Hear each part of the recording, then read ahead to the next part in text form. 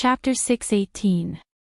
While retreating, Dongzhuo's 2,000 roaming cavalry and 600 infantry pulled apart some distance, their connection clearly loose. After running for 3 li, Dongzhuo let out a sigh. He pulled on the reins, the green spring spear slowly drawing out a gully in the yellow sand. When he turned around to look, it was quite regretful that the great snow dragon cavalry didn't take advantage of the situation to pursue and attack. Dongzhuo pursed his lips. He removed his red tasseled helmet and placed it under his armpit, not minding revealing a bitter face to the officers and soldiers under his command. He sighed in despair. A direct subordinate officer who had dismounted to become an infantry followed the cavalry upstream with large strides, arriving under Dongzhuo's horse. After 3 li, he pretended to be defeated, running like a stray dog. When he stopped, he was actually calm and composed, his mouth full of vulgarities, nothing more than disdaining Bailiang's No. 1 cavalry for not having any guts. The officers and soldiers trained by Fatty Dong were generally all like this. Dongzhuo placed the green spring spear on the shelf and put on his helmet. "Let's go."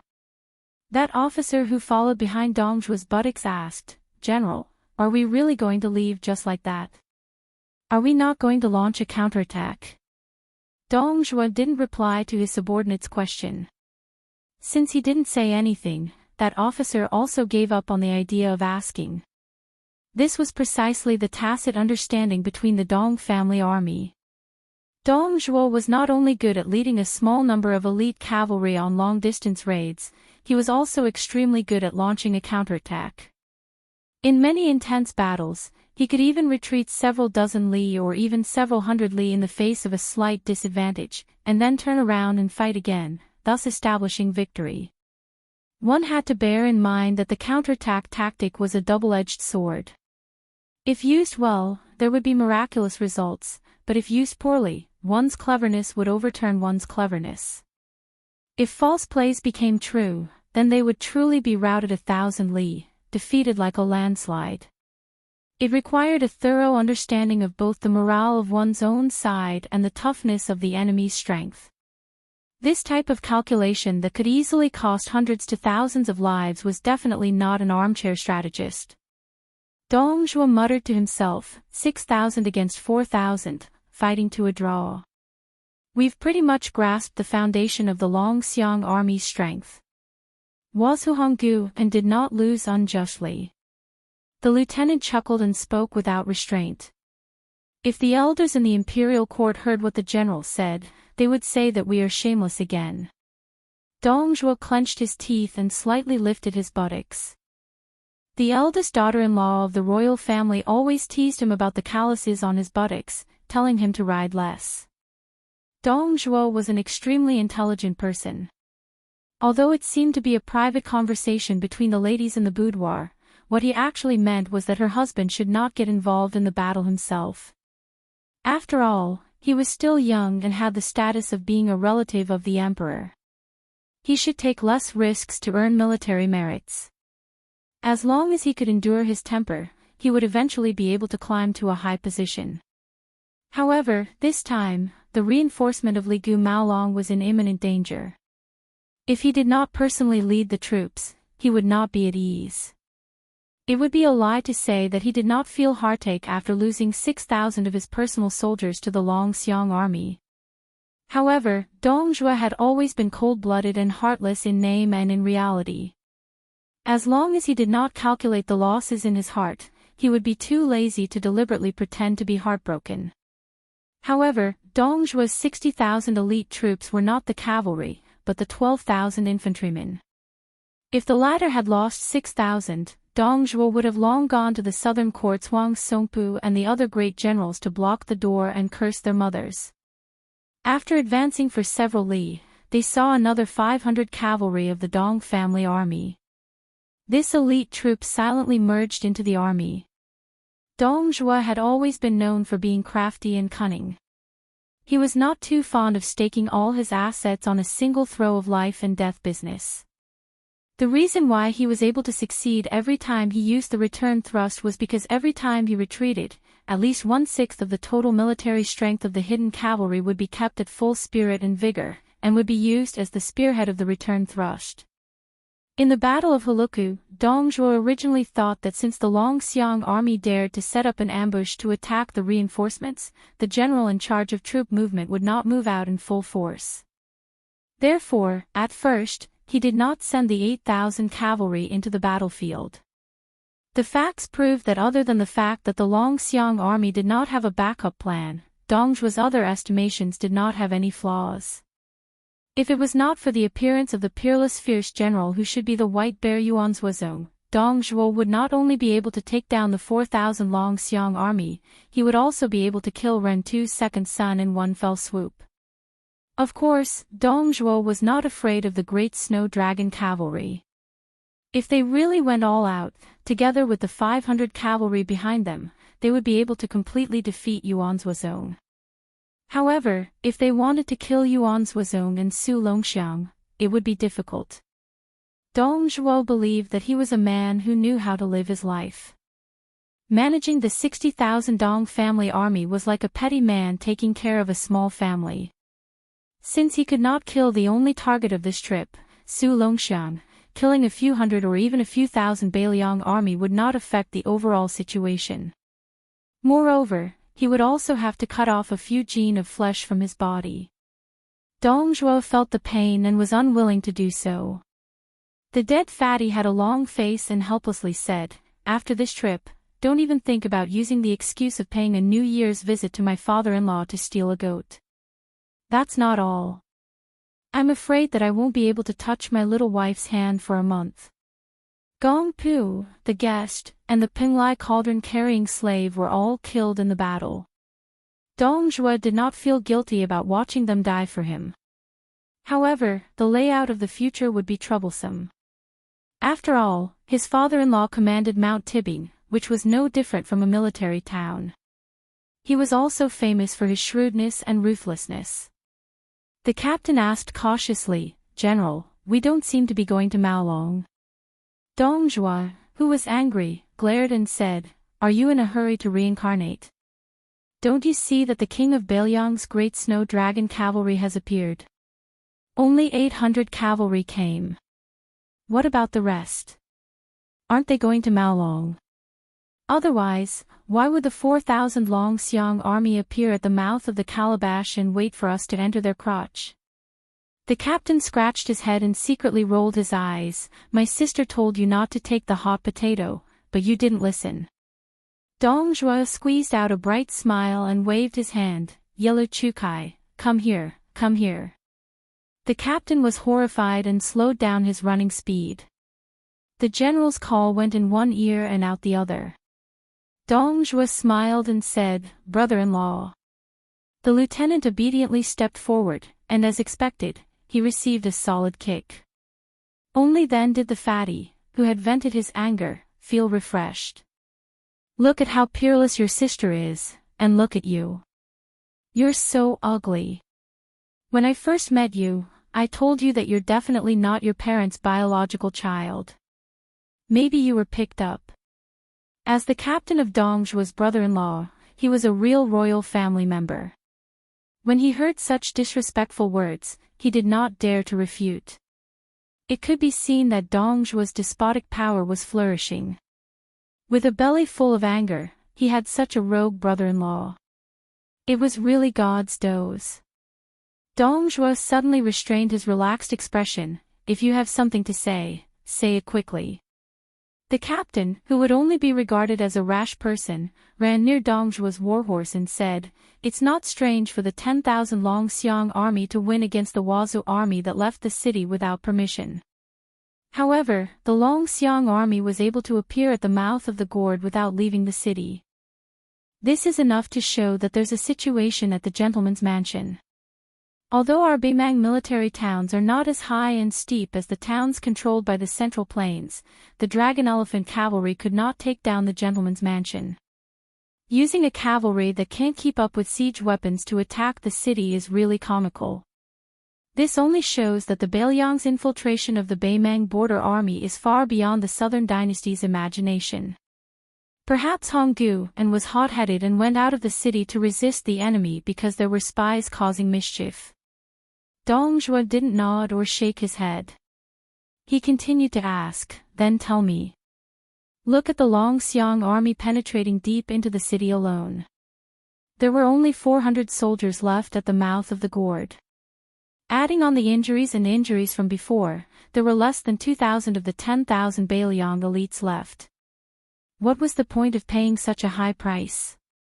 The captain, who was often teased by Dongjua as a golden branch in jade leaf, thought for a moment and said, the Waza gentleman's mansion is near the 4 towns of Gugu, Maolong, and Long. In the end, it is a military town that is easy to defend and easy to attack. Apart from the military strength, it doesn't have much value. Unless the Bailiang army is stupid, they would not leave soldiers to defend it and wait for the old generals of the southern dynasties to seek revenge. To tell the truth, I can't figure out what was fought in this battle. Was the king of Bailiang muddle-headed? Or was he in a hurry to send his second son to the Bailiang army as a general? Chapter 6:19. Dongjua kicked him, but his brother-in-law dodged quickly.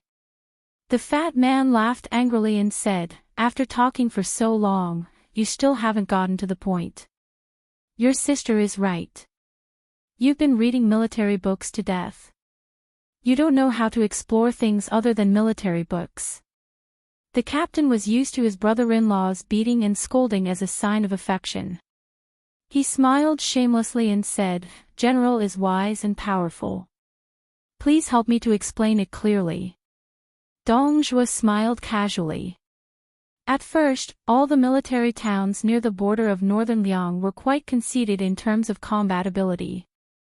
They thought that they could fight the cavalry of northern Liang in a one-on-one battle openly without being at a disadvantage.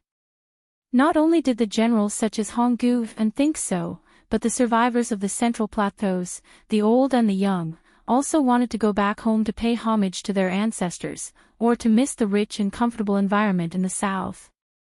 Therefore, they secretly added fuel to the fire. When people gather firewood, the fire will burn brightly. First, the southern army looked down on the Bailiang army. Then, the entire southern imperial court became impetuous. It was inevitable that it affected the northern imperial court and Her Majesty's mentality. More or less, Her Majesty hurriedly attacked Bailiang because she felt that she could conquer Bailiang in one fell swoop. The captain hesitated for a moment and said, then let's fight. Since the Bailiang army can cause chaos in Longyao province with only the Longxiang army, we can obviously fight to the death. Our southern imperial court is so arrogant. If we really fight, we will definitely be at a disadvantage. Why did the Bailiang send troops at this time? Could it be that I was right? Is the king of Bailiang really muddle-headed? Now that this battle has started, Longyao province is almost powerless to fight back. The Empress is so proud of the Suewu fortress network that she created for the courier route has been smashed into a sieve. In the end, when the battle really started, we realized that we have encountered the ancestor of the courier route system, the king of Bailiang. There is no way we can play. In this way, our northern Mang will be even more cautious in the way we deploy our troops. If we spend a few more years to truly calm our hearts and not play any fancy tricks, instead earnestly building practical beacon and fire relay routes, wouldn't the northern Liang army have no hope of advancing north and withdraw south in peace? Dongjua slowly spat out 2 words, time. The lieutenant was stunned for a moment and asked in confusion, what? Dongjua stroked the body of the green spring spear on the side of the saddle and said softly, Su Shao, this old and mighty king of Bailiang Mountain is waiting for the Bailiang heir apparent to have enough strength to pass away and take over the Bailiang army. However, in order to ensure that the young heir would not be at a disadvantage in the battle with Qin Jibao, Su Shao would have to exert himself for nothing. No matter what he did, it would be wrong. Secondly, Qin Jibao has a great innate advantage accumulated in the spring and autumn war. Thus, Su Shao has to slowly freeze Qin Jibao in these few years to buy time for his eldest son. If Bei Mang went south too quickly, even if he hurriedly helped the heir onto the throne, the Bailiang army would still lean toward Qinjibao. In the end, probably only the great snow dragon riders, Long Xiang and Wei Xiong, would remain under the Su banner. Speaking of which, in order to beat Bei Mang, using his second son to lead the Long Xiang army was the king of Bailiang's only choice. Not only could he pave the way for his two sons, he could also justify himself on the mountain behind Qinjibao. This time, he sent troops to Bei Mang and didn't use your direct subordinates to fill the hole. In the end, Su Zhao's table manners are very good. There is no reason for the Bailiang army to criticize him. Dong Zhuo muttered to himself, if it were me, I would do the same. Even if the entire Long Xiang army was wiped out, I wouldn't feel any heartache. Being a general and being a commander, feeling heartache is not the same. Besides, the Long Xiang army still has 2,000 soldiers left. After the war, when they are reorganized, they can casually pull out 8,000 strong cavalry. The strength of the Long Xiang army won't be reduced by too much. Even if I use my butt to step on it, I know that these 8,000 soldiers are definitely some or a few of the people who will remain neutral when the king of Bailiang changes. They are the old elite soldiers in their hands. In this way, it is equivalent to the new king of Bailiang and Qinjibao secretly changing sides. This kind of style is an open scheme that can't be read in military books. The lieutenant was stunned and muttered, that butcher has planned so far ahead. Dong Zhuo said with a smile, otherwise, do you think that Bailiang and Bei Mang and Liang are the three pillars of the tripartite balance? I heard that the Tide Heart Pavilion in Bailiang Palace has a strategist called Li Yishan. Previously, he was underestimated by the important people of the two dynasties as only knowing how to govern. They said that in terms of leading troops and planning, he cannot even compare to Zhao Chongling, the military strategist who died many years ago. In my view, this is all Li Yishan's concealment. This scholar is both strange and useful. He is someone worthy of my, Dong Zhuo's, respect. Most of the credit for the 300,000 cavalry of the Bailiang army being able to maintain their strength for more than a decade and remain strong in a corner of the land is due to Li Yishan. If he dies, I am very curious who has the qualifications and ability to strategize for the new king of Bailiang.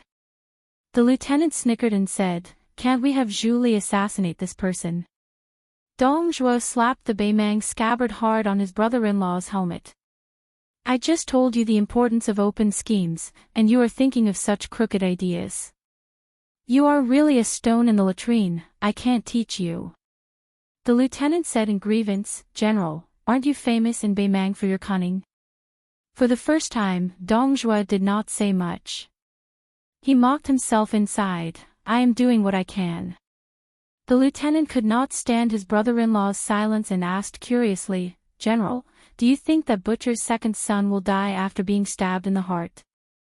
That person has the title of Heart Stealer in Zhu Li. Fatty Dong thought of the sword of the chief assassin of Zhu Li and said regretfully, the style of that sword is terrible, but it is not enough to kill Su Longxiang.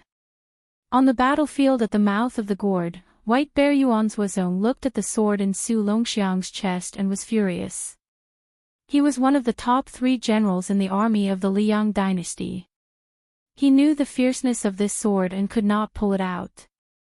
The sword was stabbed in the heart at first, but because of Su Longxiang's qi, it slid to the left side of his chest and stabbed in. Not only did the tip of the sword penetrate his chest, but when the sword left his hand, it was like a rootless willow branch that could be casually used as a shade. The sword aura grew luxuriantly in the black-clothed youth's body and continued to flourish. Even with Su Longxiang's physique, the blood in his chest only showed signs of stopping. Although Yuanzhuozong was furious, he was good at maintaining his composure. He gently gritted his teeth and remembered this assassin, the chief assassin of Zhu Li, who was known as the Heart Stealer. Su Longxiang asked the second question, do I have to go north to find my brother? Yuanzhuozong felt sad and shook his head with a smile. My foster father said he could go home when he reached the mouth of the gourd. His Royal Highness will soon return to Bailiang. Su Longshang said, then I'll wait here. Yuan Zhuozong said, no need. My foster father told me that His Highness would not pass by here. Yuan Zhuozong thought he could not persuade the young prince who was born with closed apertures.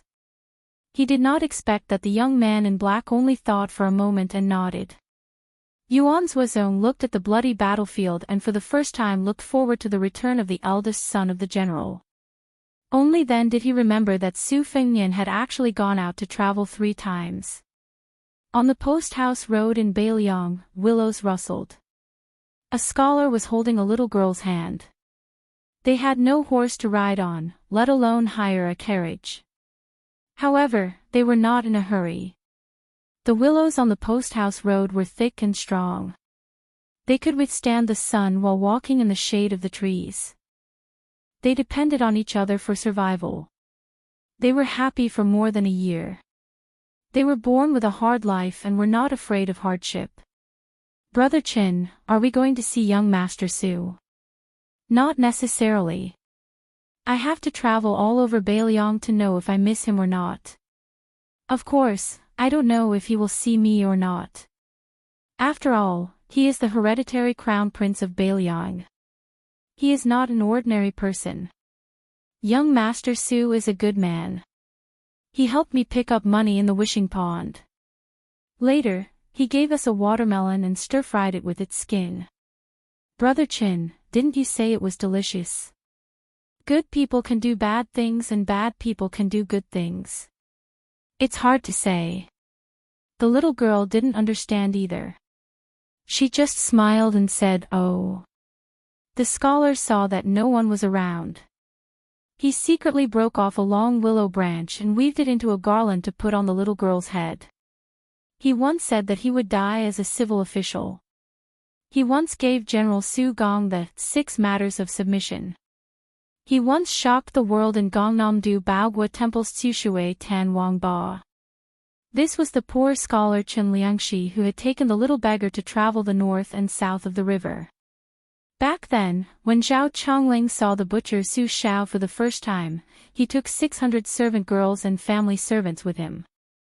Yin Talent Li Shan was alone, and he was also in dire straits. Chapter 620. The second chapter is around 12 o'clock. There is a third chapter before dawn. More than 50 camels formed a line and moved forward with difficulty on the Gobi Desert. The members of the caravan wore silk masks and most of them were leading the camels. Only a slender figure was riding on a young camel. The person leading the camel was an old but still burly man. His attire was simple and refreshing. He was obviously the leader of the caravan. A large water sack made of lamb's skin was hanging on his waist. The person riding on the delicate soft saddle between the 2 camels always had some kind of question. Most of them were bold and unrestrained. Even the experienced old man was caught off guard and did not know how to answer. Along the way, they actually encountered 2 mirages that were hard to come by in a lifetime. Both mirages were rare scenes of an isolated island on the sea. Perhaps only the legendary hovering mountain of the Daoist sect could be comparable. The person riding the camel asked about the origin and authenticity of the mirages. The old man who cared about his reputation could only stammer. He was pestered until there was no way out. He had no choice but to change the topic and said some anecdotes of wild fox spirits that he heard. The person riding the camel said softly, Grandpa Hong, will we reach the big city in the north after crossing the Gobi Desert? The old man smiled and said, Miss, there is still a way to go in this Gobi Desert. Remember the flaming mountain last time? It looked close but it took us half a day to walk. The ancient said that a mountain would run a horse to death. The person on the camel back was actually a woman. She reached out and removed some of the silk scarves that blocked the yellow sand from entering her mouth. A pair of watery eyes that made people feel refreshed was revealed. She asked curiously, Grandpa Hong, we don't have much water. Why did you give that scholar a sack of water? He said that he would give you money but you didn't accept it. The sturdy old man with the surname Hong said softly, "When you're outside, it's always a good thing to be able to form good karma, no matter how big or small. Back then, when I was in trouble in the desert, it was Mrs. Grandfather who helped me. Otherwise, Hong Bai would be a skeleton under the yellow sand today. Besides, we don't have many water sacks with us. If we are really in trouble, we can still kill the camel to get water. At most, we will have one less camel's goods. Money is dead after all. It can't be compared to living people." The woman nodded and smiled. The old man praised sincerely, "Miss has a bodhisattva's heart since young. Good people will be rewarded. In the future, she will definitely be able to find a good match for her." This time, the woman who had snuck into the camel caravan asked again, "Grandpa Hong, I've read those novels about scholars and beauties that were printed in Jiangnan. Young ladies from noble families all fall in love with down-and-out scholars at first sight. I've never seen any woman go looking for a husband of equal social status. Why is that?" The old man felt a headache coming on. After holding it in for a long time, he said, "Young miss, you see, most of those scholars will also pass the imperial examination, return home in glory, and then grow old together with women. Young miss, when you read this kind of forbidden book, you can't only see the absurdity of the noble young ladies. Those young ladies have good taste. Tens of thousands of scholars go to the capital to take the imperial examination, like carps jumping over the dragon's gate, but only a few can jump over the dragon's gate, yet they have taken a fancy to them. The young miss in this manual has even more sinister taste than us businessmen who have been doing business for half of our lives.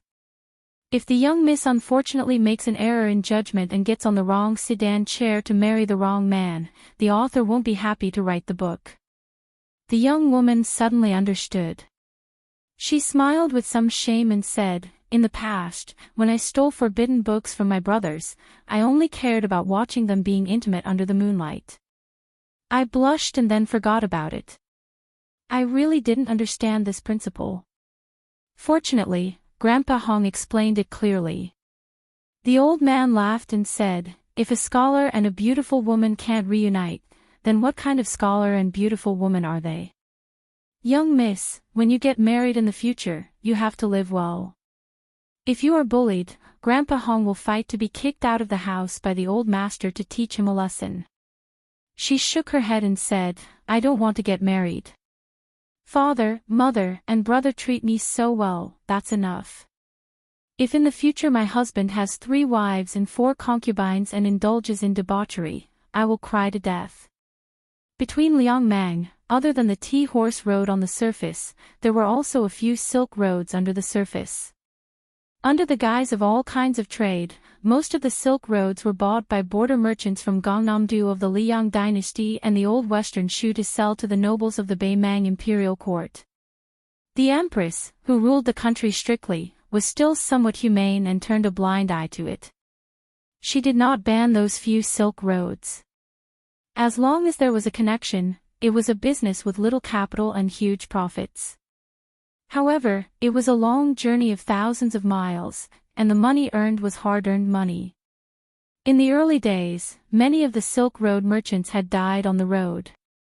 It was only in these years that Liang and Beimang were peaceful and the war stopped that the Silk Road ushered in its heyday.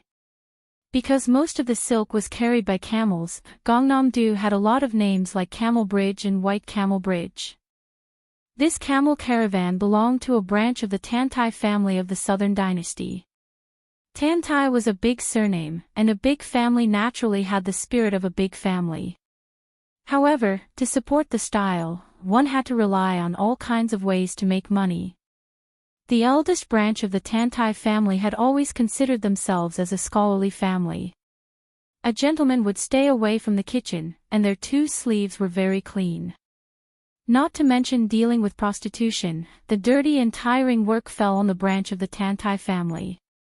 The Tantai family had many branches and leaves, and the old master had many children and grandchildren. He might not even remember half of their names and faces. The branch that Hong Bai belonged to was just a small branch. Otherwise, the young lady would not have dared to sneak into the camel caravan. This spoiled girl was called Tantai Changle. She yearned for the old western shoe of the Tantai family.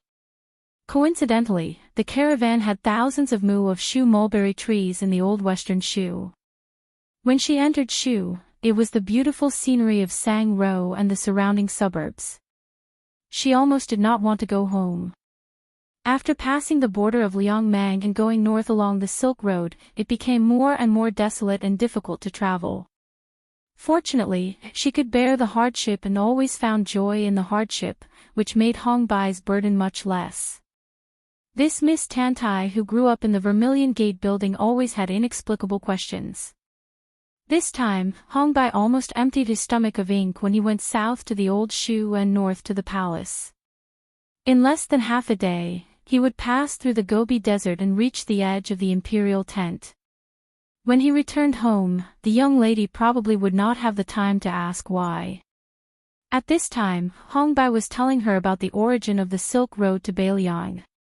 He talked about the official robes of the Liang dynasty and then the robes of the titled madams. When he talked about this, the old man who had experienced many hardships also had a deep feeling. The official robes of the southern dynasty evolved from the central plains during the spring and autumn period. For example, the madam's robes at the celebration court meeting were the fourth rank of the secondary class. It was true that a woman's status depended on her husband. Of course, there were also many women who obtained wealth because of their sons, especially those concubines in the imperial palace during the spring and autumn period. She tilted her head and asked, "But my father is a military general, why is my mother's robe a bird's robe?" Hong Bai smiled and said, "Miss, this is particular.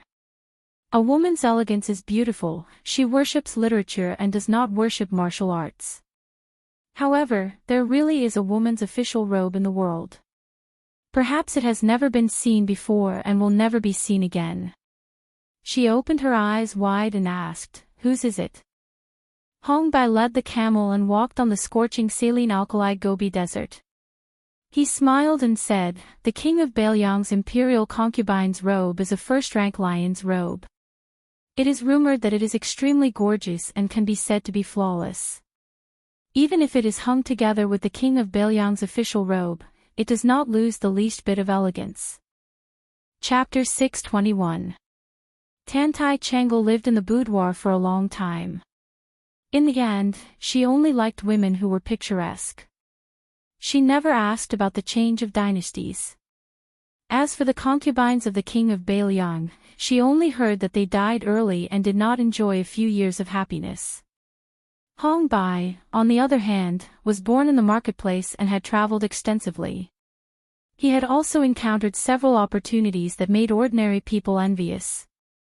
When he was in the prime of his life, he had also made quite a name for himself in the Jianghu of the Central Plains.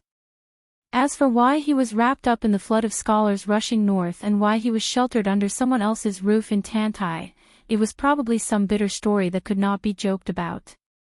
After he became docile, he stopped playing with swords and spears. Instead, he picked up the books that he hated when he was young and cultivated his mind.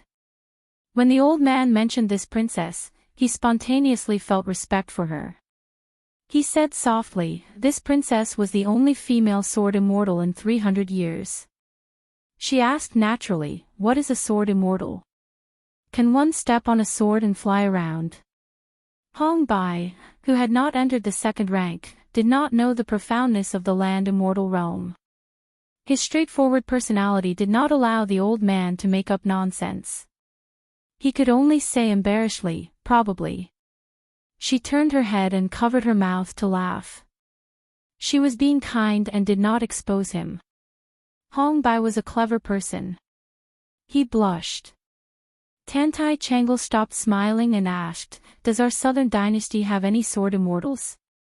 Hong Bai shook his head and said, "I heard that there are more in the Liang dynasty. In the path of the sword, I have to admit that the swordsmen of the Central Plains have been more outstanding since ancient times. In the past, there was Li Chungang, the outstanding Jianghu talent of my generation. Now, there is the peach blossom sword god Dong Tai. I think that in the future, there will be people from Liang. Bei Mang will not be the champion of the sword. The woman said with a fascinated expression, sword immortals, I really want to see them with my own eyes. Hong Bai could not refute her openly. He only laughed softly and said, one sword can easily break a river or shake a mountain and destroy a city. It is better for us ordinary people not to see them. A strange phenomenon suddenly appeared between heaven and earth. It was as if the temperamental god had been enraged and had suddenly become irritable. Those who had to beg for food from God, such as tenant farmers or shepherds, were most afraid of this. Tantai Changle didn't know the severity of the situation, but Hong Bai's face was already pale and dispirited. The old merchants in the caravan who walked the Silk Road all year round were the same. Tantai Changle looked up and saw that the line between heaven and earth was like black smoke, covering the sky and the sun. At noon, the sky gradually darkened like dusk. Walking in the thousands of miles of yellow sand, one was afraid of land dragons and water, and another was afraid of this kind of sandstorm. The former was relatively rare, while the latter usually occurred in spring. Now that summer had turned to autumn, how could such a terrible disaster happen for no reason? The key was that the sandstorm this time was particularly fierce. Looking at the terrifying momentum of the wind and sand in the distance, Hong Bai did not expect to encounter such a scale of sandstorm in the Gobi Desert. He made a prompt decision. The caravan had nowhere to retreat in the Gobi Desert, so he ordered the caravan to start killing the camels, skinning them and removing the internal organs. A camel's skeleton was freed for the Tantai caravan to enter. More than 50 camels gathered in a pile and covered the gaps with camel skin. Perhaps they could escape this disaster. Usually, they could hide near the kneeling camels in a small sandstorm, but today, they did not dare to be careless in this huge sandstorm. Fortunately, the camels' skeletons were large enough to squeeze 2 people. As for whether they could escape the sandstorm or not, it was up to fate. Hearing that they had to kill the camel to avoid the wind, the woman could not bear to part with the white camel she was riding. Her eyes were red from crying, and she was unwilling to take out her knife to kill and skin the camel. Hong Bai and the nimble members of the caravan did not care about the valuable goods. They quickly killed the camels that depended on each other and hurriedly removed the internal organs and stomach pouches. The sandstorm was close at hand. When they looked up, they could already see a black sand column as tall as a city wall coming from the northwest. It rolled up countless sand and stones, and the whistling sound was like thunder. Looking back, he saw that the mist was still looking at the white camel. The old man was so anxious that his eyes turned red. He did not care whether the mist would hold a grudge against him or not. He raised his knife and wanted to kill the camel for her. Just as the old man said, the goods carried by the caravan were valuable, but human lives were even more valuable. The caravan members were all elites of the Tantai silk trade. If anyone died, it would be a loss that the family could not make up for in a short time. Not to mention, Tantai Changle was the old master's most doted granddaughter. Even the old master liked her. If she died in this sandstorm, Hong Bai would not have the face to go back alive. Hong Bai shouted loudly, "Miss, you can't delay any longer." Her face was full of grievances. Her eyes were red and swollen from crying. She looked very pitiful. Hong Bai sighed in his heart. He raised his knife and walked towards the most beautiful white camel in the caravan. Tantai Changle turned her head. Although she could not bear it, she was not so insensible as to stop him. When she turned her head, she suddenly widened her bright eyes. She saw a scholar in a black robe with white undershirt floating towards her. She thought she was seeing things and blinked hard. In the blink of an eye, he brushed past her and came to Hong Bai's side. He pressed on the old man's arm. Hong Bai looked up with a blank face. The scholar who had borrowed a bag of water from the caravan shook his head, as if indicating that Hong Bai did not need to use the knife. When Hong Bai was hesitating, the scholar who had traveled for many years did not know what was good for him and continued to move forward. He floated for 5 or 6 feet in a flash. Tantai Changle was stunned. Wasn't he the scholar who did not have the strength to truss up a chicken? When she saw him pay for the water, she laughed in her heart that he did not know the dangers of traveling and dared to travel alone in the desert. At that time, she had a woman's thoughts that no one knew about.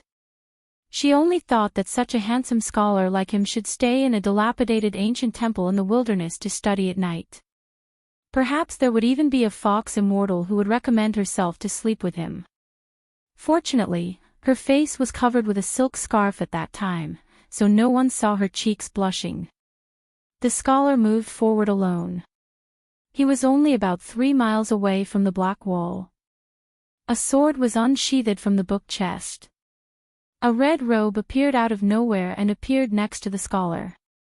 It was Su Fingnian. Other than the spring and autumn sword floating in the air half a mile away, the scholar also took out 12 flying swords, which spun rapidly around him and the red-robed otherworldly item. A large circular sword formation appeared out of thin air. The sword formation was made of black silk. The 12 flying swords were forged from time to time. Naturally, half of them were Yin swords. However, the Morning Dew golden thread and the other swords were Yang swords. If he wanted to form the formation as he wished, he had to borrow the otherworldly item's strength. The merchant only heard one word from the scholar. It was like a Taoist immortal speaking the truth, like a Buddhist chanting. Rise! Wherever the torrent reached, it was blocked by the sword formation. Only the front part of the sword formation was forced to rise. It was as if there was a black rainbow hanging in the air above everyone's head. It drew an arc in the air and then fell a few miles behind everyone. The Tantai camel caravan was completely in the middle of this strange phenomenon. Hong Bai was shocked beyond words. He could actually see with his own eyes that a swordsman could use human strength to fight against the heavens. After the time it takes to burn a stick of incense, the black rainbow and the sand moved back together. The place where everyone was at returned to normal. The scholar carrying the book was nowhere to be seen. The merchant caravan who had survived the disaster looked at each other in dismay. The woman looked forward in a daze. In Hong Bai's eyes, he vaguely remembered that in the Jianghu 50 years ago, there were also many women who looked at the sword-wielding green robe in a daze. When the sword was unsheathed, there was no injustice in the world. Hong Bai sighed softly, he's really like Li Chungang. Chapter 622. 2 chapters are already 8,000 words. The next chapter is before 4 a.m. At dusk, Su Fingnian finally arrived at the source of the weak water at the border of Aquarius State. It was a verdant oasis, like a green pearl embedded in a yellow sand disk. It was a delightful sight. Su Fingnian washed his face by the green river at the edge of the oasis. The otherworldly item in the red robe was playing in the water like a koi. Before leaving Bailiang, he was informed that this place was heavily guarded. Not only was there a troop of 600 imperial cavalry stationed here, there were also many catchers and butterfly catchers under Shadow Prime Minister Li Mibi. They interweaved into a large spider web, led by a top assassin swordsman. They were not only to protect the old man, but also to monitor him closely. Whether it was the route he took to enjoy the scenery or the dishes he ate, everything had to be reported to his master Li Mibi.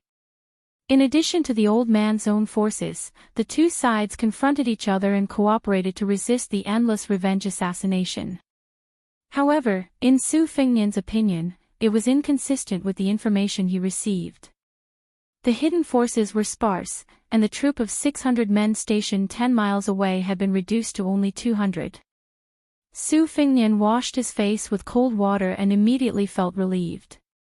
No matter how stubborn the old man was in the eyes of Bai Mang, he had completely given up for 5 or 6 years and lived behind the scenes. His reputation was naturally not as feared as before. The situation in Bai Mang and Liang was the same. At first, it was mostly the south facing the north. If it was said that the king of the southern court, Huang Songpu, had made a good start as a general in the southern court, there was actually someone who had occupied a high position in the northern court as a remnant of the spring and autumn period. He could be said to be second only to one and above all. Back then, every time the empress went on a hunt and had a discussion with the officials, only this person could make the unruly nobles willingly submit to her. It could be said that it was this old man's credit that Beimang was able to smoothly implement the scholarly rule. The purpose of Su Fengnian's trip was to meet this old man who was regarded as the pillar of Beimang by the empress. Who would believe that the crown prince of Beimang, who was destined to be irreconcilable with the Bailiang, would walk thousands of miles just to throw himself into a trap? Su Fengnian chose this secluded spot near the water and was not in a hurry to enter the interior of the oasis. It was obvious that this was a Chiman Dunjia formation. If he stepped in carelessly, he might be arrested as an assassin. Su Fengnian waited until dusk, but the otherworldly item in the red robe was still indifferent, as if it had nothing to worry about. Su Fengnian held his breath like an old monk in meditation. He remembered the camel-riding woman he met in the Gobi Desert half a year ago. He did not need to look at her face to know that she was a dragon lady. Otherwise, with Su Fengnian's current cultivation, he would not have shown himself to borrow water. As for the help he gave later, he did not think too much about it. It was nothing more than the kindness of the water, and he would repay it with a gushing spring. According to ancient books, every time this kind of mirage woman entered the ocean or the desert, a mirage would appear. The only difference was that she was a sea serpent or a sand serpent. The sea serpent belonged to the flood dragon, and its breath could form a building. It was different from Gonggong Dan's innate divine strength, and it was also different from Phoenix concubine Xiang, who was the mother of the world. Since ancient times, the Mirage Woman had been regarded as the key to finding the immortal mountain by the emperors who were seeking immortality. However, this illusion could not appear for no reason. After all, it had to have something to rely on. In previous dynasties, when the emperors sent necromancers out to sea to find the immortal mountain, there must be a dragon lady in the team. However, it was not known whether the dragon lady would become the key to becoming the emperor in the future. Su Fengnian was indifferent to it.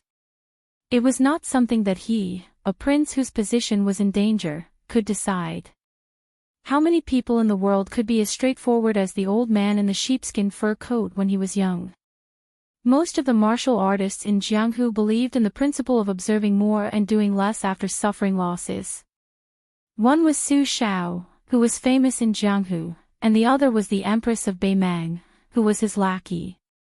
They easily made all the Jianghu people in the two Jianghu helpless. Su Fengnian suddenly opened his eyes and looked at the small path by the water. At the end of the path, there was an old man and a young boy coming together. The young boy had rosy lips and white teeth. He came riding a bamboo horse, looking naive and cute. He used a bamboo pole as his hip to dismount the horse and called out softly. The child was wearing a wide-sleeved Taoist robe. He looked natural, making people forget the vulgarity when they saw him. The old man beside the child had white hair and a beard. He was tall and had a scholar's head and a green robe. He had a natural air of elegance. The old man held the young boy's bamboo horse in one hand and two scriptures in the other. When he saw Su Fengnian, who did not hide his whereabouts, he did not seem surprised. He let go of the young boy's hand and waved at Su Fengnian with a smile as if they were old friends who had not seen each other for a long time. Su Fengnian did not hide because he guessed the old man's identity. The former most powerful minister in Beimang's royal court, Su Huainan, was born in Liaodong. After careful consideration, he was actually a distant relative who was one generation older than Su Shao. However, this kind of relationship was so distant that it could be ignored. Su Huainan had already arrived in Beimang before the scholars fled to the north.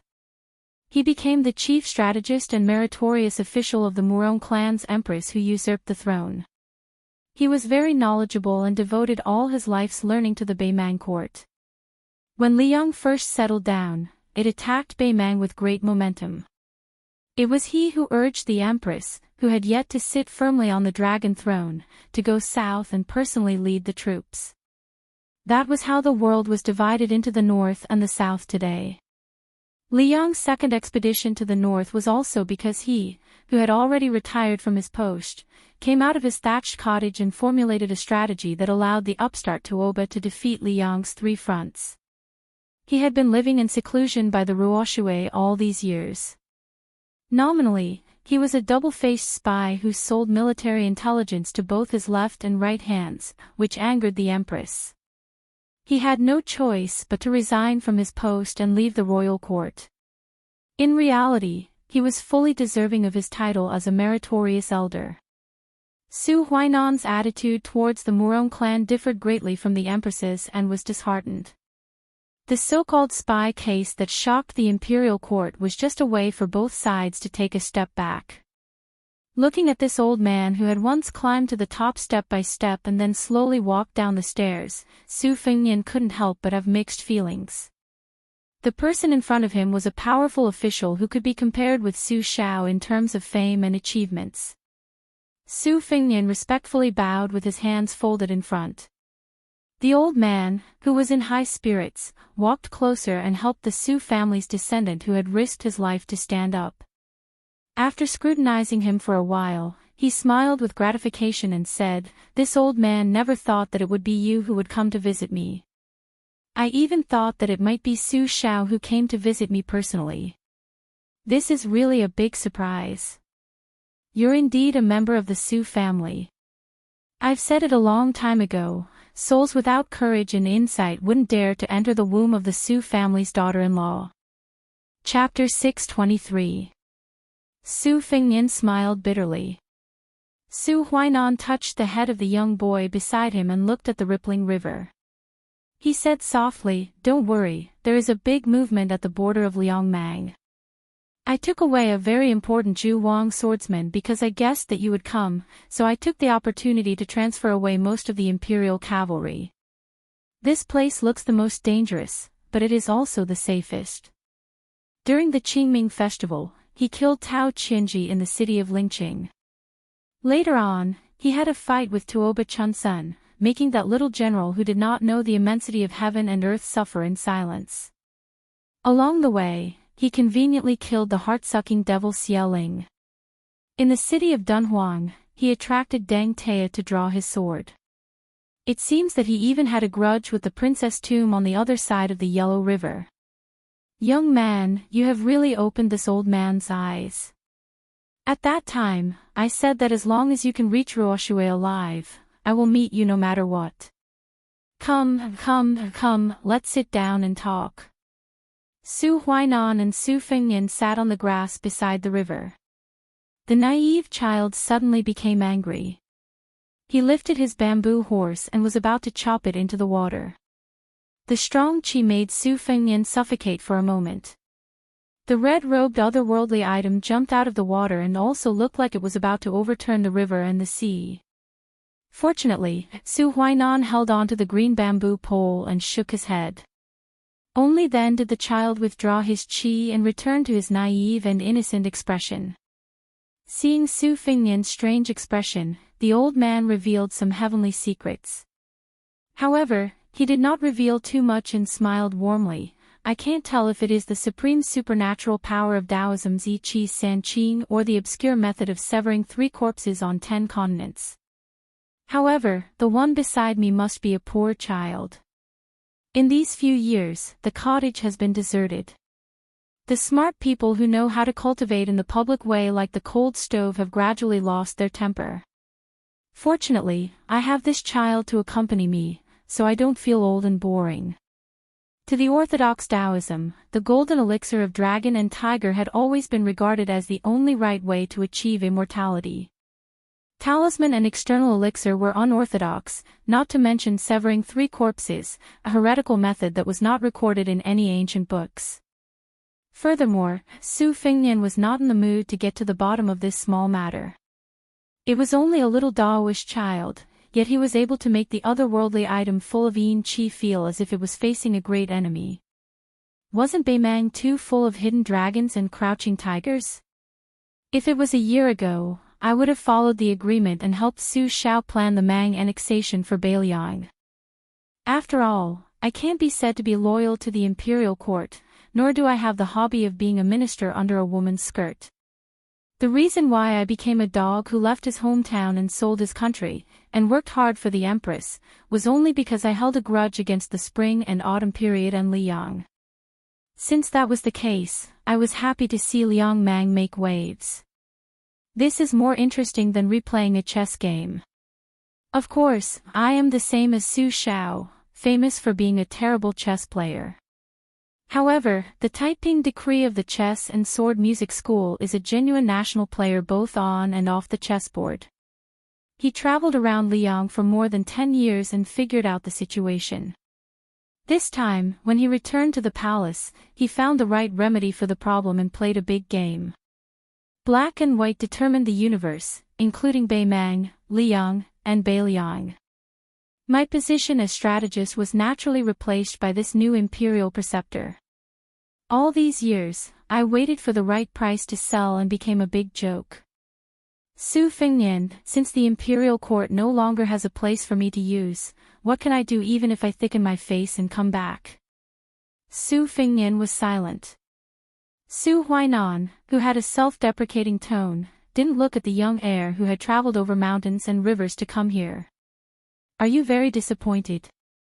Su Fengnian nodded and said, if I say I'm not disappointed, I don't believe it myself. Su Huainan really did not beat around the bush.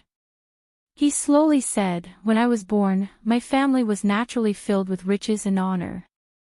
After I die, my entire family is destined to be executed in less than 10 years. Half of it is because I deliberately didn't restrain my clansmen and allowed them to break the law and commit crimes. When I was the Prime Minister of the Northern Courtyard, I deliberately had bad relations with the Yelu and Murong families for a long time. The other half is because the Empress is a woman, and it is natural for women to hold grudges. Before she dies, she is fated to settle old debts with me. Even if she does not make things difficult for me, the next emperor of Beimang will make an example of my descendants. I think I have done right by my clansmen. For more than 30 years, I was like the sun in the sky, a glory and wealth that ordinary people cannot enjoy in several lifetimes. Only one person cannot die, or rather, cannot die so early. This is my compensation to Su Xiao for breaking my promise. Su Fengnian looked up in puzzlement. Su Huainan laughed softly and said, back then, Su Xiao had Xiao Chongling and Li Yishan as his left and right arms. I am not an immortal and cannot give to the two of them. I can only give to you, the future king of Beiliang, one of them. If you trust him, then use him without worry. He was originally going to die of exhaustion before 40. The old man pointed at his head. I have taught this unremarkable concubine's grandson all the schemes and plots I have learned from reading history. Without needing Su Fengnian to ask, the old man smiled and said, he is already on his way to Beiliang. You will meet when you should. Su Fengnian was about to stand and give his thanks when the old man waved his hand and stopped him.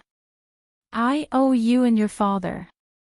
This old man was able to rise up in Beimang without Su Xiao's help. Su Huainan suddenly smiled and said, I remember when I left home in my youth, my original intention was to become a Confucian scholar. After traveling tens of thousands of miles, would read tens of thousands of books. It would be good if I could be a commentator. Who would have thought that I would reach this step today? Su Fengnian was speechless. Su Huainan patted Su Fengnian's shoulder and said amiably, in the future, the world will be decided by you youngsters. After sighing, the old man asked, I heard that you have a good grasp of the sword and the blade. Do you have a Beiliang blade? I would like to take a look. Su Fengnian shook his head and said, it's not good to bring a Beiliang blade to Beimang. I only have a spring thunder dagger. The old man slapped his forehead and said with a smile, "I'm old and muddle-headed. There's no harm in a dagger." Su Fingnian took out the Spring Thunder dagger from his case. Su Huainan placed it on his knees and stared at it for a long time. This old man has no joy to speak of in life. He has no fear of death. The reason why he is patient and not dying is because he wants to give that grandson of his a future, and also because he has one less reason to die in peace. Since this old man owes Su Shao, he can no longer owe you. Moreover, this old man has also thought of a method that will not let anyone down. Su Huainan took out the Spring Thunder dagger and handed it to Su Fingnian. The smile on his weathered face was incomparably open-minded. Come. Cut off Su Huainan's head, put it in a bag, and return to Beiliang to be the king of Beiliang. Chapter 624. 3 chapters of 12,000 words have been uploaded. It could not be said that they had come in high spirits, but it was also hard to say that they had returned in disappointment. Su Fingnian was still dressed as a traveler with a backpack on his back. The red-robed otherworldly item was still moving stealthily, but it now had an additional head that had died with a smile on its face. After traveling for 300 li, they saw 2 horses galloping toward the hut by the Ruoshui River. One of the men riding on the horse was handsome. He had the body of a northerner and the face of a southerner. When he saw Su Fingnian, his face immediately turned pale. He got off the horse and staggered towards Su Fingnian. He knelt on the ground and covered his heart with his hands. He clenched his teeth and choked with sobs. Su Fingnian was well aware of this, but he did not try to comfort him. With a cold face, he looked down at the son of a concubine whom Su Huainan had high hopes for. Such a cold and gloomy first meeting was really a killjoy. There was not the slightest bit of the atmosphere that was described in the history books where virtuous monarchs and famous ministers would regret not meeting each other earlier. The other horse was ridden by a young man who looked like a boy attendant. When he saw that his master was in such a daze, he also became extremely hostile towards Su Fingnian. The man had already turned 20 years old, but he was not yet 30. After losing his self-control for a moment, he restrained his expression and waved away the boy attendant's arm that was trying to support him. He stood up and asked the boy attendant to give him a horse. The master and the servant rode on the same horse. The 3 of them tacitly went to the south together. Along the way, they passed through the passes of various cities. The gentleman could hold hands and chat with the officers along the way, but he rarely called them brothers. After passing through half of the southern end of the Aquarius state, they went around the imperial court and were about to enter the Golden Toad state. They stopped at an inn in a small town on the border to rest. The 2 sides who were watching coldly from the sidelines finally had an open and honest conversation. The inn's business was poor. The large courtyard was only occupied by the 3 of them. The night was as cold as water. The boy attendant named Wang Mingxi squatted on the stone steps at the entrance of the courtyard and sighed at the stars in the sky. In the courtyard, there was a wooden table with a missing corner and a few broken bamboo chairs that would creak when one sat down. Su Beiji did not drink alcohol, but when he checked in, he specially bought a pot of wine from the inn. At this moment, he placed the pot in front of Su Fingnian who was sitting opposite him. Watching him pour the wine into the porcelain cup, Su Beiji said calmly, "It is said that drinking muddy wine brings happiness. It seems that you and I are not fated to meet." Su Fingnian said calmly, "This name was given by your grandfather himself." Su Beiji twitched the corner of his mouth. "It wasn't called this at first. When I was 6 years old, I was studying in the Su family's private school. Grandfather happened to pass by the window and called me in front of him. After a question and answer, he changed it to Beiji. Oranges are orange in the south and oranges in the north. In the past, I didn't know the meaning behind grandfather's name. Only now do I know that he wanted me to move south and change from oranges to oranges. Grandfather put in a lot of effort, and as his grandson, I can't let him down." I changed my name for 3 years. After I was 9 years old, I followed grandfather to study and copy history books. My relationship with my parents was indifferent. Perhaps His Royal Highness doesn't know, but grandfather has been paying attention to you for many years. Especially from the time the King of Baliang refused to let you enter the capital to the 2 times you traveled. Grandfather spent a lot of manpower and resources to intercept first-hand information. I dare say that he was the first person in Bamang to guess your identity. At this point, Su Beiji's gaze turned towards the room where Su Fengnian was. The 5 fingers of the hand resting on his knee trembled. The hand on the table didn't seem to have any abnormalities. Su Beiji retracted his gaze after a moment. His tone was calm. Grandfather has had a knot in his heart all these years. The one who tied the bell must untie it. Naturally, the knot must be untied by the person who tied it. Compared to the King of Baliang, heir apparent personally going to Bamang is even more inconceivable. To tell you the truth, I once suggested that grandfather kill you before you even get close to Ruoshui.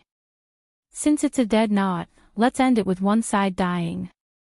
Su Fengnian smiled and downed the wine in his cup in one gulp. Su Beiji finally revealed a desolate expression. He lowered his head to look at the empty table in front of him. I just didn't expect that the dead knot would be replaced by his death. Grandfather said that even if he met you, there was a 50-50 chance of who would live and who would die. Su Fengnian lowered his head to drink his second cup of wine. He furrowed his brows without leaving a trace. Su Beiji pursed his lips and stared at Su Fengnian, who was slowly drinking his wine. He went straight to the point, almost interrogating him. Since you don't want to be the emperor, why did you come to Bamang? Why did you come to see my grandfather who didn't care about worldly affairs for many years? Which vassal king's legitimate eldest son is as crazy as you? So what if you handed over Baliang's military power to Qinjibao? Su Fengnian glanced at him. He picked up an empty cup, poured a cup of wine, and slowly pushed it to the table. Su Beiji shook his head and didn't raise his cup. His expression paused, and there was a faint sob in his voice. He muttered to himself, "Yes, I don't drink, so I don't know the taste of wine." Su Fengnian then said, "This is my second trip back to Baliang. Before I came to Bamang, Su Xiao told me frankly the night before I left. The first time I went out with an old servant, a fat man called Chu Lushan sneaked behind me and secretly contacted no less than 50 former subordinates of Baliang. Whether Baliang's 300,000 iron cavalry rebelled or not was up to Su Xiao. He was born in a chaotic world, but he did not become a dog in a chaotic world." Su Xiao laughed and said that a dog in a hurry knew how to jump over a wall. He was a terrible chess player. If he was really dragged by the emperor to play chess, if he lost on the chessboard, at most, he would flip over the chessboard and see who would be more hostile. The second time I openly traveled Jianghu, I only saw the tip of the iceberg of Baliang's hidden power. Afterwards, Su Xiao said that Qinjibao couldn't afford this. When the 6 kingdoms of spring and autumn were conquered, Su Xiao was conferred the title of King of Baliang.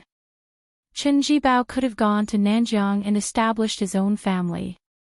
He could have led nearly 80,000 soldiers of Baliang to the south and divided the land and territory, becoming the second king of Liang with a different surname. Since he rejected the current emperor of Zhao, he couldn't blame his stingy adoptive father for giving him a chance. In Baliang, each family has its own rules, and the country has its own laws. Su Beiji was silent and deep in thought. After a long time, he murmured, "Qi is born from the broken."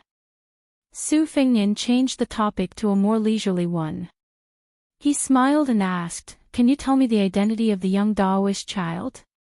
If I don't ask clearly, I'll feel uncomfortable." Su Beiji glanced at Su Fengnian, who was spinning the empty wine cup in his hand, and said frankly, "I don't know the secret behind it. I only know that 10 years ago, the young Daoist child came to the Su family. 10 years later, he still looks like a child." Su Fengnian clicked his tongue and said, "Doesn't that confirm that mysterious saying?" The two of them said the same word at the same time, immortality.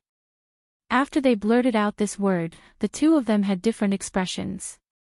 Su Fengnian hid his hostility, while Su Beiji was full of curiosity. Su Beiji had followed his grandfather to cultivate in the public service since he was a child.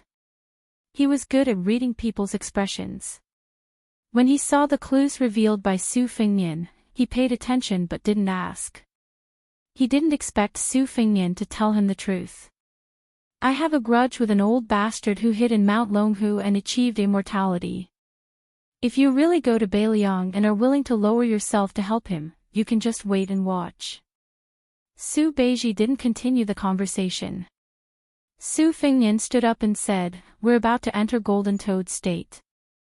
I'm afraid that with your grandfather's ability to infiltrate, it won't be as easy to travel there as it is in Aquarius State. Let's all rest early." Su Beiji wanted to say something but stopped. He didn't say anything until Su Fengnian turned around. When Su Fengnian walked a few steps away, he couldn't help but speak. His voice was hoarse. "Take my grandfather's head back to Beiliang. Only then can this trip be considered worthwhile." Su Fengnian, who had a scholarly face, stopped and turned to look at the scholar who was much more knowledgeable than him. Su Beiji clenched his fists and placed them on his lap. He didn't look at Su Fengnian. "I also know that my grandfather wants to help you increase your prestige in the army. After all, taking the head of the former king of the northern courtyard is more difficult than leading an army to destroy 100,000 Beimang soldiers. I just want to take a look." "Just one look?" Su Fengnian asked. "Su Beiji, don't you hate me?" The extremely elegant and calm man smiled sadly. "How dare I hate you? Do you want my grandfather to die with regrets?" Chapter 625. "Oh," Su Fengnian replied and turned around to leave.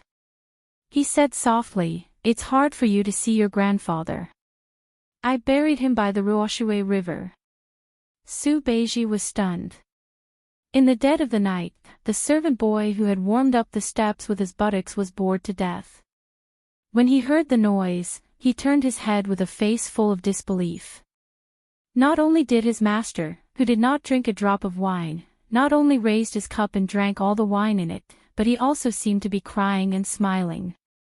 He raised his head and picked up the remaining wine pot and poured it all down his throat. The middle-aged man whose hands were longer than his knees had once made the arrogant chess and sword music school's headmaster sweat profusely outside the gate of heaven of Tao Te's sect. However, after such an ambitious and ruthless person left the Taoist temple for the Arctic tundra and crossed the Yellow River, there were no disturbances along the way. When he was near the upper reaches of the Yellow River, he didn't make any shocking moves like jumping across the river. He paid the boatman money and crossed the river on a raft. He was like a clay bodhisattva without any temper. It should be known that among all the martial artists in the world, Wang Xianji, he could stand shoulder to shoulder with. When she left the martial emperor's city for the first time in almost 50 years, the Liang dynasty sent thousands of cavalrymen to keep an eye on her, fearing that this old guy who liked to call himself the second in the world would cause trouble. Two dynasties and two Jianghu people believed that as long as this man and Wang Xianji joined hands, they could easily kill the remaining 8 of the 10 people in the world. It was enough to show how powerful this Beimang military god with the surname Tuoba was. If one thought that as long as one was a top martial artist, he would be the kind of fledgling in Jianghu who could shock the world with a fart, even if he met Tuoba face to face, he would probably be regarded as a layman in front of a real Buddha. Everyone in Beimang knew that Tuoba didn't believe in Buddhism, but he was close to Buddhism and far away from Taoism. Especially when he assisted the empress in the same dynasty as the state preceptor immortal Qilin, they didn't even meet once in the past 20 years. It was like the vassal of the Liang dynasty, the archenemy of the Liang dynasty, was not allowed to see the other vassal. It was a calm day. Tuoba, who had been extremely valiant when he was young, walked down from the raft. His feet had barely touched the ferry when the surface of the yellow river shook violently. It was as if there was a dragon at the bottom of the river. Frightened, the boatman tied the raft tightly and jumped ashore. He did not dare to fight for this small amount of money. The people waiting at the ferry only saw a blink of an eye before they realized that the previously living middle-aged man had disappeared without a trace.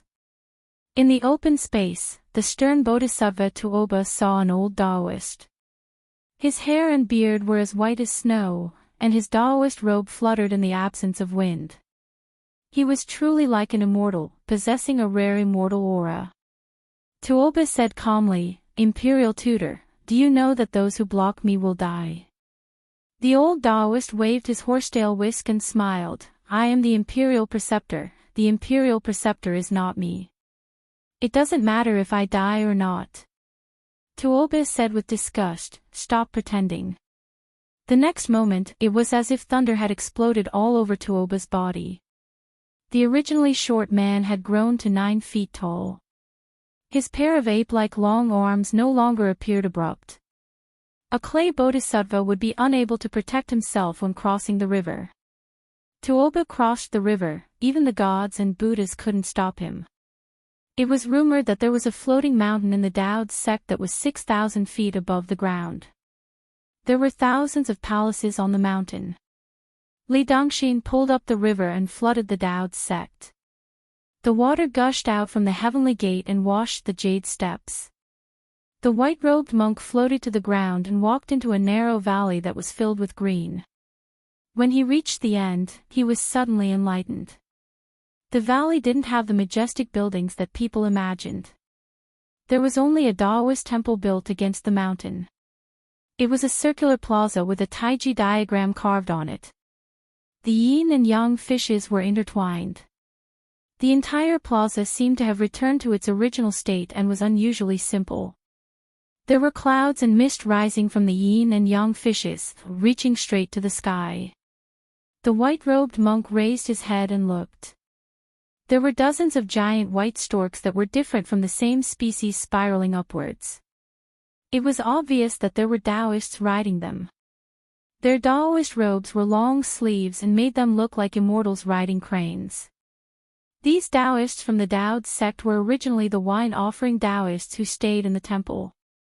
Li Dongxin returned their greetings with the river and forced them to escape into the sky. In Li Dongxin's vision, other than the Taoists and the white storks, there was indeed a huge mountain floating in the sky. The Taoists rode on the white storks and floated up. A young Taoist floated down from the floating mountain that reached the clouds. This Taoist with a sword on his back landed at the intersection of the yin and yang fishes, guarding the pass alone. The Taoist looked to be about 27 or 28 years old. He was extremely masculine and had a feminine appearance. Li Dongxin took a glance and sneered, as expected of the Qilan spiritual master who has reached the sage realm. "Your skills are really impressive. You even figured out the secret technique of the Yi-Chi turning 3 pure ones. Why, do you want me to pluck out the 9 worms and cut off the 3 corpses? But what about the remaining 2 fake immortals? Aren't they going out to welcome the guests together?" That was too petty of him. Now that the 3 sects have each produced a sage, let's not talk about my master. Even the Confucian sage Chao Chongqing is a distinguished person who dares to treat the palace as a toilet. You, the Beimang imperial advisor who hides your strength, is nothing compared to him.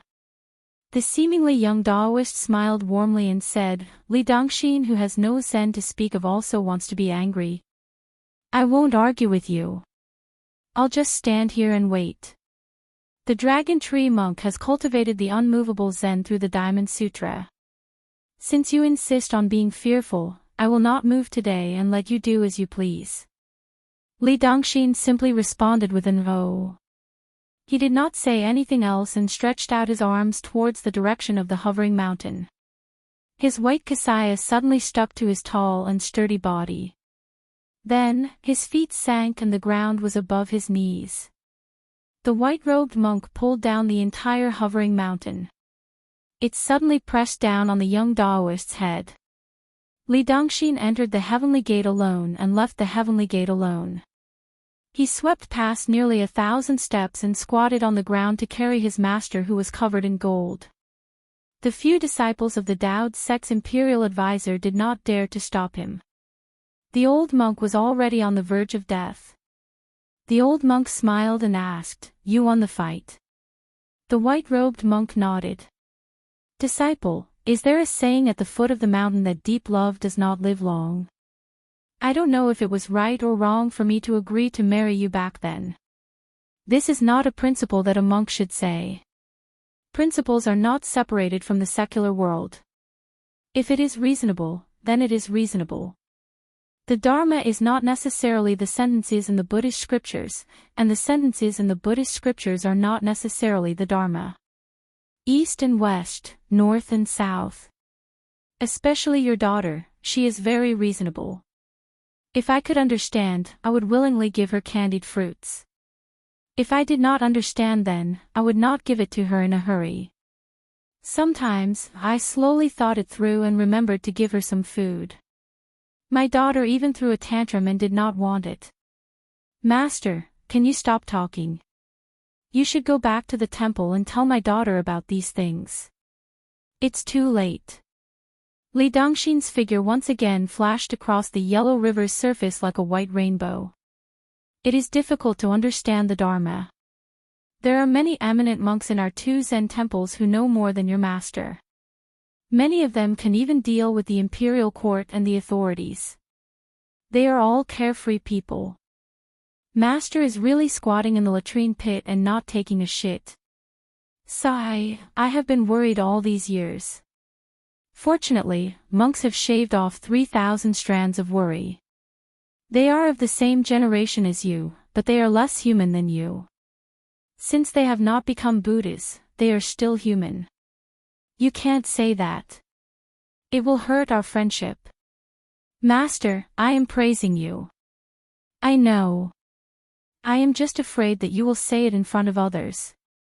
You and I will not be able to get away with it. Master, it is rare for you to be so muddle-headed. Both North and South learned from you. Actually, to be honest, I am not afraid of annihilating Buddhism. I am not afraid of how many temples and scriptures are burned, or how many monks are chased away. What I am afraid of is that the Buddha's heart and Dharma will not last forever. Every Zen is still at Hinayana. Whether or not Hinayana can enter Mahayana in the future, I will not be able to see it. Master, I do not wish to see that day. As the master of North and South's master, I do not wish to see that day either. However, I can only say this to you. After saying this, the monk of the dragon tree, who was covered in dried gold, chanted Amitabha once before becoming silent. The white-robed monk, Li Dongxin, stopped. He tore off a section of his kasaya and tied it around his master. He closed his eyes and put his palms together before heading up to the 9 heavens. On this day, hundreds of Taoists and close to 10,000 devotees of the Tao Virtue sect looked up at the boundless Buddha's light. They all heard the chanting of the Diamond Sutra descending from the sky. On this day, thousands of devotees became devout Buddhists. Chapter 626. A rare guest visited the small village of Jingta Mountain. As the owner, a man in white stood at the entrance of the village. When he saw the hunchbacked old man coming down from the carriage, he showed a rare smile of understanding. He quickly walked forward and respectfully called out, "Foster father." The old man nodded and looked around. He clicked his tongue and said, "I just found out that there is such a beautiful place on the border of Bailiang." If the old man's eldest son was here, he would definitely refute him by saying, "What beautiful scenery. There isn't even half a stream.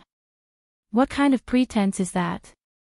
In the eyes of outsiders, such a pair of tepid adopted father and son really couldn't be associated with the title of the Prince of Northern Liang and the Little Butcher.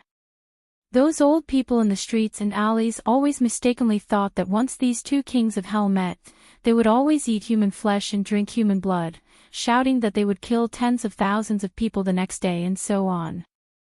However, at this time, Su Xiao only asked about whether the supply of meat and vegetables in the manor was troublesome or not, and how to avoid the heat in the hot summer. Chen Jibao also smiled and answered one by one. This was the first time Su Xiao set foot in the small village. The servants in the village were used to living a short, stable, and comfortable life under the protection of Chen Jibao. Few people recognized Su Xiao's identity. Fortunately, Su Xiao was not the kind of person who liked to play with his identity. He did not care about the poor eyesight of the servants in the village. If it were a snobbish person like Li Gongda, the head of the new Bailiang Taoism, he would definitely want to cut out the eyes of the servants and feed them to the dogs. However, Chen Jibao was indifferent and did not even deliberately say a word. From the moment he entered the village and sat down in the shade of a willow tree, he did not reveal Su Xiao's identity. Outside the village, there were no tall trees or high walls. Under the willow trees, the father and son could see the endless yellow sand. A well-behaved maidservant brought in a basin of iced lychee. The ice cubes were all hammered down from the ice house. Lychee was a rare fruit that was said to only grow in the miasma of southern Xinjiang. Every once in a while, it would be sent to the village. However, Chen Jibao rarely tasted it, so he distributed it to the servants. Imperceptibly, the young girls in the village had raised their small mouths to be extremely crafty. Their vision and speech were also arrogant. Occasionally, they would go out to the village to play, take a stroll in the spring, or enjoy the lanterns. Not to mention the daughters of small families in the nearby provinces and counties, even the daughters of noble families would feel ashamed of their inferiority when they bumped into these maidservants, who were supposed to have a lowly status. It was not as if the old steward of the village had never mentioned to the general that he had to worry about the trifles of the village. However, his good-natured master dismissed it with a laugh every time, so the matter was left unsettled. When the old steward privately chatted with the young men and girls in the village, he would never forget to remind them that their general was extremely strict in his management of the army. They had good fortune. If they had gone to the Bailiang army, they would have been skinned alive a long time ago. They had never seen the general angry, especially the young girls, who would always laugh and say that they were willing to be beaten to death by the general. The old steward, who had retired from the Bailiang army, felt helpless, but at the same time, he was gratified and happy. After lecturing them with a stern face, he turned around and smiled brightly, thinking that it was the great fortune of the servants. Su Xiao picked up a lychee, peeled it, and put it in his mouth. He asked the delicate servant girl who was unwilling to leave immediately, "Young girl, how old are you?" The servant girl had been peeking at the general with all her might, but she was startled by the old man's question. The village rarely had guests, and she could not guess the identity of this old man. She could not guess whether he was a current general in the Bailiang army or a provincial official. She only felt that he looked amiable and amiable. Besides, no matter how high the official's hat was, he would not dare to behave atrociously in the village under the general's name. She did not have any stage fright, and quickly smiled and said, in response to uncle's question, "After the new year, I will be 16. Su Xiao swallowed the lychee and did not spit out the seed. He laughed loudly and said, "Then do you have a sweetheart? If you do, have your General Chen be the matchmaker." The beautiful girl with an oval face was shy. She deliberately put on some light rouge and face powder and said shyly, "No." Chen Jibao was obviously in a very good mood. For the first time, he joked, "Lu Ci, if you have a sweetheart, I will be the matchmaker for you." The young servant girl, whose heart was in the general's hands, did not know how to hide her emotions.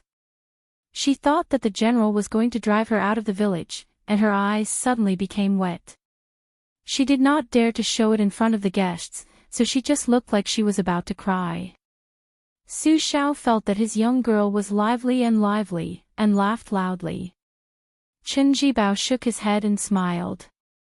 The servant girl named Lu Ci did not know how to react to the two's laughter, but she was not embarrassed. Her eyebrows relaxed, and a smile reappeared. After Su Xiao laughed, he seemed to want to test her. He picked up a plump lychee and asked, Lu Xi, do you know what this is? The 16-year-old girl, Lu Xiangyi, who was standing under the willow tree, smiled and replied, lychees. Su Xiao nodded.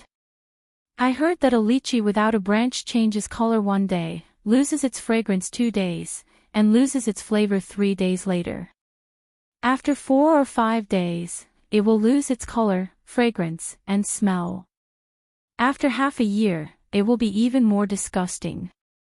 It is not even comparable to the watermelons that cost a few coins a caddy in Beiliang. Lizzie, this is a good name. It is ironed well. Only a scholar can think of such a good name. The servant girl, who was afraid that the guests would look down on the village, quickly retorted, Uncle, our lychees are very fresh. Chen Jibao did not say a word. He waved his hand, and the servant girl did not dare to act rashly. She obediently retreated, but there was still some childish indignation on her face. Chen Jibao waited for her to leave before he slowly said, Back in the day, foster father single-handedly built the Southern Courier Road.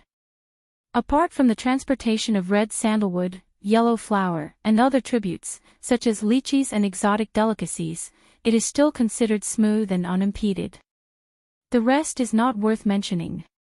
If it were not for Zhang Julu personally supervising the fire of peace, the fire of beacon would have been almost completely abandoned. Su Xiao glanced at the fresh lychees in the ice tray and smiled. Being prepared for danger in times of peace is as difficult as being content with what you have. Chen Jibao suddenly said, Foster father, this year on New Year's Eve, do you want to come to this little village with His Royal Highness for a New Year's Eve dinner? I will personally cook a few dishes that I specialize in. Su Xiao mischievously said, In the end, you just want Wei Xiong to eat your dishes, right? Chen Jibao smiled helplessly. The sunset in Beiliang was 3 hours later than in the south, but no matter how late it was, it would still set. Father and son gazed at the sunset in the west. Su Xiao was touched by the scene and said softly, It has been hard on you these past few years. Chen Jibao was about to speak when Su Xiao smiled and asked, How was it that you fought 2 rounds in a row with the founder of the chess and sword music school and the martial prodigy Hong Jingyan? Chen Jibao smiled and said, Although the outside world says it is amazing, in reality, I did not fight to the death with them, so I did not have the opportunity to use that stick of plum wine. The famous general in white frowned and said, That Hong Jingyan is a character. That battle with me was just a method for him to build up his reputation. In the future, when he enters the army from the Jianghu, he is destined to be a great enemy of Beiliang. Su Xiao rubbed his hands and said with emotion, Bimang is full of talents. It was inevitable that one would have supporters in the army when leading an army to war. However, Chen Jibao had never heard of any cliques in Beiliang's political circle. Whether it was Li Gongda, an old glutton in the officialdom who took advantage of every opportunity, or Yan Jieshi, the governor of Beiliang who had a high reputation but later betrayed Beiliang, or even many scholars and refined scholars, Chen Jibao ignored them all. When he left the army and came to the quiet and secluded village, he closed the door and refused to see anyone, let alone take the initiative to make friends with anyone. It could be said that not a single flaw could be found in Chen Jibao, the adopted son of a butcher. In private, he was even more indifferent and had no desires. Such a person with a perfect personality was worthy of heartfelt admiration, but also made some people feel even more fearful.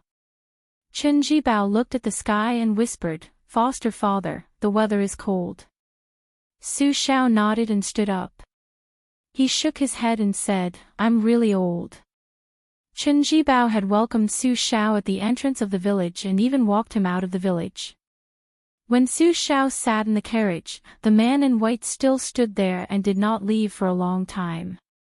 After General Gu Jiantang took charge of the border, the entire army at the border suddenly became solemn. However, there were wild rumors in the border army that the general, who was known for his meticulous management of the army, had taken in a sloppy person as his adopted son. In the Liang dynasty, Gu Jiantang, who had destroyed 2 countries, had a military merit that was second only to the infamous king of Baliang. Furthermore, General Gu's reputation did not lose out to any famous scholar. He treated his soldiers like his own children and treated them with respect. He used the army like a god. Inside and outside of the court, there were many good things to say about him. Even Gu Jiantang's many wives and concubines, who were as beautiful as fairies, became a fairy tale. His eldest son, Gu Donghai, and his second son, Gu Shishan, both joined the army at a young age, and did not bring disgrace to the great General Gu's reputation. Their military exploits were outstanding, and their achievements far surpassed those of their peers. What was not easy was that they drew a clear line with the capital's playboys. They did not interact with each other and never once drank wine together. Compared to the king of Baliang, this general only had a disadvantage in terms of age. In the future, his advantage would also be age. How could he let a slut surnamed Yuan into his family? This puzzled many people. Yuan Tingshan, who was used to being a stray dog and a rat crossing the street, believed more than anyone else that he would have a meteoric rise. Therefore, even though he had become the half-adopted son of Gu Jiantang, the head of the world's machete men, he only felt that it was natural and had no awareness that he should be extremely lucky. He had almost lost his life in the Baogua temple in Gangnam-do. Under the sword chi of the young martial granduncle, he fled to the northern region in one breath. Although he still had some lingering fear when he thought about it, he often woke up from nightmares and was so scared that he was covered in cold sweat as if he had fallen into a water tank. He held the knife that was used as a pillow and was about to kill someone. However, this fear not only did not make this low-ranking foreign minister of Mount Hui discouraged, but he also became more and more desperate to practice martial arts. After receiving the secret manuals from the old immortals in Longhu Mountain, his realm skyrocketed. It was not an exaggeration to say that he had traveled 1,000 miles a day. Chapter 627. He recklessly went to challenge Gu Jiantang to a duel. After killing 80 people, he was captured by the hundreds of elite soldiers under the Grand General's command. However, it was a blessing in disguise. Gu Jiantang agreed to spar with him on the training field. The Grand General was barehanded, while Yuan Tingshan used his saber. In the end, the Grand General was holding the saber with only 2 fingers. Yuan Tingshan exerted all of his strength, but was still unable to pull the saber out from between his fingers. He was even kicked in the stomach by Gu Jiantang. He was treated like a dog that only knew how to bark and not bite and was thrown out of the camp. Unexpectedly, after 10 days, Yuan Tingshan, who had been on the verge of death, once again charged into the camp. This time, Gu Jiantang did not personally make a move. He only let his second son, Gu Shishan, and Yuan Tingshan both fight barehanded. As a result, Gu Shishan was almost strangled to death by Yuan Tingshan, who did not know how to control his strength. Gu Donghai took off his saber and picked up 2 ordinary standard sabers from the weapon rack before walking into the training field. He kept one for himself and threw the other to Yuan Tingshan. The 2 of them fought fiercely for more than 100 rounds. One of Yuan Tingshan's arms was almost chopped off. He grinned and said that he admitted defeat. After the battle, he did not forget to shake his arm and take away the military saber that was very good for him. A month later, Yuan Tingshan began to charge into the camp for the 3rd time. This time, he received the nickname of Mangy Dog. This time, Yuan Tingshan slashed Gu Donghai's body more than 10 times. Fortunately, he did not kill him this time. He only caused the Grand General's eldest son to be seriously injured but not fatal. Yuan Tingshan, who was possessed by the devil, pointed the tip of his saber at the Grand General sitting on the high platform and shouted, "Old man Gu, if you have the ability, chop me to death today. Otherwise, sooner or later, I will replace you." From then on, the mangy dog that was not chopped to death by the Grand General became a well-known mad dog at the border. Later on, this vicious and unkillable young mad dog caught the eye of the Grand General's youngest daughter for no reason. It was obvious that Yuan Tingshan was not only an adopted son, but also half a son-in-law of the Gu family. Currently, Yuan Tingshan didn't have any real military power. He was only a secondary-class 6th-rank official. In the past year, he had relied on the banner of the great general to recruit over 100 stragglers from the Jianghu. For the past half a year, he had been provoking the sects at the border. He had a domineering attitude of, "Those who submit to me will prosper, and those who resist me will perish." Great General Gu didn't pay any attention to this. Almost all the 2nd and 3rd class sects at the border had been harassed by Yuan Tingshan. Among them, several unyielding and rigid sects were directly slaughtered by Yuan Tingshan. Occasionally, he would leave behind some women and children. Mad Dog Yuan Tingshan killed people without batting an eyelid. He didn't do anything despicable like kidnapping women and occupying women. This time, Yuan Tingshan once again wiped out a small sect of 100 that didn't know when to advance or retreat. Just like before, he didn't leave even a chicken or a dog alive. During this time, there was a valiant henchman who couldn't hold back his thirst. When he saw a beautiful woman, he took off his pants and pressed her on the table. Just as he wanted to have sex with her, he was seen by Yuan Tingshan. With a single slash, he ended the lives of both the unlucky man and the innocent woman. There was a woman who secretly followed Yuan Tingshan through the Jianghu in high spirits. When they rode back to the military town, she turned around to look at the playful man lying on the back of the horse. She asked softly, "You should have just killed that pervert. Why did you kill that woman as well?" Yuan Tingshan said coldly, "The woman's chastity is gone. Living is just a torture." The woman said softly, "Maybe she's actually willing to live." Yuan Tingshan said unhappily, "That's none of my business." The woman still wanted to say something, but Yuan Tingshan said impatiently, "Don't nag me. You haven't even married into my family, and you already think you're my wife."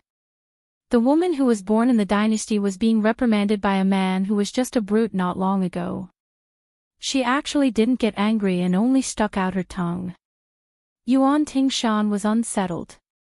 He sat up straight and said with a smile, "Oh right, where did you talk about the soldier training records written by your father?" Gu Beihu, who was the youngest daughter of General Gu Jiantang, became interested and said, "We're about to talk about the 19 matters of marching." Yuan Tingshan rolled his eyes and said, "Marching? I know that too. Isn't the essence of it all about speed? Look at my subordinates. They ride fast, attack fast, kill fast, and steal even faster. Of course, when they see that the situation is not right, they're the fastest to escape."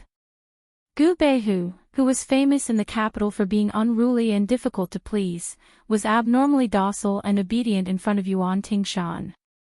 She covered her mouth and laughed, then said seriously, "Marching isn't that simple. Not only is my father familiar with the books of the military, he also studied the vagrant bandits of the spring and autumn period who were good at marching. My father told me that although these bandits weren't part of the general trend, their specialty was in the word flow. They were good at marching, and each camp had thousands or tens of thousands of troops. They also had the old and the weak in the middle and the elite in the outside.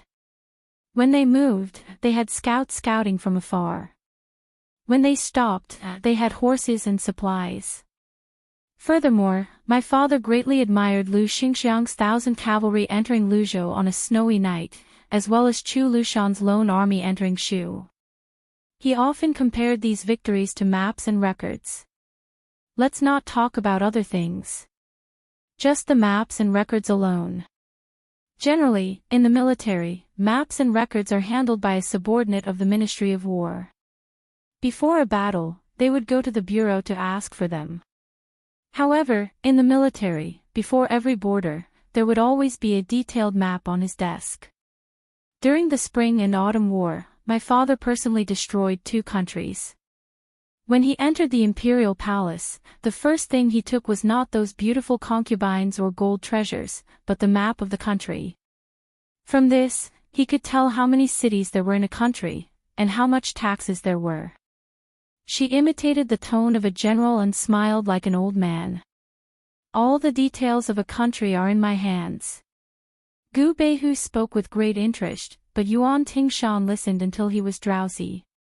She had originally wanted to talk about the 19 matters of marching in detail, but seeing that the man who was full of admiration had no desire to listen, she could only resentfully give up. Yuan Tingshan suddenly said, "Hey, it's a flat land."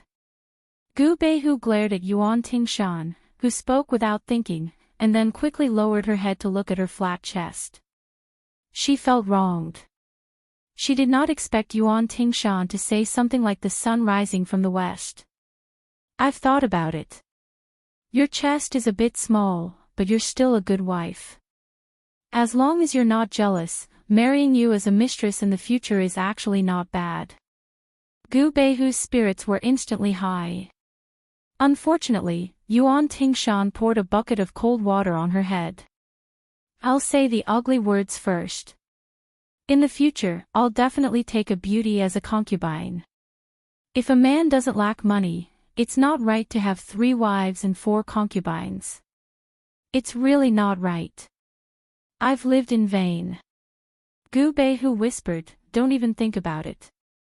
If you dare take a slut home, I'll beat one to death. If 2 come, I'll poison a pair. If 3 come, I'll go back to my parents' home and tell my father." Yuan Tingshan held his belly and laughed. Gu Beihu saw that he was happy, so she was also happy. Her mother seemed to have said that this was a woman's love. Yuan Tingshan lowered his head and reached out to touch the plain scabbard of the standard saber. He raised his head and said, "My parents died in the turmoil of war, and I don't even know where they are buried. I only have one master in my entire life. Although his martial arts were sloppy, he treated me well. A master for a day is a father for life. At least I know where the old man's grave is. If you want to marry me, you can go to the grave with me and kowtow a few times. That old man was addicted to wine, so when you go there, bring some good wine." Gu Beihu, do you think that the dignified daughter of a great general is degrading herself by doing this kind of thing? The woman bit her lips and shook her head. Yuan Tingshan grinned. He squeezed the horse's belly and approached her. His calloused hand rubbed her black hair. Governor Li Gongda, who was originally the second in command of a province, had become the second in command of the entire northern Liang Path in name. As an official, he had already reached a high level of not showing his emotions on his face. However, after he sent a letter home to a second-rank official, he was already grinning from ear to ear. He caught all the servants in the mansion and rewarded them with silver. The steward who carried the silver behind him had thin arms and legs to begin with, so his arms were almost broken from exhaustion. Master Li's ability to scrape the land was second to none in the Liang dynasty. Giving out money. It was rare. The administrator wandered slowly in the garden of the mansion. The stout old man, who usually complained that he was tired after walking a few more steps, had probably walked dozens of miles today, but he was still in high spirits. Without turning his head, he smiled at the steward and said, "Lin Wang, this time I've gained face. My precious son is so promising. Not to mention that he became a crossbowman, 1 in 10,000, this time he went to northern Mang and killed countless northern barbarians.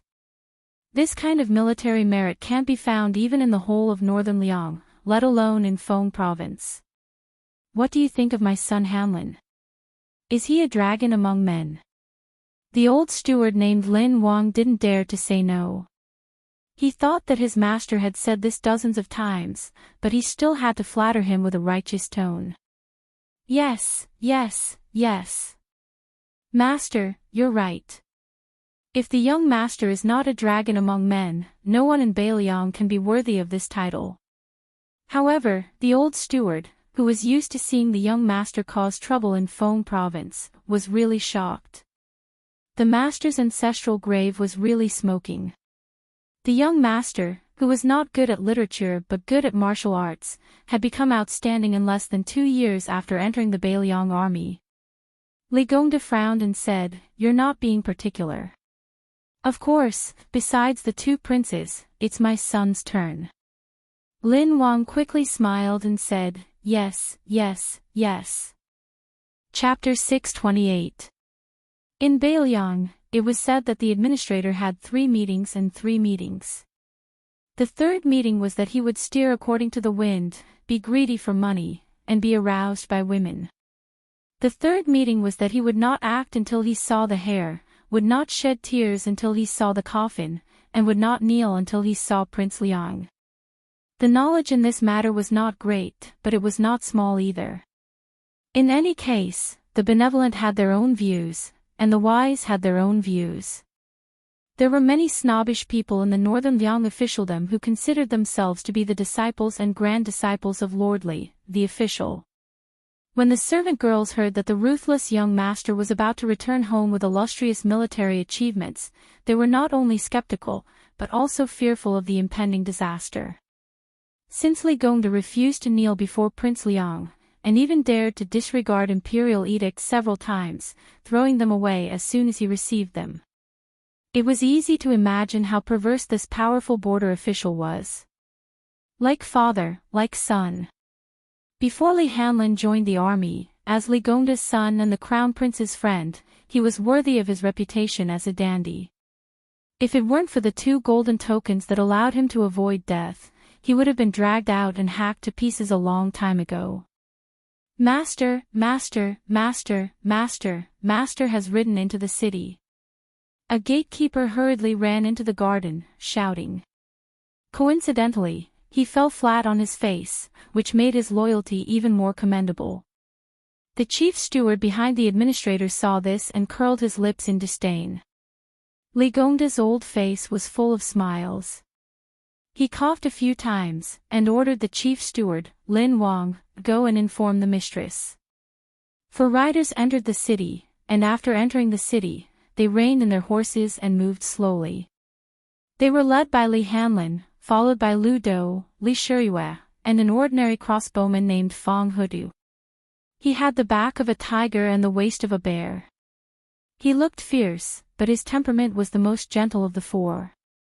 Before the 4 riders entered the city, they first went to Ma Zhenjai, who had died in the battle at the Ladder Mountain.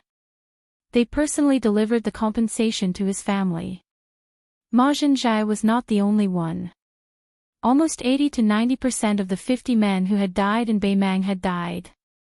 The 4 of them went to visit the homes of the chiefs and brothers who had died in the battle.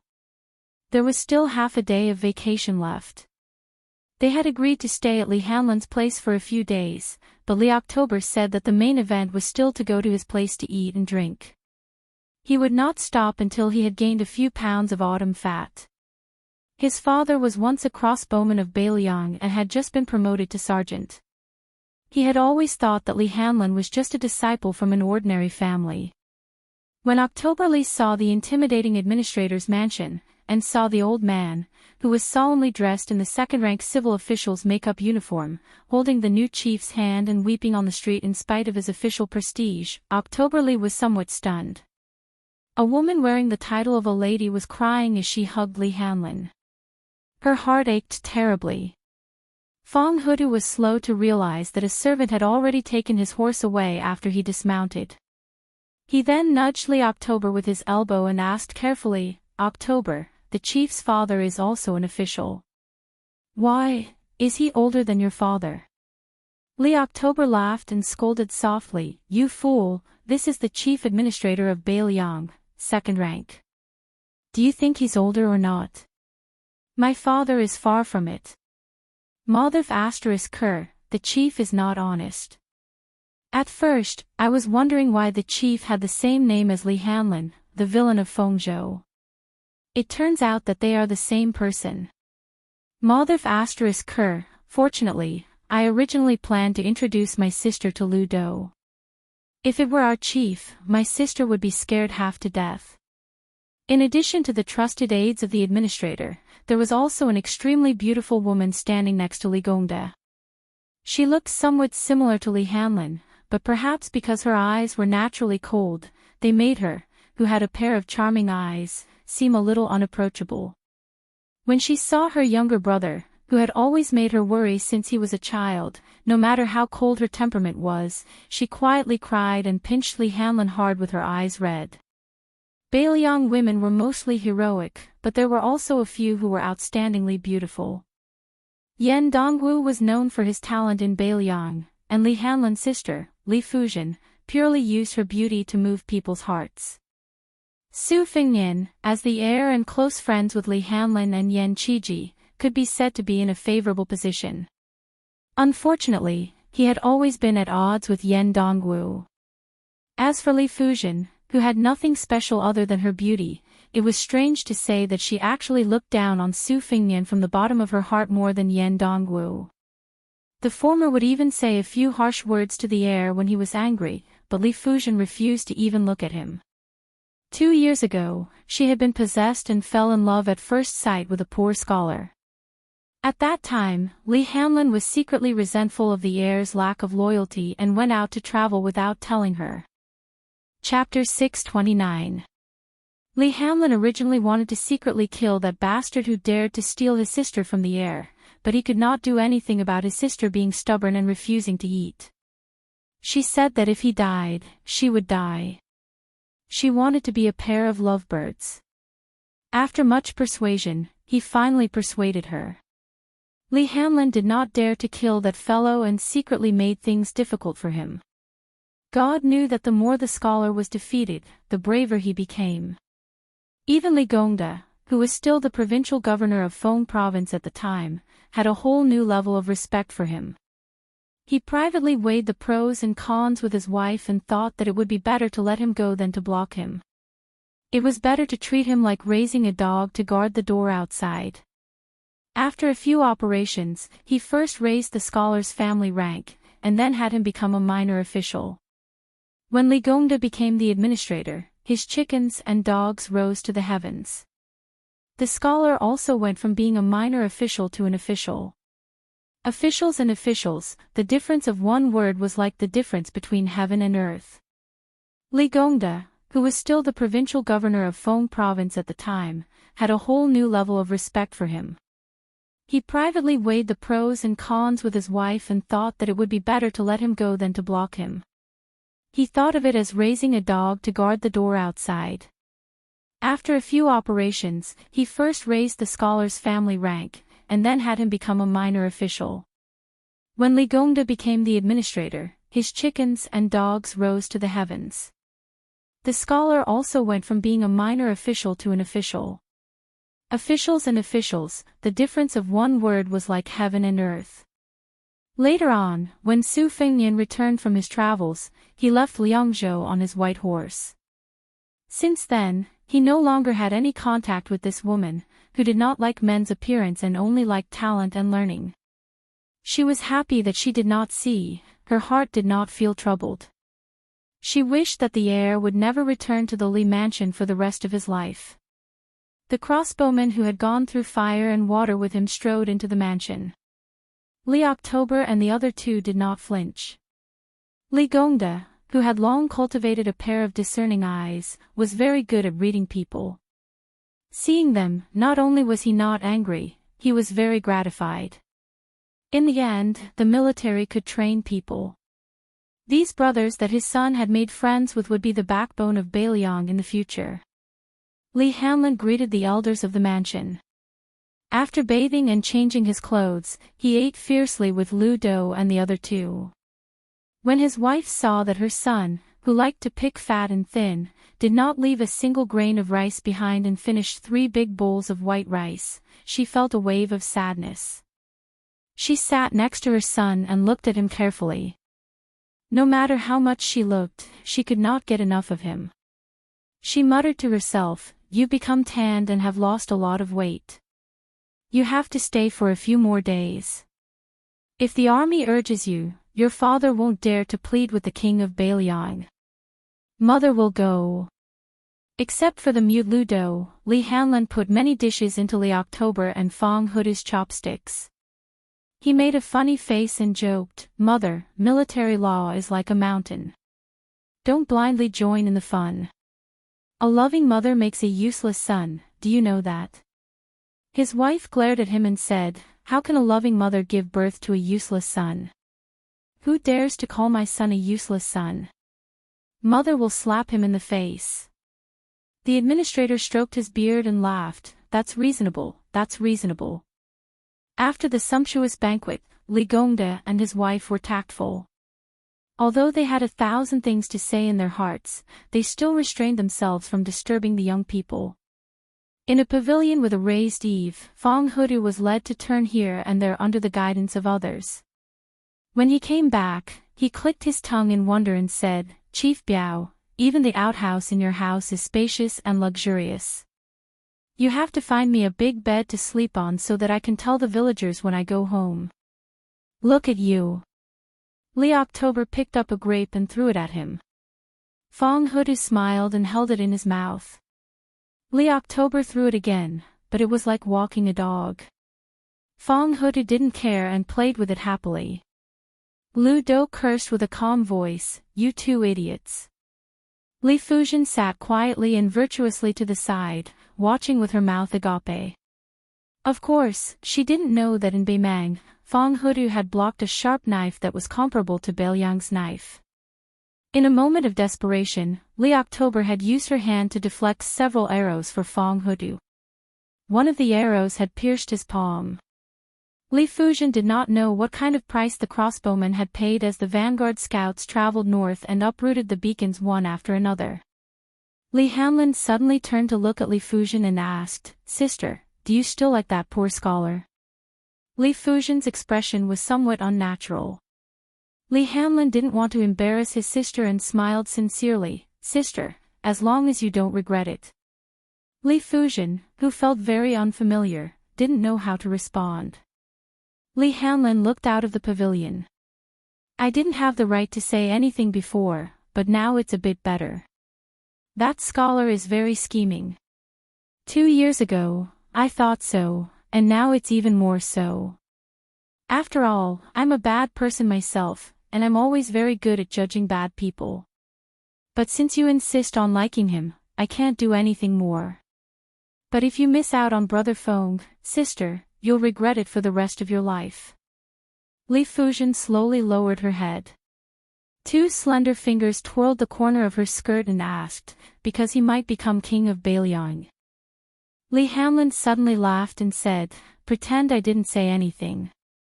Li Fujian looked at her brother who was going to arm wrestle with Fong Hudu and felt very lost.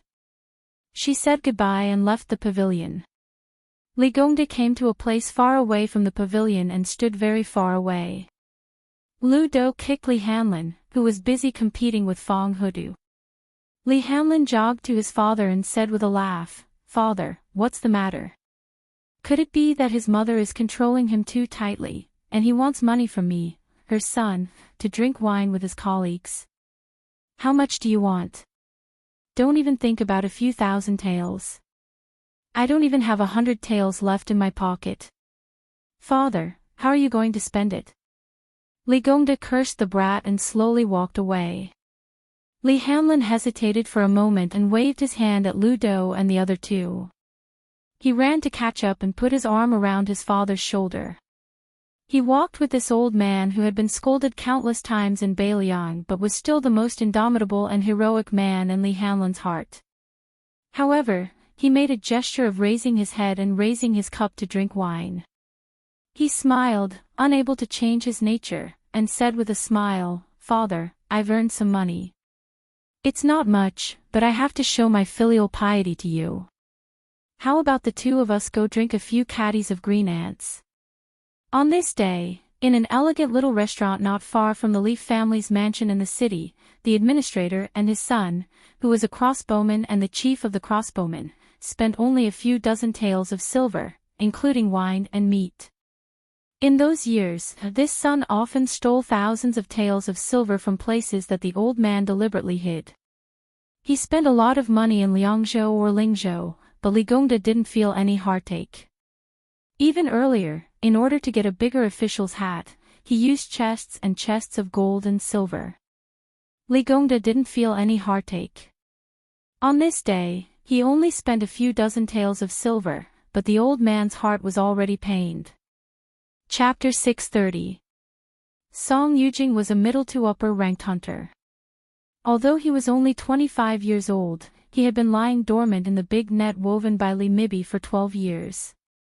He had never made a mistake, so he was able to keep an eye on Su Beiji, who was at the top of Zhu Yi's list. Beimang's territory was vast, but there were only a few hundred hunters and butterfly hunters. If everyone had to keep an eye on him one by one, it would be difficult to make ends meet. It was enough to see how important Su Beiji was to Shadow Prime Minister Li Mibi. Song Yujing had kept an eye on this concubine-born son of the Su family for 6 years. He was probably the person in the world who was most familiar with Su Beiji's habits. After Su Beiji reached the age of 20, he often went out for sightseeing. This time, Song Yujing did not feel anything unusual when he went out with his attendant Wang Mingxi. However, when the shocking news came from Ruoshui Hut, which was codenamed 6, Song Yujing felt as if he had been struck by lightning. The king of the northern courtyard, Su Huainan, had been beheaded and decapitated. The head of Beimang's most powerful official was still missing.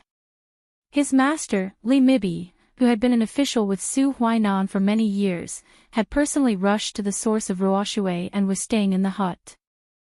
Song Yujing, as the core person who controlled the secrets of the Beimang dynasty, knew very well that Li Mibi had a good relationship with the king of the northern courtyard, who was a friend of a gentleman.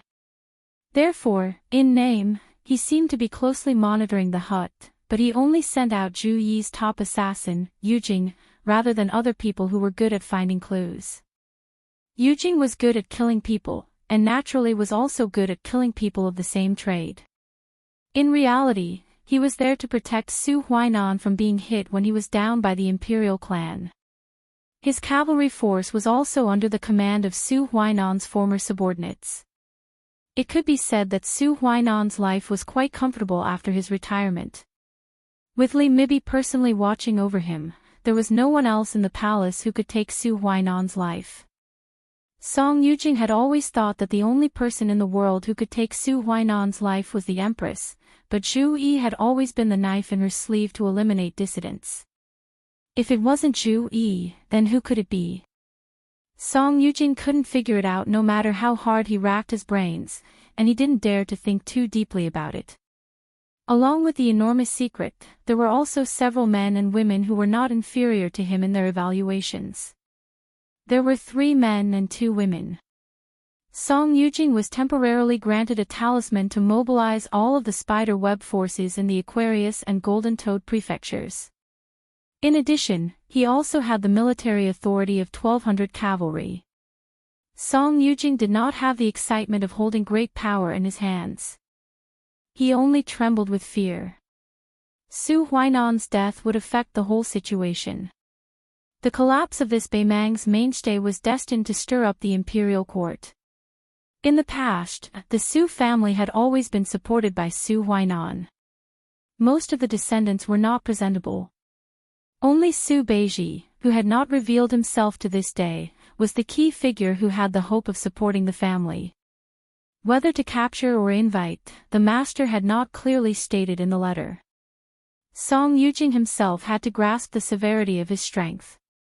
However, Song Yujing soon felt that this mission was tricky. Other than the page boy Wang Mingxi, Su Beiji, and that scholar with an unfamiliar face had unexpectedly disappeared into thin air. Song Yujing immediately cast a large net to catch the fish. Most of the men were sent to the southern part of Golden Toad Prefecture to search for or intercept them. If the page boy had not continued south instead of turning north, Song Yujing would have been able to save himself a lot of trouble and worry.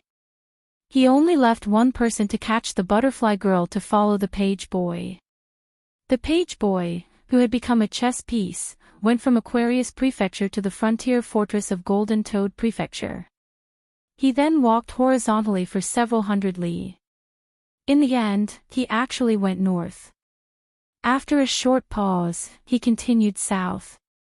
After walking for a full 10 days, he brought out an inexplicably large circle. During this period, Song Yujing followed the page boy's strange movements and did not dare to lower his guard. He repeatedly established and overturned his own conjectures and changed his orders several times. Not only him, but almost all of the men were exhausted. Occasionally, they met each other, but there was no complaint on their faces. Song Yujing also knew that these fellows who ate people without spitting out the bones would inevitably have countless unspoken criticisms. Among them, there was no lack of people who proposed to kill the page boy directly.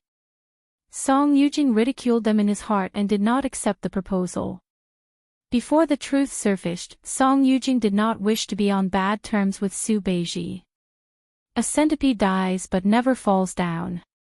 Even if the big tree that was the Su family fell, it would not be something that could happen in 1 or 2 years.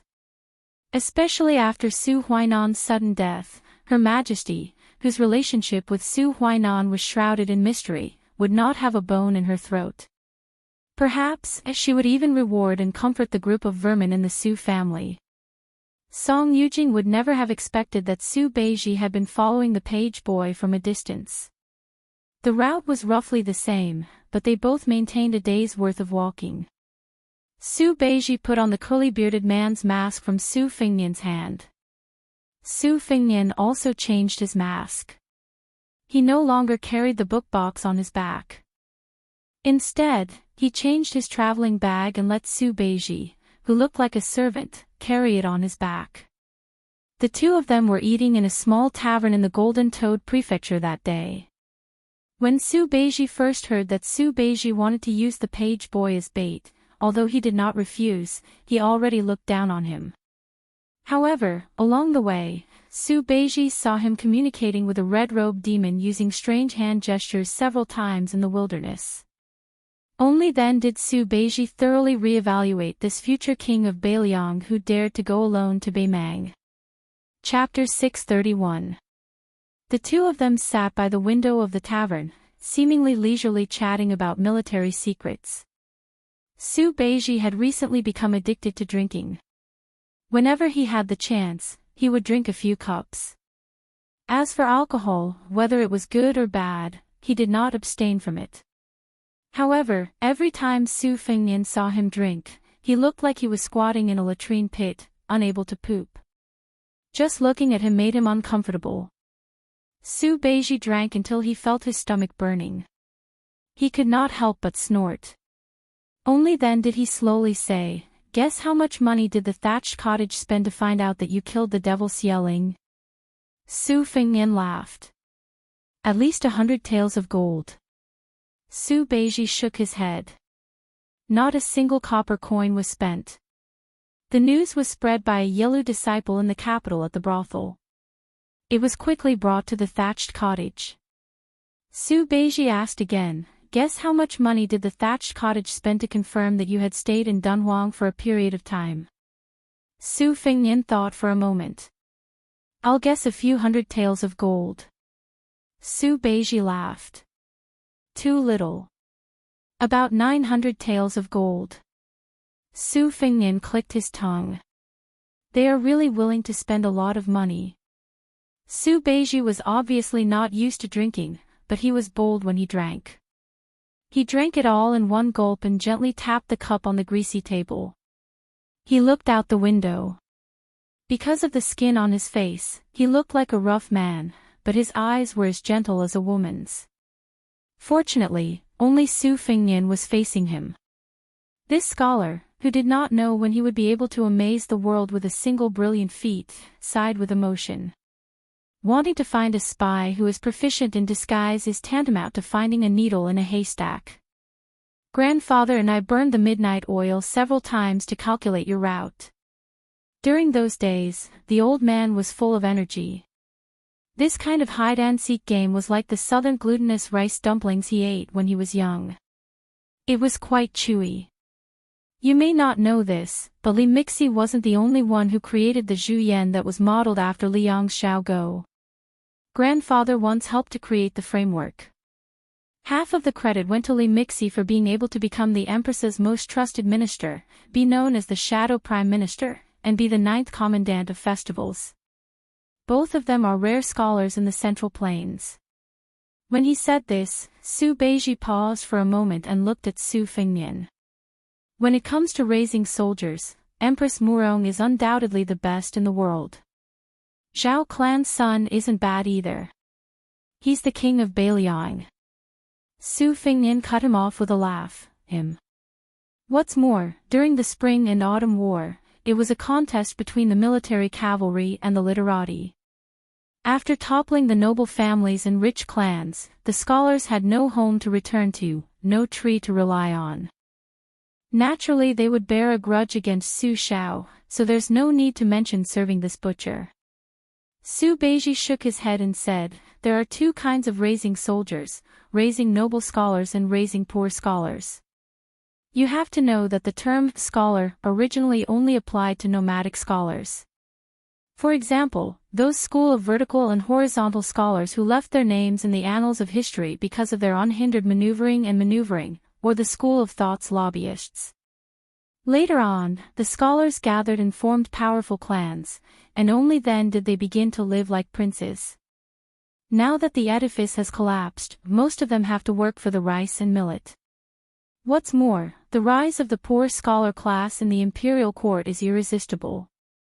There are many things that the king of Bailiang can't do, but you can. The scholars of the world were originally your tide listening pavilion's millions of koi fish. Now it's just like how the tide listening pavilion is connected to the rivers, raising koi fish mixed with wild carps. If you can pick a small number of them, you can succeed. Since ancient times, strategists have sought the protection of a wise ruler, nothing more than wanting to ride the dragon's momentum and soar to the top. Su Fengnian laughed and said, if you tell Su Shao this kind of great principle, he'll doze off in front of you. Su Beiji dismissed it with a laugh. In Ruoshui Hut, a skinny old man dressed in luxurious Sichuan brocade rushed over from the capital's strategic location overnight. He had been sitting by the water's edge the whole time. Next to him was the beheaded Su Huainan. The old man personally checked the wound and the surroundings of the hut. He waved his hand and had his subordinates leave, leaving only a young maidservant carrying a lantern without a wick. It seemed that he didn't want anyone else to disturb him and his deceased friend. In the night, the old man stretched out his withered bamboo-like arm and stroked his frosty white sideburns with his fingers. He muttered to himself, when we were young, we came to the chaotic Beimang together. You said that you wanted to become a famous minister who could wear sword shoes and enter the imperial court unimpeded.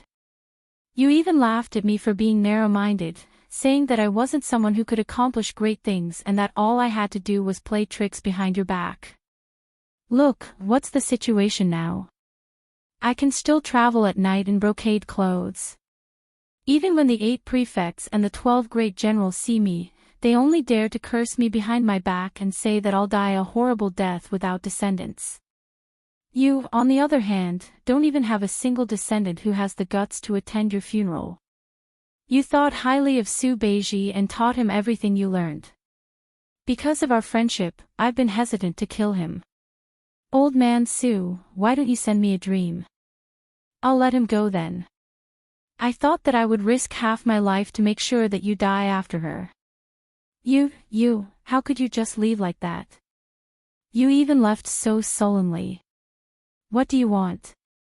Repay a debt. Return it to whom? A dead person is like a lamp that goes out.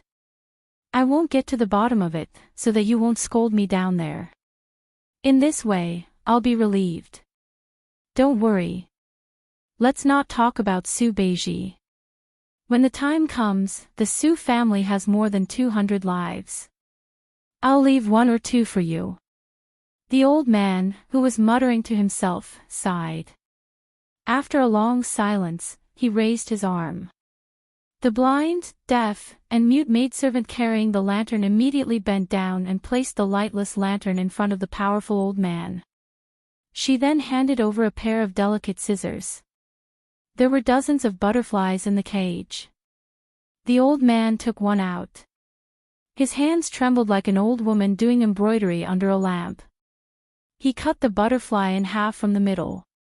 After you die, the prefect of peace will be the biggest butterfly in the cage. Chapter 632. Normally, Su Beiji would not be able to utter a fart after being beaten with a stick. Only after he drank, especially when he was drunk, would he be unable to control his tongue. He could say anything, and he would dare to say anything. Probably because he had too much knowledge in his stomach, every time he would not be able to speak to his heart's content or to his heart's content, he would have already fallen asleep. The Ruin mountain range ran through the east and west of the Golden Toad Prefecture, the southern foothills faced each other, the irrigation canals crisscrossed. After autumn, one's field of vision would be filled with green and yellow colors, almost no different from the southern farming region of the Liang dynasty. To the north of the Ruin Prefecture was a vast grassland. The Ruin mountain range was precipitous, forming a natural barrier. Other than those pathways formed by gaps and canyons, there was no way to travel from north to south. Beimang had set up 5 towns in the Ruin Prefecture. They built barriers along the canyons and set up guards. The 5 towns were respectively Laohui, Roxian, Jilu, and Gaokei Wuchuan. At this moment, Su Fengnian and Su Beiji were walking on the white path of the Centipede Valley, which was under the jurisdiction of the Roxian army camp. The Roxian path was divided into 2 main and auxiliary paths. The main path was at the bottom of the valley, wide and convenient for warhorses to gallop. The auxiliary path was built through the mountain, dark and damp. The reputation of the military town of Rochuan was overshadowed by a mountain peak, and the merchants of Centipede Path were sparse.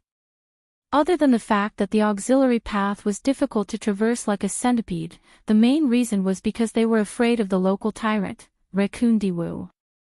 This man with a very strange name was the mountain master of Mount Bubang.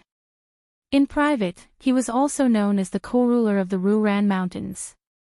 This was because other than the military town of Rochuan that was under his direct control, the commanding generals of the 2 towns of Laohui and Wuchuan were also from Mount Bubang. As one of the top sects of the Beimang dynasty, Mount Bubang was undoubtedly the most closely associated with the imperial court. Everyone there was a soldier. When Raccoon Diwu's daughter was married to Dongjue, who was the most likely candidate to become the 13th great general of the southern dynasty, Mount Bubang was pushed to the forefront of the storm. Immediately, there were people who jumped out from the tent to question whether Raccoon Diwu had the ambition of a wolf and was unwilling to submit to the imperial court. Fortunately, the empress, as usual, trusted this martial artist of the Jianghu who had helped her when she was in trouble. During the wedding of Raccoon Diwu's daughter, she even sent someone to deliver an exceptional congratulatory gift and an imperial edict to adopt her as a foster daughter. The rank of the appointed madam was even higher than that of Dongjue's official rank. Unknowingly, this caused Dongjue to become the laughingstock of both the northern and southern dynasties of Beimang. They ridiculed Dongjue for being a general who relied on women. Su Beiji walked on the dim and shady centipede path. Although there was a simple elm fence along the path, the stone floor was slippery with water. Su Beiji, who had only learned some body-strengthening boxing techniques, was trembling with fear as he walked. Fortunately, Su Fengnian was walking on his right side, so he felt a bit more at ease. This auxiliary path between the mountain walls was more than 10 feet wide and 15 feet high, barely enough for a donkey and a mule to slowly pass through while carrying goods. The inner wall was covered with moss and the top of the wall was constantly dripping with water, making it extremely easy for running warhorses to slip. There were many gaps in the path paved with bluestone slabs, making it easy for the horses' hooves to turn. If it wasn't for the horse's superb horsemanship and the fact that the horse was familiar with the centipede path, perhaps no one would dare to show off their horsemanship here. Su Beiji, who had a new wine gourd hanging on his waist, was afraid of heights, afraid that he would be distracted and fall down, so he didn't dare to speak. For this trip to the south, they had originally followed Su Beiji's arrangement and chose a path where there were many merchants who could easily pass off fish eyes as pearls. However, Su Fingnian, who was nicknamed Persimmon by the servant, had heard a rumor in the tavern that someone was going to pick a fight with the great Grandmaster Fifth Raccoon at Mount Bubang, so he dragged Su Beiji along to join in the fun. This made Su Beiji, who was used to being cautious, feel a bit of a headache. However, this Persimmon insisted on seeing the spirit of Mount Bubang, so Su Beiji couldn't possibly leave him behind and walk on the centipede path alone. In addition, the centipede path was steep and bumpy, so along the way he had given Su Fingnian quite a bit of attitude. In the end, they were two young children from wealthy and powerful families.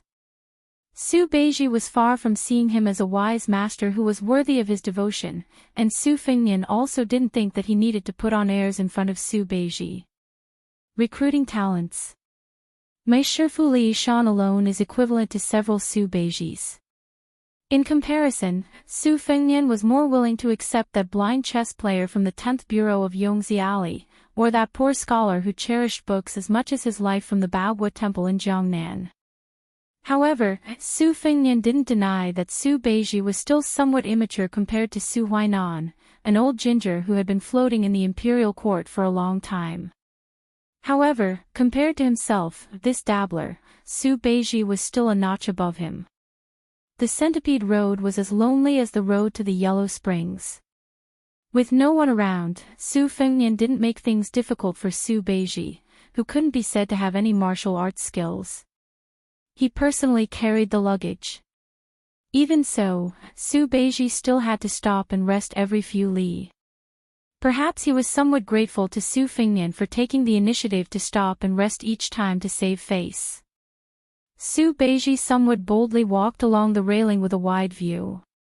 He looked at the fertile land south of the Ruan Mountains and finally opened his mouth to ask, why does His Royal Highness practice martial arts?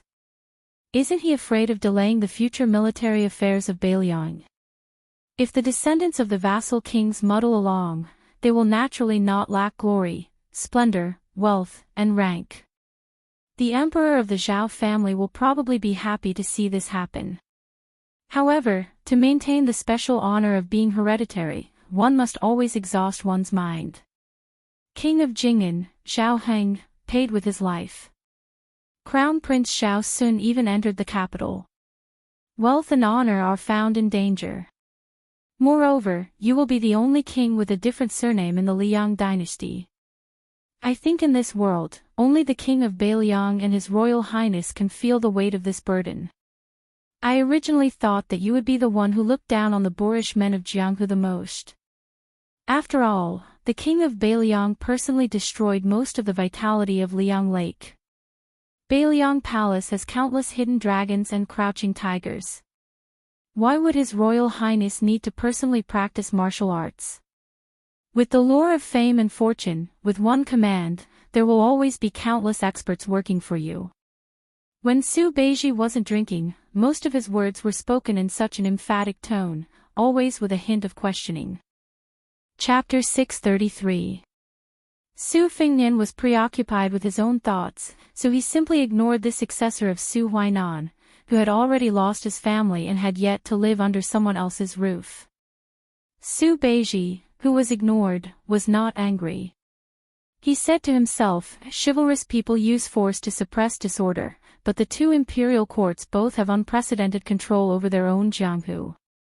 Beimang's Jianghu has directly become the imperial court servants, while Liang's Jianghu also has their own watchdogs. The internal strife is fierce.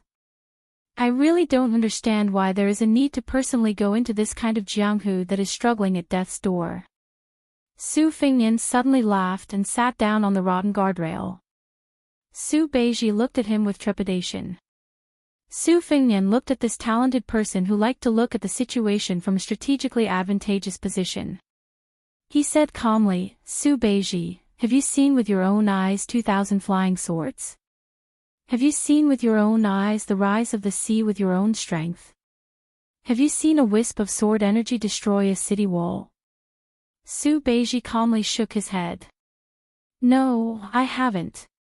But since ancient times, everything has its vanquisher. The Sword Emperor of West Shu guarded the country's gate for the Son of Heaven, but wasn't he also crushed by your Su family's cavalry until not even his bones remained?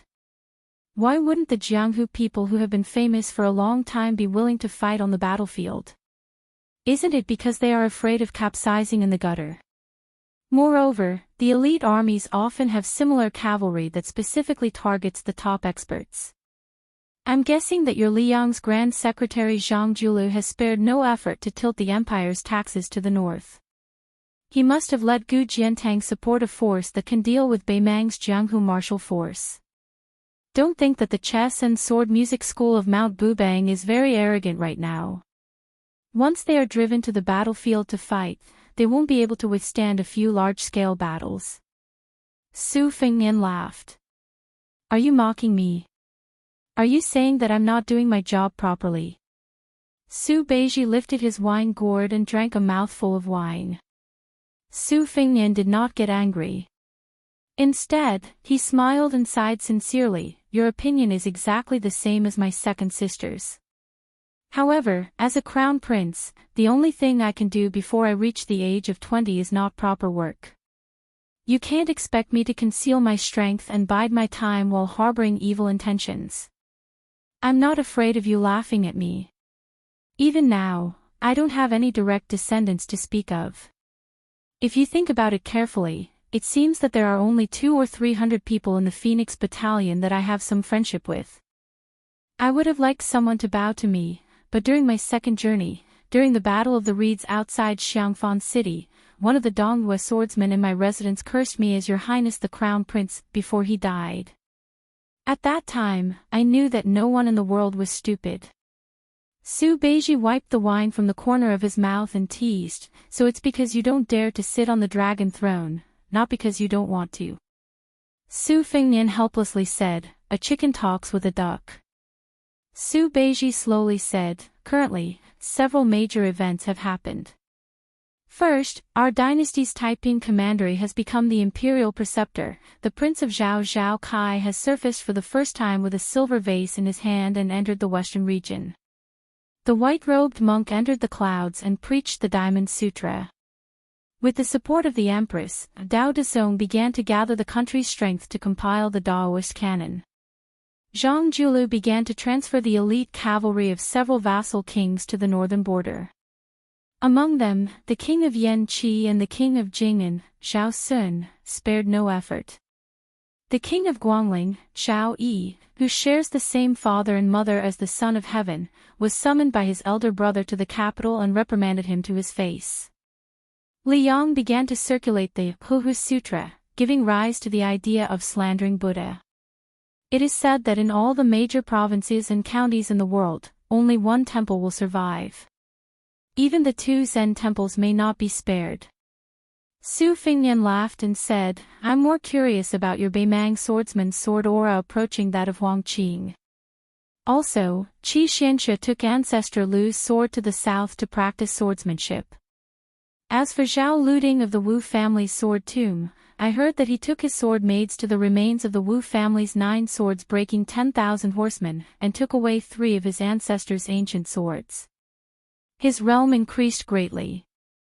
This time it was Su Beiji's turn to say helplessly, playing the lute to a cow. Su Fengnian jumped down from the guardrail and said softly, the old monk is unexpectedly dead. Su Beiji was puzzled, the dragon tree monk who presides over the 2 Zen temples? Su Fengnian nodded and said no more. One of them was talking to a chicken and a duck, the other was playing the lute to a cow. It would be boring to continue talking, so they continued on their way. The centipede path under their feet was winding and there were no sights or scenic spots to show, so it was just as boring. When they reached a fork in the road leading up and down the mountain, they saw Su Fengnian walking up the mountain without hesitation. Su Beiji frowned and asked, are you really going to Mount Bubang? Su Fengnian laughed and said, of course. I want to see the charm of a Beimang woman. Unexpectedly, she was defeated and almost lost an arm, yet she still dares to challenge the Mount Bubang's mountain master. If she's beautiful, she can take back the Bailiang. When the time comes, don't fight with me. Su Beiji obviously knew that the last sentence was a joke. He didn't think highly of this persimmon, but he didn't dare to look down on him either. If he acted recklessly, Su Fengnian wouldn't be able to live to this day even if he had 10 lives. Although they had been together for more than 10 years, Su Beiji had never asked about Su Fengnian's level of martial arts. When they were halfway up the mountain, they were stopped by the Mount Bubang's checkpoint. Only then did Su Fengnian realize that travelers had to stop here. Not everyone could go up the mountain to watch the battle. Seeing the curly-bearded man beside him smiling without saying anything, Su Fengnian had no choice but to obediently descend the mountain. As Su Beiji expected, Su Fengnian wasn't so crazy as to want to break through the southern wall. There were 2 routes down the mountain. The 2 of them took a secluded path, purposely avoiding the many martial artists from Beimang who were similarly shut out. At a suitable place for viewing the scenery, there was an elegant pavilion that imitated the architectural style of Jiangnan's water villages. There were no armored guards patrolling outside the pavilion, only a few well-built servants in luxurious clothing. Their qi was profound and their divine splendor was reserved. From what Su Fengnian could see, one of them had entered the second pin. The others were also near the Dragon's Gate's threshold. In the pavilion, there were 2 women, one big and one small, with their backs to them. The young woman was sitting cross-legged, leaning against a pillar with her eyes closed. On her back was a weapon wrapped in a long cloth bag. The little girl was lying on a bench with her hands propped on her cheeks. Inside the pavilion, there were 2 pairs of embroidered shoes, big and small, one green and one red. The little girl was softly singing a small folk song, her voice crisp. The teacher in the private school was asking if she knew who was shouting "Zhi Zhi Zhi Zhi Zhi" on the tree. The little moon quietly climbed over the hill. Who was in the pond woke up the starlight. Who was at the village entrance ringing the bell? Ding dong ding dong ding dong ding dong. Su Fengnian stood where he was, unwilling to leave. Su Beiji saw that the group of unruly retainers were already paying attention to them, eyeing them covetously. He tugged on Su Fengnian's sleeve. The next moment, Su Beiji knew something was wrong, but then he only felt that it was absurd. Su Fengnian swept into the pavilion, his back facing Su Beiji and the unprepared retainers from Mount Bubang, and gently helped the green-clothed woman put on the green embroidered shoes. Chapter 634. The girl who had finished singing the ballad was lying on the bench.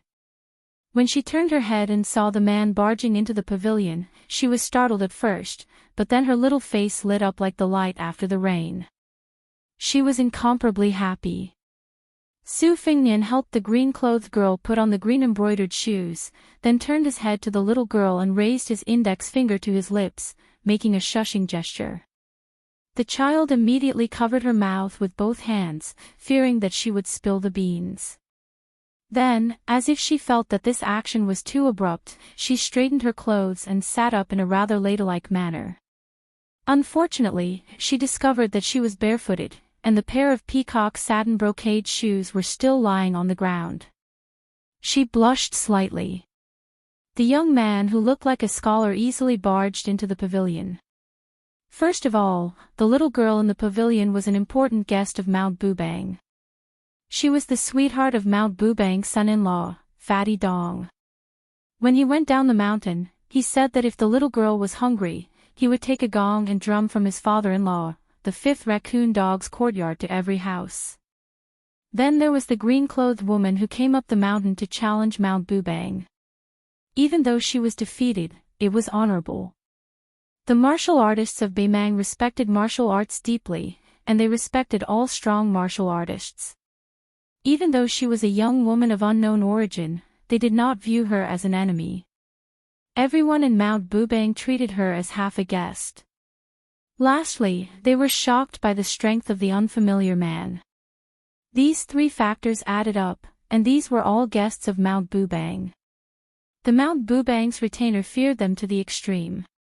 When they barged into the pavilion, a level 2 guest used 2 fingers to touch a small piece of sleeve. However, before this master could grasp it tightly, his hand was bounced away by a technique similar to that of Jianghu. His 2 fingers were still sore and tingling. The atmosphere inside and outside the pavilion was delicate. It was the little girl who broke the deadlock, calling them uncle and uncle. Then, with an unquestionable tone, she asked them to go up the mountain first. This smooth manner that did not hurt the harmony on the surface was obviously taught by her Uncle Dong. These days, Mount Bubang had gotten used to the little girl's maturity. In addition, she was spoiled to the point of being lawless by the Mount Bubang son-in-law who led 60,000 soldiers. After some consideration, the retainers arranged by the 5th raccoon dog quietly left, but they did not go far. They waited outside the pavilion's view, and then one of them went to report the news to Mount Bubang. Su Beiji racked his brains, but he did not expect such a calm ending. However, he did not think too deeply about it. Outside the pavilion, he looked down at the beautiful scenery. His grandfather had once said that Jiangnan's graceful environment was something that Beimang could not compare to. The women there were truly made of water, unlike the women of Beimang who were mixed with sand. After the age of 30, they would often become unbearably rough. Su Fingnian sat side by side with the girl in green. He reached out to take off the long and narrow spear pouch, revealing the true appearance of the instant spear. He asked, "Why did you come to Beimang? Did you beg Su Xiao to come here?" She pressed her cheek against the cool pillar and said softly, "I don't want to lose to Sweet Potato." Su Fingnian laughed involuntarily. Blindly competing. She was silent. Su Fingnian looked at her left arm. "Don't you know how to pick on soft persimmons? You came to Mount Bubang to find trouble with the 5th raccoon dog. Aren't you looking for trouble? I heard that he gave you a lot of face and personally fought." She nodded. Su Fingnian smiled. "Why don't I fight for you later? Your young master has gone through a lot of hardships, had one lucky encounter after another, and achieved great success in his martial arts. Not to mention the 5th raccoon dog, even Tuoba would dare to scold him." Before leaving Wutangen, she could not be said to be obedient to her young master. She shook her head and said softly, "I won't fight. I'll accompany young master back to Beiliang." There were only 2 first-class servant girls in the courtyard. She and Sweet Potato each had their own merits. The little girl, who had been left out in the corner, coughed a few times and secretly put on her embroidered shoes. She stared with wide eyes at the heartless man, who did not have the slightest emotion of meeting after a long separation. This made her, who was originally full of joy, feel even more disappointed. She could only kindly remind him that she was still standing there. Su Fingnian could understand why Dongzhua had arranged for her to stay in Mount Bubang, but he did not expect to meet her halfway. It was not surprising that she recognized her at a glance. She had the talent to be able to pierce through the heart with qi. Fortunately, she did not expose herself. Otherwise, if Mount Bubang knew about her, she would be exhausted from hunting and fleeing. The taller little girl was holding a small lacquer box in her hand. It was a qiqiao that Su Fingnian had bought for her in the market of Flying Fox City. However, the spiders stored in the box had long died. This ending could not be changed by careful breeding. The lacquer box was originally cheap, and the species of spiders used to qiqiao in weaving webs were also ordinary. Now, there was only a sparse and broken web left in the box. When Dongzhuo left the mountain, he wanted to secretly hide this qiqiao box and give an excuse that the servants had lost it when cleaning the room. However, he could not endure his daughter's resentful eyes. He had to be thick-skinned and take it out from his sleeve, saying that Uncle Dong had searched the yard and found it with great difficulty. Su Fingnian looked at the little girl who had once been with him through thick and thin. All kinds of feelings welled up in his heart. It was as if a lifetime had passed since the two of them met again. The little girl, Tao Manwu, glanced at Su Beiji, who was carrying a heavy bag outside the pavilion. She remembered that this guy had threatened her with food to carry that big bag of money. She felt a little indignant for that boorish uncle of hers. Then she sighed in her heart. This stingy guy was so stingy that he even missed the porcelain pillow that Aunt She had given her. Wherever he went, he would never forget to order others to do manual labor. She had been worried that he would not have enough money to eat these days. Su Fingnian smiled and asked, "Have you forgotten the chi cultivation skills I taught you?" Tao Manwo immediately practiced the golden bean knocking, sky drum bathing, and so on step by step. There was not the slightest mistake. Su Fingnian took the small lacquer box from her hand and joked, "Why don't you throw this broken thing away? Your Uncle Dong is a mountain of gold and silver. It's not difficult for you to find a chiqiao that is bigger than you. I'll throw it away for you." Su Fingnian pretended to throw it out of the pavilion, but Tao Manwo jumped up with all her strength and clung to his arm tightly. Her whole body was hanging there in a funny way. Chapter 635. Blue Bird's eyes were warm. She patted Tao Manwo's head tenderly. She didn't know why the little girl was so close to her. After she was seriously injured, Tao Manwo stuck to her side. She had been recuperating at the foot of Mount Tibbing these days. She more or less heard some gossip. She knew that her father was the mayor of Luqing at the border of Beimang. He was attacked for no reason. It was rumored that it was done by two sons of the royal family. However, the murderer's whereabouts were still unknown. Furthermore, the military general Tao Qinji was as close as a brother to Dong Zhuo. The little girl's mother also unfortunately died on the way to her funeral.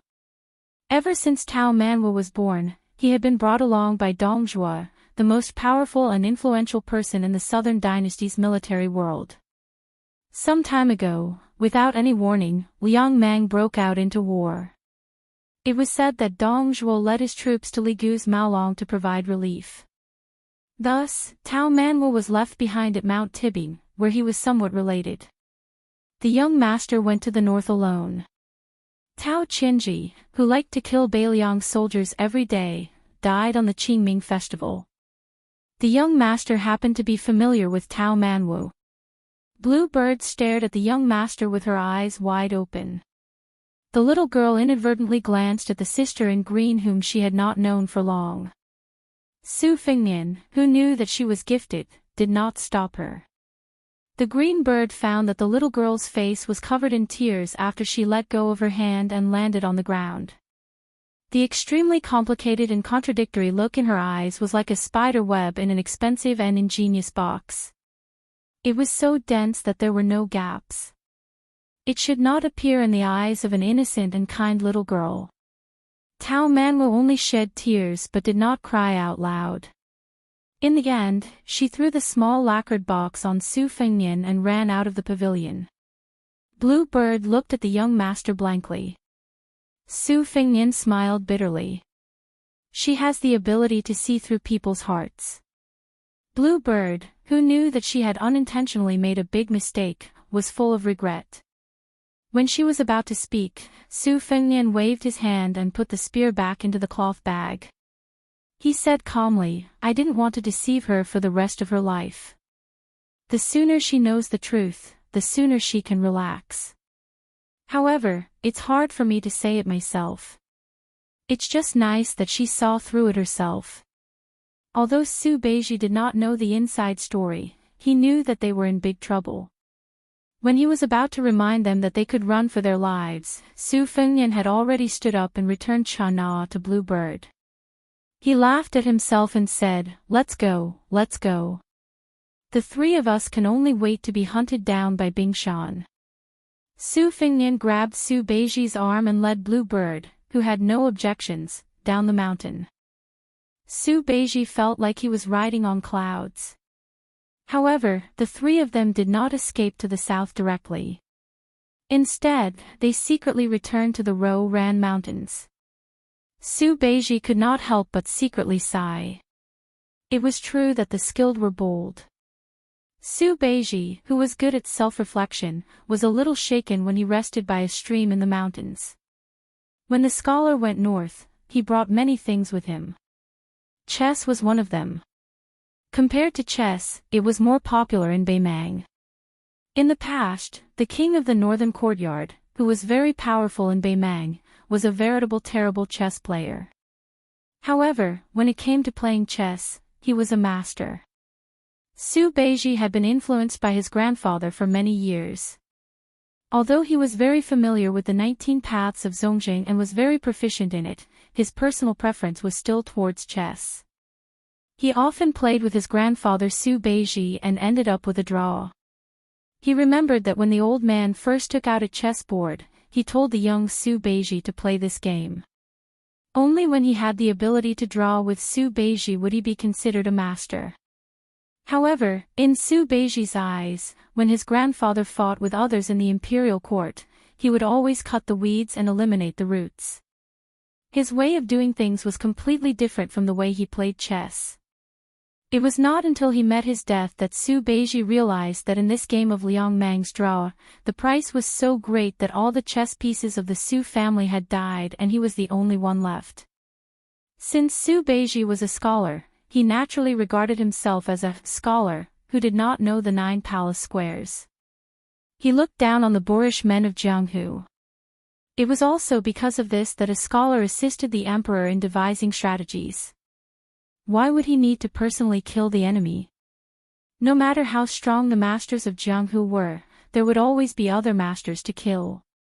It was rumored that the creator of chess, Wang Longsher himself, had brought the role of a scholar to the most exquisite level.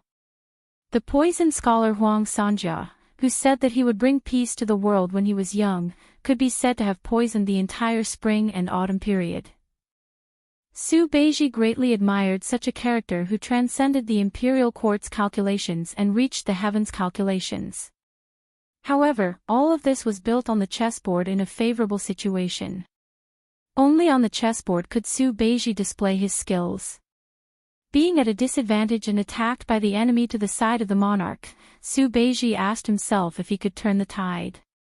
Su Beiji suddenly understood why the great official Chao Chongqing, who had studied to become a saint, became a celestial phenomenon martial artist, and why he entered the palace 3 times.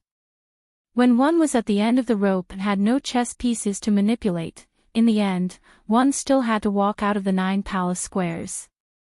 The game Su Beiji wanted to enter was Beiliang, which was in a disadvantageous position in a corner, and not Beimang or Liang, which had already gained the upper hand. This was probably the key to why his grandfather had taught him how to draw. To seek victory, one must first consider defeat. Su Beiji could not help but raise his head to look at the young man sitting leisurely on the rock. Then this fellow in front of him had already thought of the worst situation. Beiliang would be completely destroyed and he would have no choice but to kill the enemy alone for revenge. Was it possible? Su Beiji did not believe it. Blue Bird jumped down from a big tree, somewhat incredulous. Young master, there is no movement from Mount Bubang.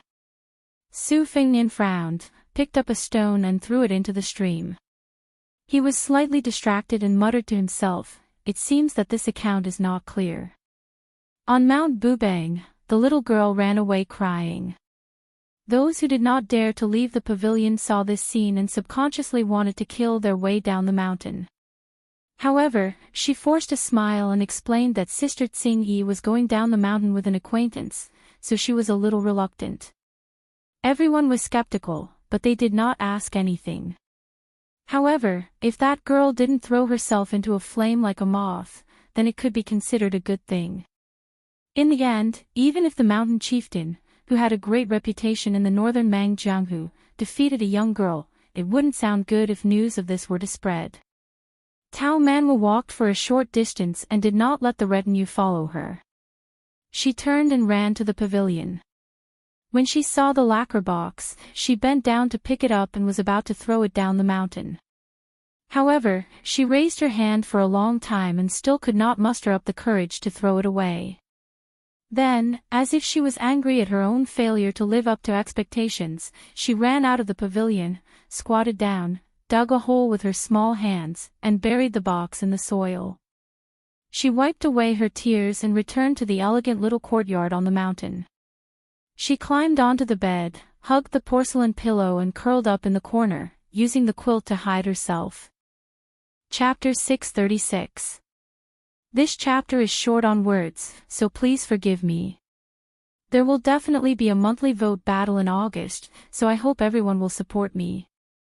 Nowadays, the world only knows about plum wine, but not instant spear. Su Fengnian sat on a giant rock by the side of the stream. He took off his shoes and socks, placing his feet into the gurgling waters of the refreshing stream. On his knees was this spear immortal Wang Xiu's relic. Even though Wang Xiu's name carried the word gentle and charming, most of the spear techniques she used in her life were actually the firm and fierce pure yang path. Wang Xiu's innate strength was astonishing since she was young, leading experts into the path of spear techniques. After she became famous, she nurtured her strength through battle, and even single-handedly entered the depths of northern Mang to temper her martial path. She practically slaughtered her way through that generation of northern Mang's martial world, stabbing a huge hole in it. Among the 4 grandmasters of Jianghu in the previous generation, Wang Xiu was also known as the Armed Saint. He used strength to overcome weakness, and his spear was as fast as thunder. The tip of instant spear was round and blunt. Because of Wang Xiu's arm strength and unparalleled spear speed, he didn't care about the sharpness of the spear tip. Wang Xiu's martial arts could be said to be the best in the north of the Central Plains, but his reputation was mixed.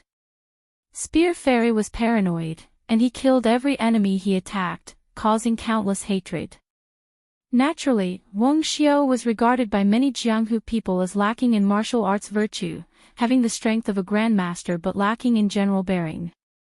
Wang Xiu, as one of the few external masters, did not regress in his martial arts realm after 60 years of age. His spear skills returned to its original state, and could be called extraordinary. What he learned in his life could be summarized as the 4 words formula.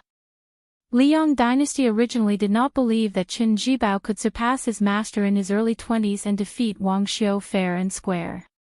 However, after 2 consecutive battles with Hong Jingyan and Ancestor Bronze Man, he did not lose. Liang Beimang began to recognize the little man in white as the undisputed #1 spearmaster, and the never-before-seen plum wine began to spread all over the world. Blue Bird stood beside Su Fengnian. She took a moment to tell him about her journey to the north. I first went to a big sect in Gusai State called Sun Spear Forest. The sect leader, Sun Baiyuan, was a famous spear master in the southern dynasty. Su Fengnian laughed and said, "This sect must be named after the Wu clan sword mound. But I've read about Sun Baiyuan in the Tide Listening Pavilion's secret records. He's not simple. He's not a genuine level 1 master, but like many other martial arts geniuses, he skipped the Vajra realm, studied Taoist skills, and touched the threshold of the finger mystery. He's worthy of being called a top master of the finger mystery realm." "How did you defeat him?" "A sneak attack." Blue Bird shook her head and said, "Before I went to the Forest of Spears, I comprehended the collapse of the 4-word formula in the desert. When I arrived at the Sun Spear Forest, Sun Baiyuan's spear skills were a little stagnant and rusty because he hadn't fought personally for a long time. I shattered his skull with 1 strike." Su Fengnian was suddenly dumbfounded. He laughed and said, "Then how did you escape?" Blue Bird said calmly, "I fought and escaped.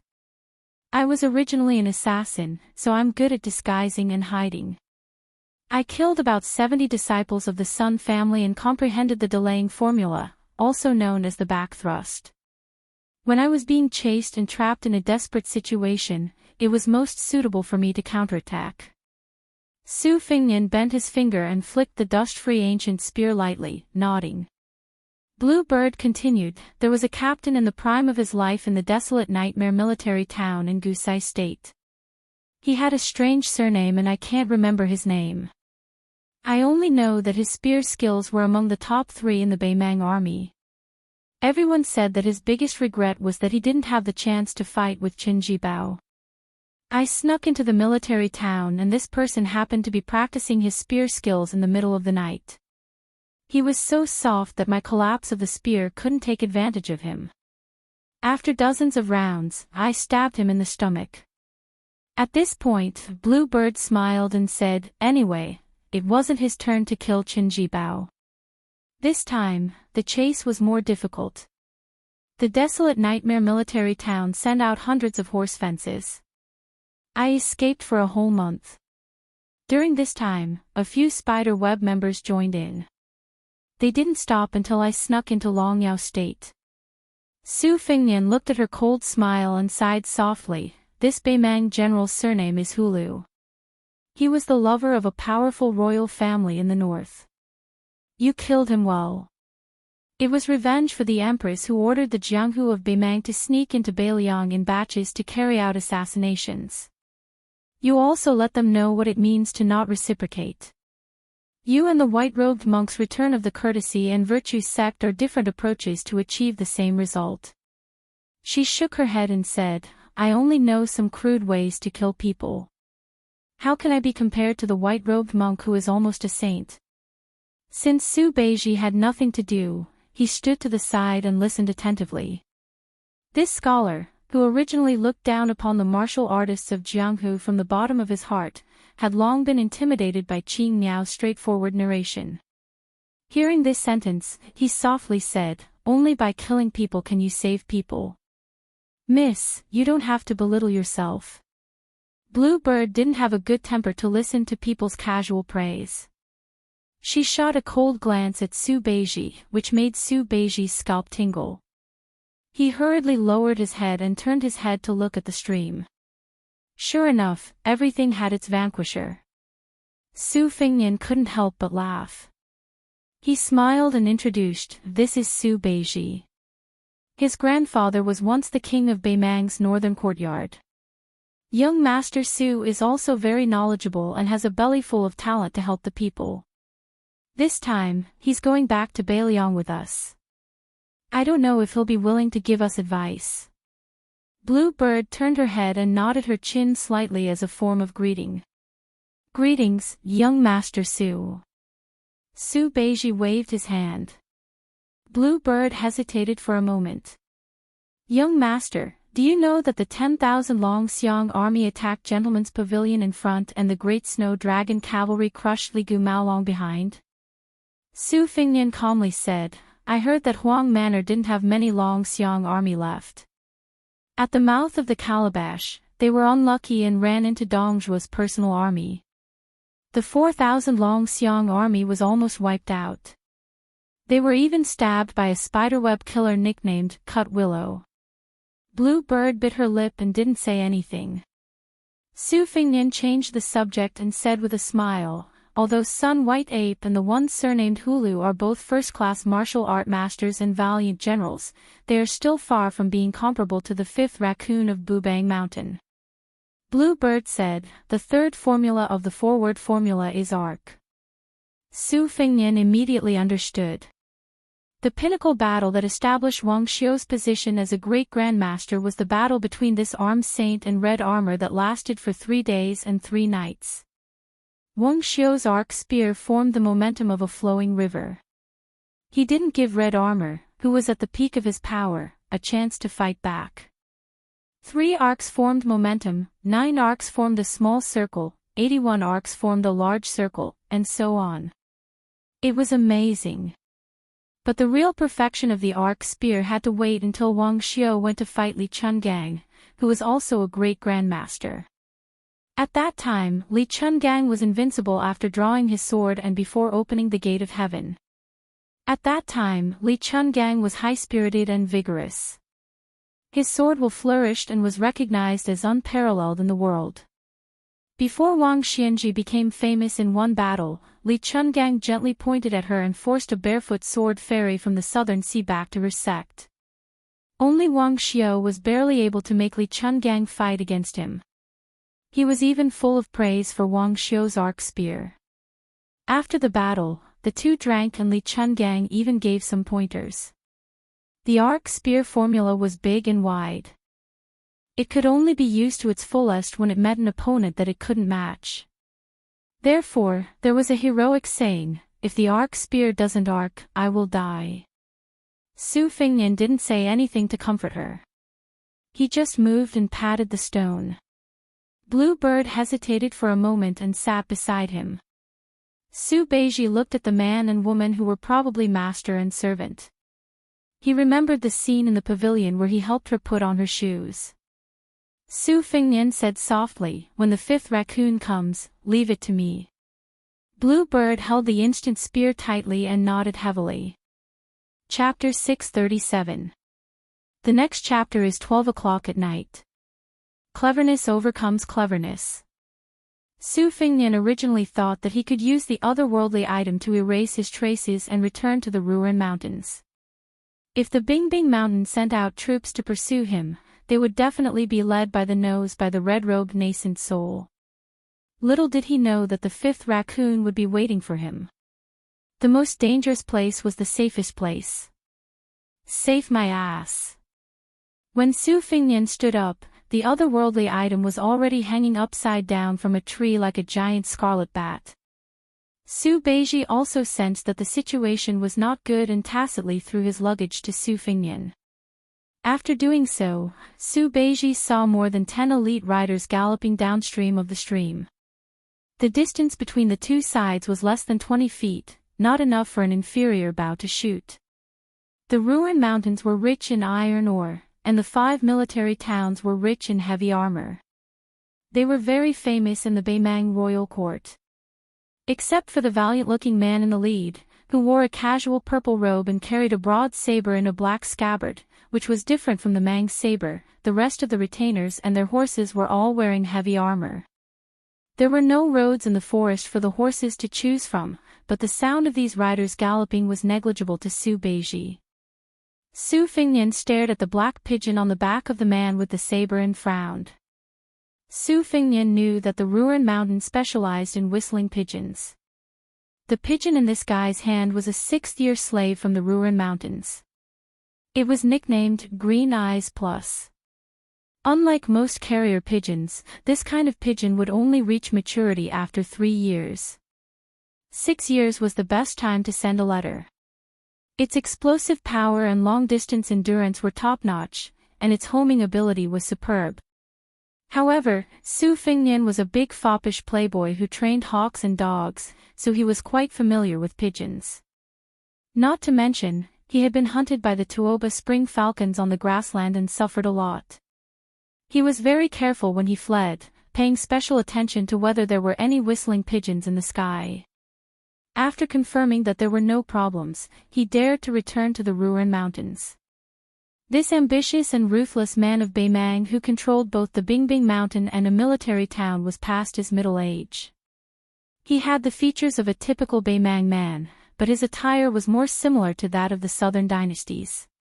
He casually placed his hand on the black scabbard saber. It was made of black python skin, and the scabbard was tied with a rope. It was Raccoon Diwu, the leader of the Bingbing Mountain. He had been observing Su Fingnian all this time. When he saw the young man who was slowly putting his sword on his back look at the carrier pigeon, Raccoon Diwu's mouth twitched. He gently shook his arm in understanding. The 6th-year slave flapped its wings and took flight. However, when it reached the height of the retainer knight's head, it came to an abrupt stop and dropped. It hovered 3 feet above the ground and instantly disappeared into the forest like an arrow. Su Fingnian smiled. He did not need Raccoon Diwu's explanation to understand the mystery. The 6th-year slave's specialty lay in its ability to fly at low altitudes. Raccoon Diwu, who was said to have once saved the Beimang Empress' life, asked the blue bird. His gaze remained on Su Fingnian. "I've already agreed to fight you again. Why did you leave without saying goodbye?" Su Fingnian replied on his behalf. "Since you can't beat me, then don't fight. Women kill and kill. It's a killjoy." In the face of such a scoundrel's words, Raccoon Diwu did not get angry. He only laughed softly and said, "Northern Liang Wangxiu's arc spear is a spear technique that fights for life after death. Where can you find such a good target like me?" But then again, the reason why I didn't kill you the first time we fought was because I knew that Spear Fairy King Xiao had a daughter at a young age. It's a pity that this little girl had only used 40 to 50% of the essence of the arc spear. I wanted to fight again and see everything in one go before deciding her fate. After all, Bing Bing Mountain is not a restaurant. You want to leave. It's not that easy. But now, compared to the arc spear, I'm more curious about which sect you came from in Bailiang. Using your Central Plains Jianghu lingo, why don't we spar? Su Fengnian looked troubled. You're the mountain master of Bing Bing Mountain and a famous Jianghu senior. Isn't it inappropriate for you to lower yourself to the level of a nameless junior like me? Raccoon Diwu let go of his scabbard and placed his hands on the horse's back. He tapped the back of his hand lightly with one finger and shook his head. It's always the new generation that surpasses the old. If we were to calculate based on age and experience, everyone should be cowards. Wait till you're 100 years old before showing off. Su Fengnian laughed. Mountain Master's words are humorous. It's a shame that we didn't meet earlier. Raccoon Diwu said helplessly, you said that you don't want to fight with me. Then can you drive the 3 ancient swords back into the box? The sword chi is not small.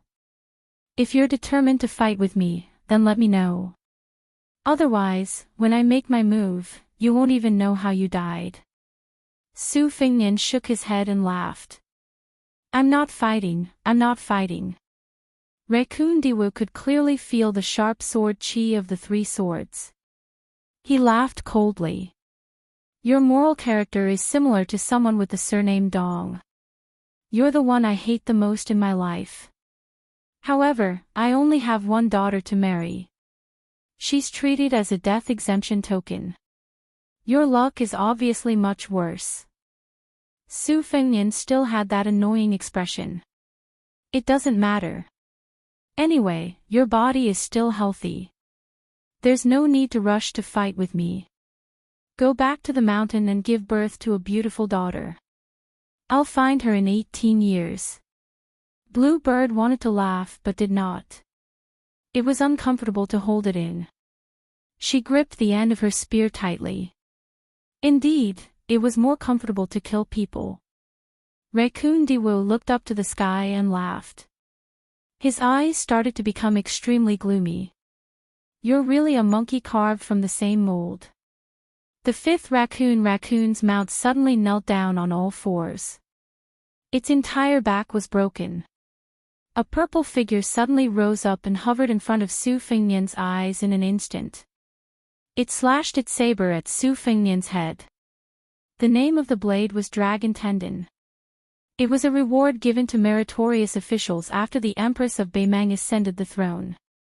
Raccoon Diwu was bestowed with this famous blade that symbolized the first martial artist in the imperial tent.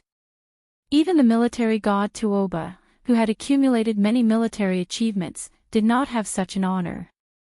Su Fengnian did not dare to be careless. He climbed to the top of the building with the sword of spring and autumn held horizontally above his head. He originally wanted to use the 3 ancient swords that he had obtained from the Emperor Qin's mausoleum to attack Wei to rescue Zhao. However, before the 3 short swords that had been hidden for 800 years finally saw the light of day again flew to Raccoon Diwu's side, the dragon tendon in the mountain lord's hand pressed down on Su Fengnian's chi, causing the 3 flying swords to show a trace of stagnation. It was indeed unfortunate that he had met his master, whose swordsmanship was far from perfect. It was even more unfortunate that he had met such a superb opponent. The soil by the stream was not solid to begin with. With one strike of the blade, Su Fengnian, who was holding the sword of spring and autumn, sank a full foot into the ground. Raccoon Diwu's body spun in the air, and the dragon tendon brushed past the sword of spring and autumn by 3 inches. With that, Su Fengnian's entire body was sent flying to the side. The soil under Su Fengnian's feet rolled and splattered in all directions. After pulling his feet out of the ground, he flew into the air and stuck to a large tree. As he retreated in defeat, the 3 ancient swords of the Great Qin did not attack Raccoon Diwu in vain. With a flick of his finger, they were respectively nailed into 3 tree branches in the surroundings. Together with the sword of spring and autumn in his hand, they were finally able to cover the 4 directions of north, south, east, and west. Su Fengnian did not need to think about splitting his attention to control the swords. Against Raccoon Diwu, being distracted was tantamount to suicide. He only hoped that when one of his swords left his hand, he would be able to switch to another sword in time. The soft armor he wore would not be able to withstand the dragon tendon's blade strike. Even if he did not die on the spot, once he was heavily injured, he would be no different from dying. After the blade strike, Raccoon Diwu's aura suddenly condensed.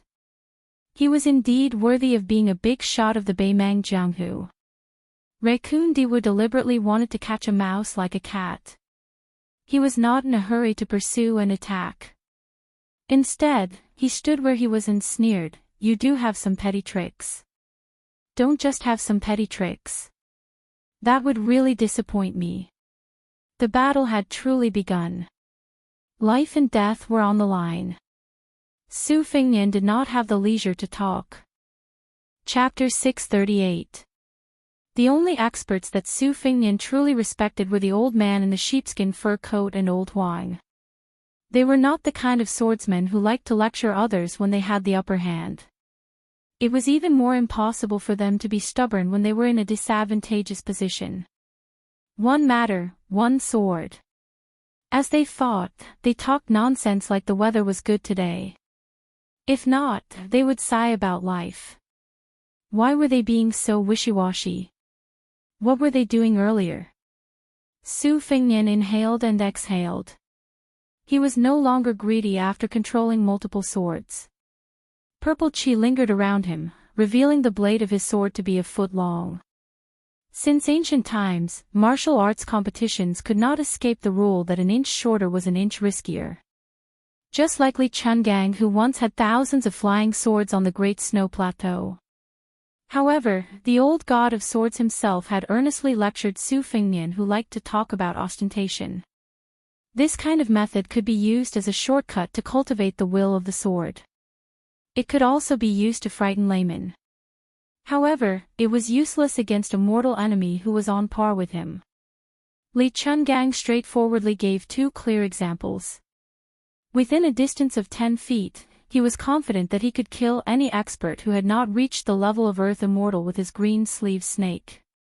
Even Ancestor Lu's reincarnation, Qi Xuanjun, would not dare to let Wang Xianji punch him with all his strength at close range. However, once the distance was increased, as long as one had entered the realm of first pin, anyone could fight with all kinds of tricks. In a true battle of life and death, it was usually decided after a few rounds of close combat. When the old man in the sheepskin fur coat imparted his swordsmanship for the last time, he raised his arm and raised his sword. He said that the sword could open the gates of heaven. It seemed imposing, but it was actually just 3 feet of green sword and 3 feet of qi. Only this was qualified for Li Chungang to boast that he could open the gates of heaven and kill immortals.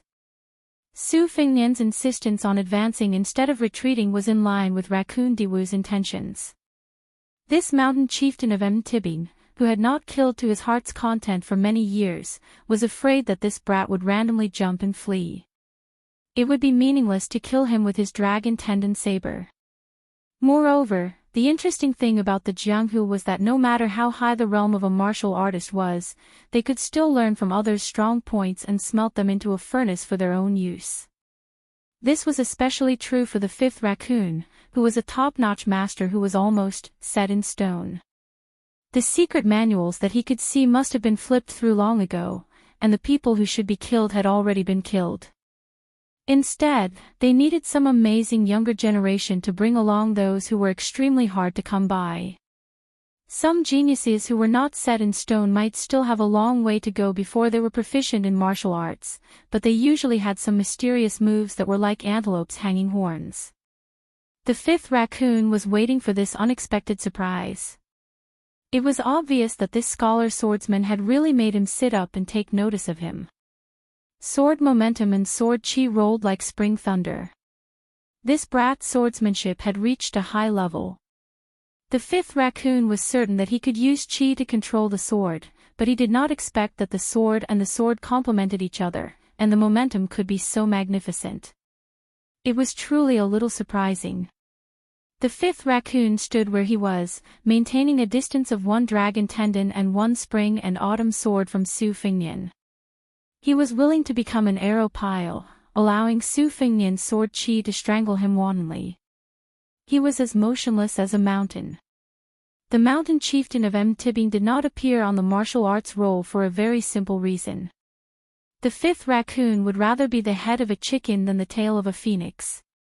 He had never reached the top of the martial arts roll, and was placed side by side with the younger generation. Was that not a disgrace?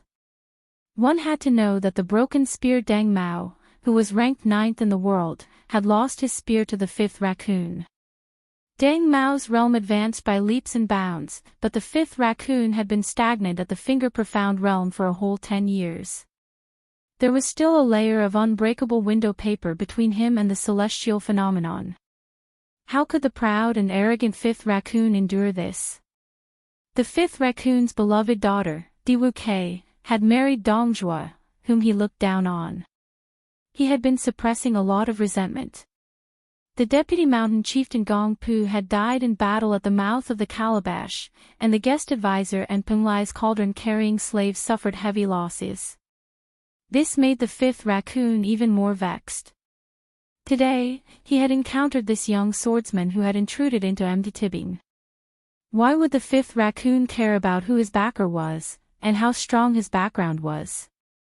The fifth raccoon lifted the dragon tendon with one hand to resist the sword chi, and calmly reminded, "It's my turn."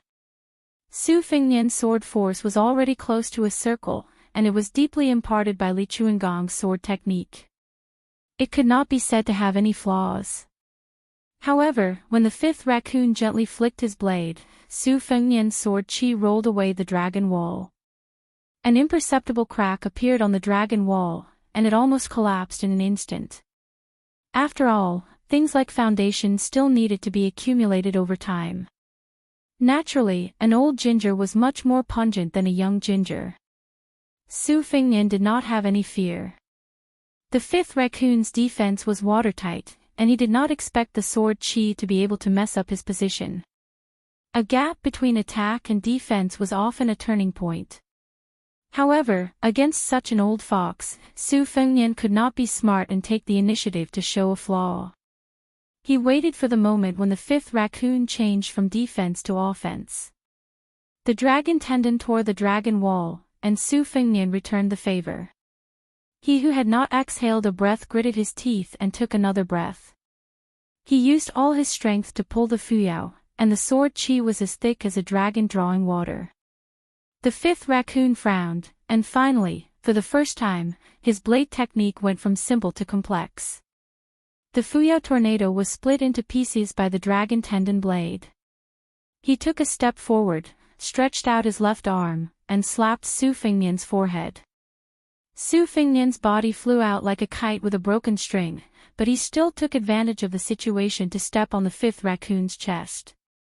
His luxurious purple clothes were covered with an eyesore of dusty footprints. After the fifth raccoon flicked away a poisonous hidden weapon with his finger, he gently brushed away the dust on his chest. That light kick was only a feint, and the killing move was still a small flying sword that was aimed at his eyeballs. The fifth raccoon said without batting an eyelid, "So not only can you control the long sword in the case, you can also use the short sword in your sleeve. However, since I am known as Beimang's most senior finger xian martial artist, I can be considered to have some understanding of the xian of finger xian. Whether it is the movement of qi, or the more concealed intentions, I can predict 70 to 80% of them. If you don't believe me, and if there are still some hidden flying swords, there is no harm in flying them out one by one. I will close my eyes and not use my blade. How about it?" After Su Fengnian landed on the ground, he bent his knees and slid backwards. He slid from the side of the stream into the middle of the stream before stopping. After he stood up in the water, there was a bit of undisguised ridicule in his eyes. The fifth raccoon was well aware of this, and found it more and more interesting. This kid really was not a fledgling. Usually, those noblemen who came from prestigious sects and schools wanted to make a name for themselves in Jianghu after learning some skills. Suddenly, they met an opponent who was much stronger than them. This kind of psychological attack was extremely easy to succeed. Before the battle to the death, their momentum would be weakened by more than half, and after that, they would be at the mercy of their opponent. The fifth raccoon had seen too many of these kinds of newborn calves, and they all died prematurely at the hands of seniors who did not cherish talent. Therefore, the martial arts geniuses that the fifth raccoon cultivated on Mount Bubang were all abnormally cold-blooded. They were either thrown into the front line of the army to be polished, or sent to assassinate strong people who were a bit stronger than them. They were definitely not like the chess and sword music school, who protected their calves and blindly spoiled them under their wings. The fifth raccoon raised his blade and walked slowly. The dragon tendon blade's originally inconspicuous blade aura became more and more restrained. I promise that if you can leave this stream, I will let you live. Once he started thinking about escaping, there really was no need to fight anymore. Su Fingnian spat out a mouthful of turbid air, and directly called out his name. Fifth raccoon, you are a genuine finger-profound realm expert. Time and again, you have to play mind games with a junior like me. Don't you find it annoying? The fifth raccoon shook his head. Comparing skills with others and taking people's lives with one move is something I did a long time ago. It's not easy to catch a fish like you in the net, so I really can't bear to kill you quickly. As he spoke, the fifth raccoon slashed out again. The range of his arms swinging out far exceeded the previous move, and the momentum was also far greater than the initial slash that broke the horse's back. The chi in Su Fingnian's body circulated, and his acupoints were like golden lotuses. He leaped out of the water and welcomed the slash. Su Fingnian integrated the rising hand-shaking Kunlun into his sword move. Just as his figure rose, it fell and sank to the bottom of the water.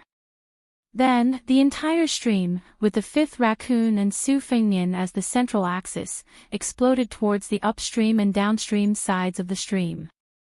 The final sound was already transmitted from a few miles away. That central axis had already split open the bank of the stream, leading to the depths of the forest. This slash did not seem like a slow-killing technique. A few days ago, there was a rainstorm in the Ro-Ran mountain range, causing the stream to be deeper than a person's. After Su Fingnian was forced to the bottom of the water by the slash, he disappeared without a trace.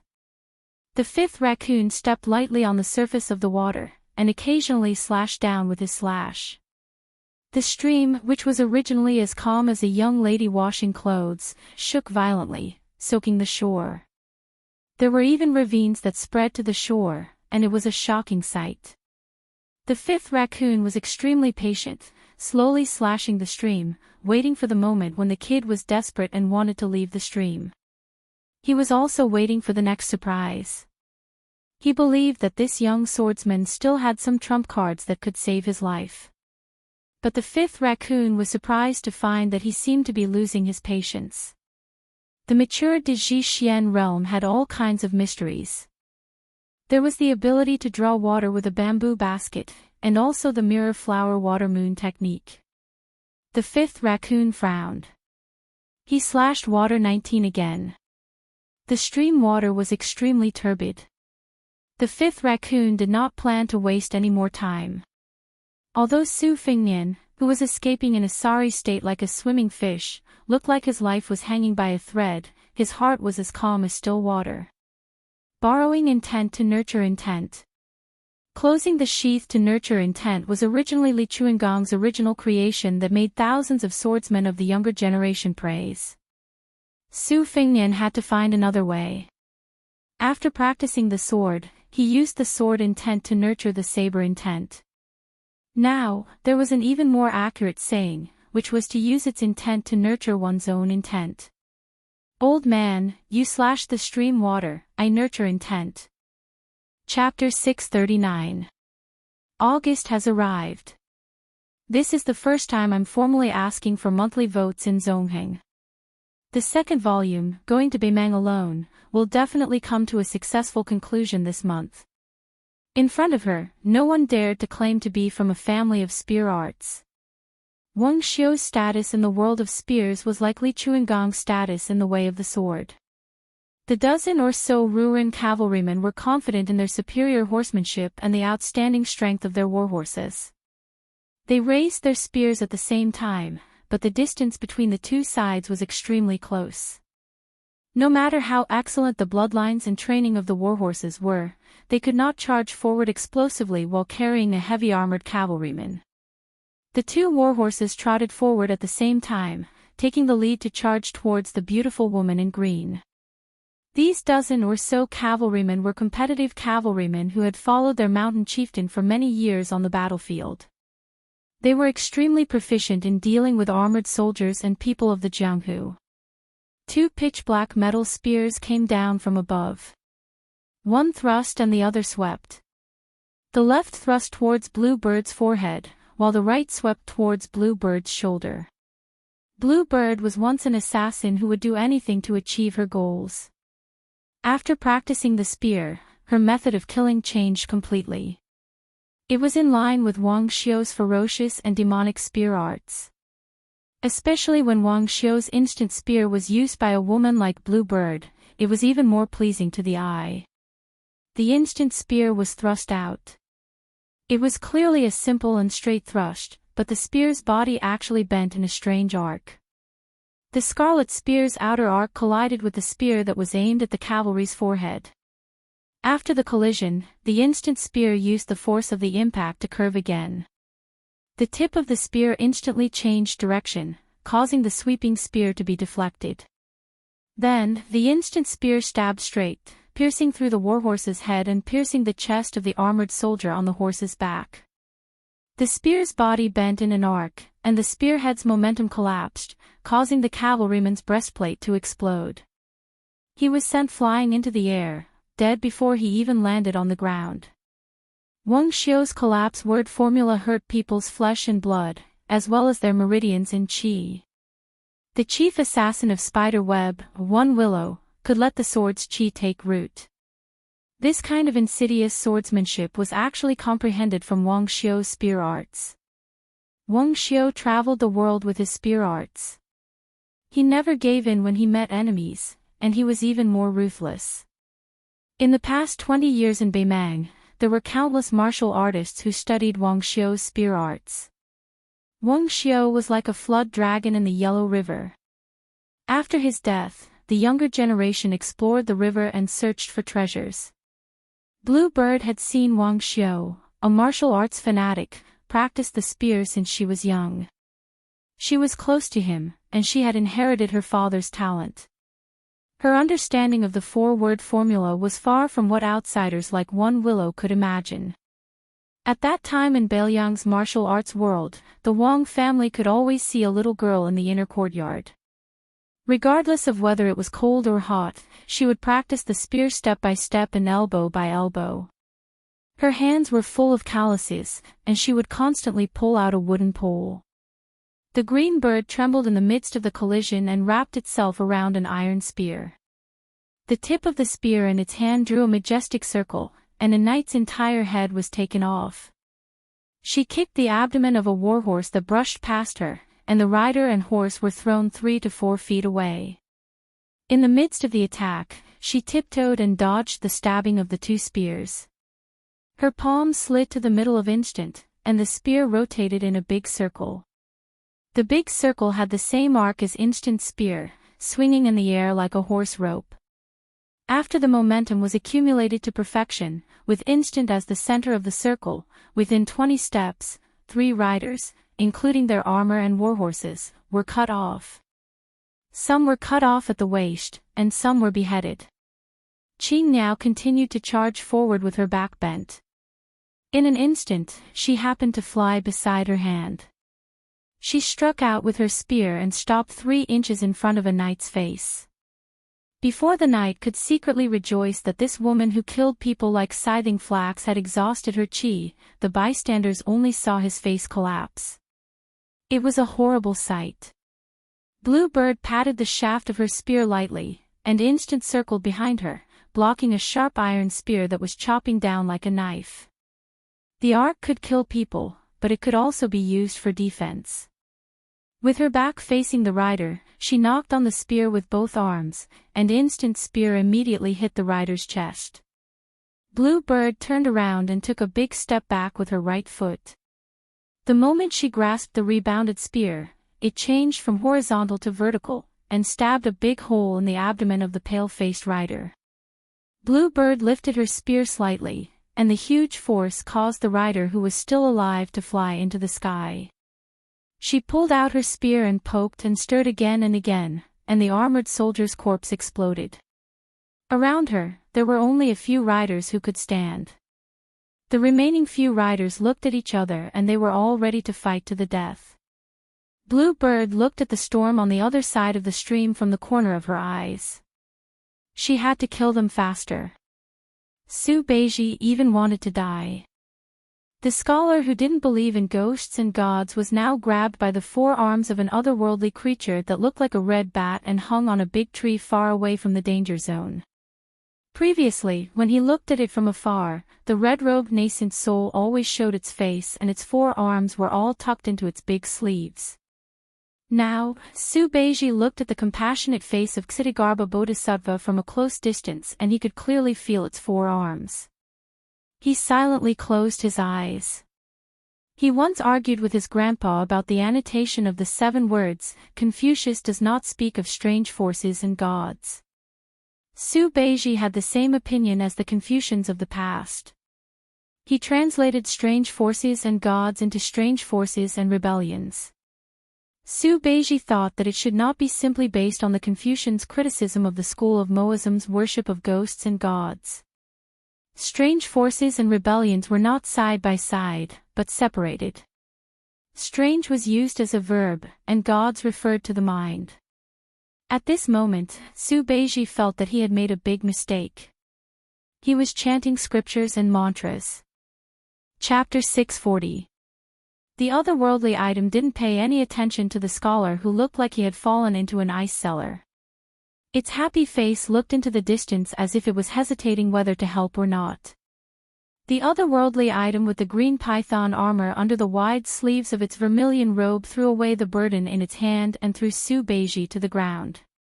Its delicate body, which could be considered exquisite even if one didn't look at its 2 faces and 4 arms, slowly floated up until it was above the branch at the top. Its wide sleeves swayed, setting off the snow-white and eye-catching bare feet. Subeiji coincidentally raised her head and saw this scene. She shuddered even more. Could it really be a ghost that had escaped from Fengdu? Yuanying twisted its neck stiffly. In its vision, there were many soldiers who had abandoned their horses and were advancing up the mountain like a swarm of locusts. The otherworldly item rubbed its belly and burped. Ordinary people burped when they were full, but it only burped when it was hungry. On the stream, Raccoon Diwu sneered, "Let's see how long you can hide." The mountain master of Mount Tibbing was truly enraged. He threw the dragon tendon behind him. When he crushed the horse's back, he pulled out his saber. The scabbard with the golden thread attached to it was left near the dead horse. It was stuck in the ground. With this throw, the dragon tendon returned to its scabbard. Raccoon Diwu wasn't famous for its knife skills. Since it had broken Dang Mao's spear with its bare hands, it was clear that something was wrong. After Raccoon Diwu abandoned its knife, it glanced at the undulating stream downstream and sneered. It no longer floated above the stream and dived into the water like Su Fengnian. Su Fengnian finally appeared. His whole body was soaked, and he was holding the spring and autumn sword with sword aura like the wind. The stream quickly retreated from the top of his head to his waist and knees. In the end, only the water stains were left on the soles of his feet. There was no way out and nowhere to hide. The area occupied by Raccoon Diwu became the dividing line.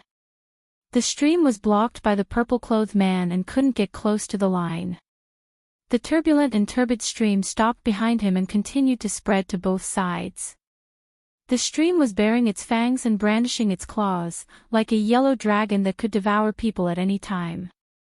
Su Fengnian did something that made Raccoon Diwu feel strange. He put the spring and autumn sword back into its scabbard. The scabbard meant Raccoon Diwu had something to rely on. The sword returned to its scabbard. Was he in a hurry to reincarnate? Raccoon Diwu ran forward in big strides like thunder. With every step the man took, the stream behind him moved one step forward. Su Fengnian retracted his palm with his palm facing inwards and pushed out with his palm facing outwards. The 12 flying swords formed a semicircular sword. It was created with the method of tying the black strands, which gave it the rather resounding name of the lightning pool. Raccoon Diwu, on the other hand, defeated 10 people with one strength without any fancy moves.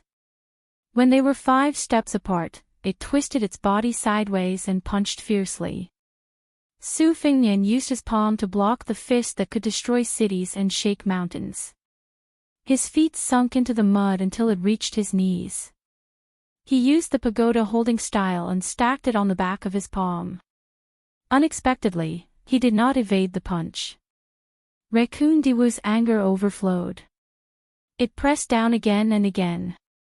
The mud under Su Fengnian's knees splashed out faster than an arrow. The stream behind Raccoon Diwu swayed violently. Su Fengnian's sword formation condensed and did not disperse. It was not to make an unnecessary attack, but to borrow the sword embryo of the 12 flying swords to support the big yellow courtyard. The man and the sword formation were in harmony. Raccoon Diwu kicked out.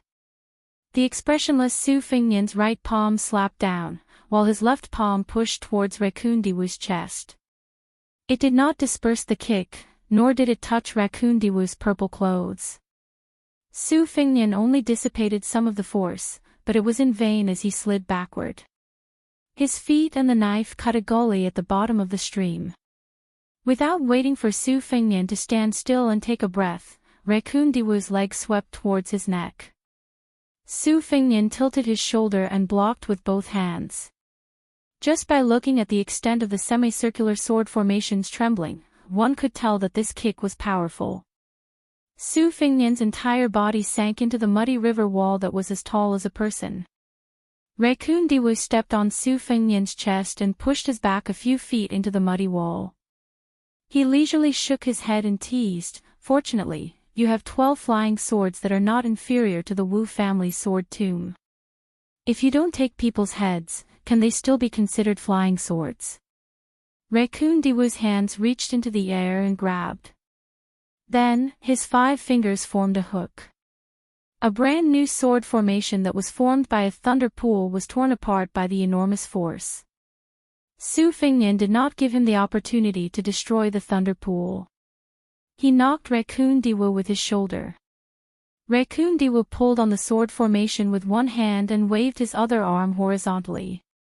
Su Fengnian's chi dynamic that was sent flying to the sides suddenly lost its traction with the sword formation.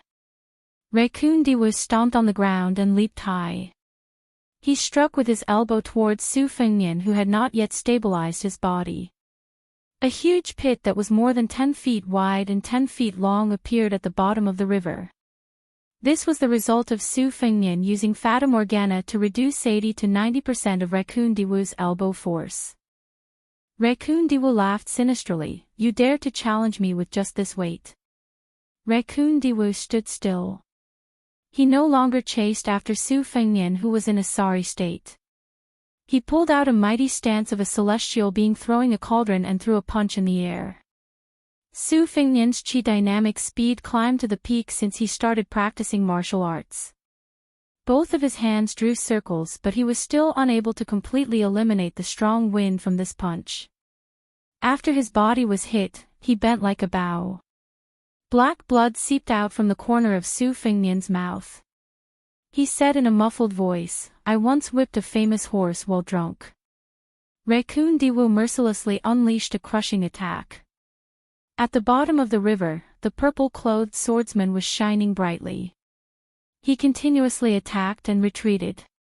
At the bottom of the river, He had already fought for a distance of 1 li. Raccoon Diwu did not even hear Su Fengnian's next sentence clearly. I once threw away 1,000 gold coins when I was young. Raccoon Diwu seized an opportunity to grab Su Fengnian's legs and threw him into the river behind him. Su Fengnian's body cut through the turbulent river water. He cut through more than half a li in one breath. Su Fengnian knelt on one knee and flicked the spring and autumn sword scabbard on his back. I once changed spring and autumn for spring thunder. The spring and autumn sword flew out together with the scabbard and pierced towards a traveling bag. Su Fengnian unsheathed the spring thunder in his hand. After Su Fengnian stood up straight, he bent his knees slightly and put 2 fingers on his right hand together. The tip of the spring thunder in his left hand pointed directly at Raccoon Diwu. I Hatsing Shidi Kill Xian Finger. Chapter 641.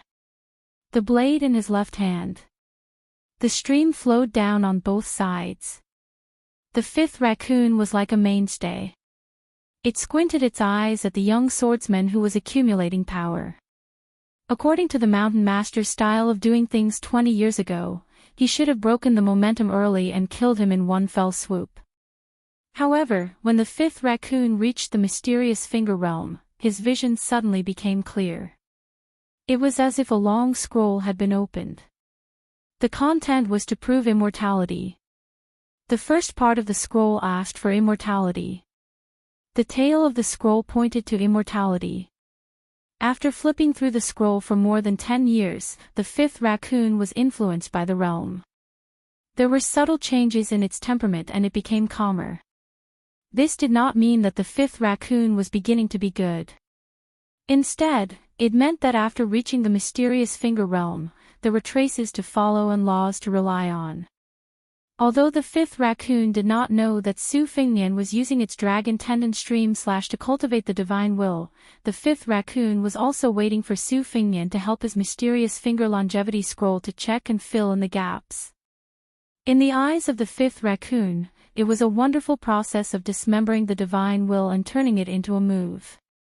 It was precisely because the 1-sleeve green dragon was born from Li Chuangong's 2-sleeve green snake was too mysterious that the 5th raccoon was especially patient. Every time it increased its chi, the 5th raccoon would be able to understand it more thoroughly. After that, he would benefit greatly. The 5th raccoon did not kill Blue Bird because he wanted the essence of the arc spear. The reason why he kept Su Fengnian alive was because he did not think that an unknown junior would be a threat to him. He slowly lured him and let him use a few trump cards for him to comprehend. Why would the 5th raccoon not do so? The 5th raccoon had comprehended the fishing the moon in a bamboo basket technique that only a fusionrin in the finger Xian realm could achieve. Simply put, it was a kind of ability to copy a gourd and draw a ladle.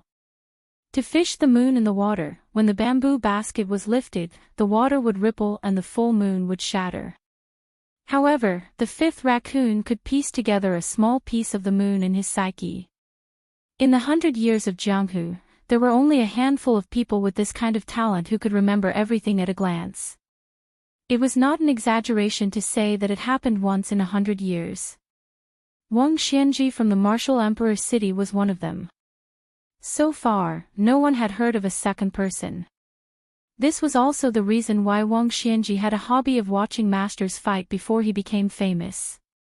When a layman watched a fight between level 1 masters, besides the excitement, what could he see even if he opened his eyes wide? As for the 5th raccoon's Xian finger, it was the hard work of dripping water to penetrate a stone. Only after reading it 100 times would its meaning be revealed.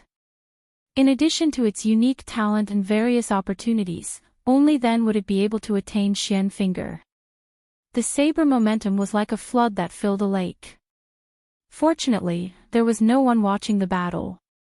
Otherwise, the 5th raccoon's next move would definitely stupefy everyone. The 5th raccoon imitated Su Fengnian and bent his knee slightly. He made a saber gesture and pointed it at Su Fengnian. However, the 5th raccoon quickly dispelled the idea of applying what he had just learned. It was not difficult to make it look similar, but it was unexpectedly difficult to make it resemble the spirit. This made the fifth raccoon somewhat puzzled. What kind of saber technique could make him, who was already at the finger Xian realm, find it difficult to imitate? The fifth raccoon originally thought that a junior who had just entered the Vajra realm would be able to grasp 80% of the spirit easily. It seemed that it had underestimated this brat who cultivated both saber and sword. The moment the fifth raccoon sheathed his saber, the Spring Thunder saber sleeve green dragon suddenly swept in front of the mountain master of the weapon-raising mountain. It was unclear whether it was a saber technique or a sword intent. The fifth raccoon's eyes was filled with green chi that covered the sky and earth. It had the aura of surging 3,000 miles in one breath. The green dragon's head pounced towards the fifth raccoon. Its body was several hundred feet long. It rolled and charged, bringing with it the muddy yellow stream water. It was just like the green dragon drinking water. Wherever the green dragon went, the stream water would be sucked out of the stream. It either merged with the green dragon's body to make its scales or was swept to the shore. This made the green dragon sleeve green dragon situation astonishing. Not to mention the lethality, it was full of spirit. The fifth raccoon was secretly surprised and decided to get rid of this brat. This new talent of the Jiang who might be qualified to compete with him for the 10 precious chairs of the 10 people of the world in the future. Controlling a sword was different from controlling a sword that was as different as heaven and earth. However, a normal swordsman who could control a sword for several feet was considered a master. However, there were exceptions. The Wu family's sword tomb had an exaggerated saying of a child controlling a sword to pierce a butterfly. Therefore, to the experienced and knowledgeable fifth raccoon, the Su Fengnian's flying sword to injure people was not considered a shocking technique.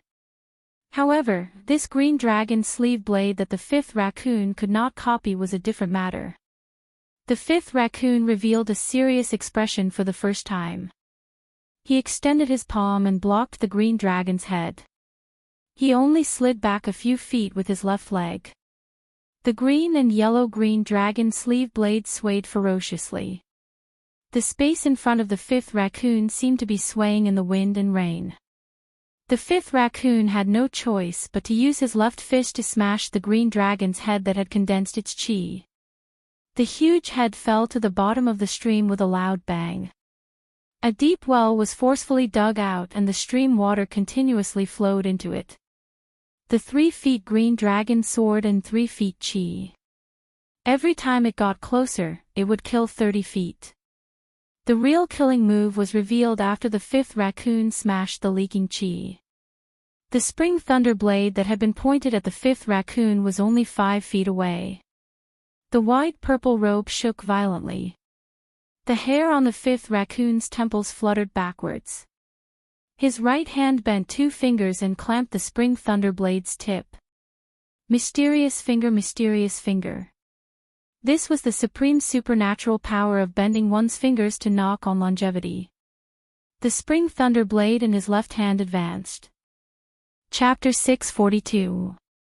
This time, Raccoon Diwu was forced to retreat a few feet. During that time, he tapped the blade more than 100 times. With each tap, the sound of thunder could be heard from somewhere near the two of them. In the blink of an eye, there were 100 claps of thunder. Raccoon Diwu flicked his finger and tapped on the spring thunder every time. He tapped on the longevity and tapped on the gaps in Su Fengnian's chi circulation. As long as there was a trace, Raccoon Diwu would be able to seize the opportunity. Not only would he be unable to discard his blade, but he would also be able to break all of his meridians and shatter all of his acupoints. What made Raccoon Diwu shocked was that the young man in front of him was not only unconventional in the way of the sword, his blade was even more ferocious. The crucial point was that his chi circulation was abundant to an unimaginable degree. Raccoon Diwu, who was a late bloomer, admitted that at the young man's age, his chi circulation was not even half complete.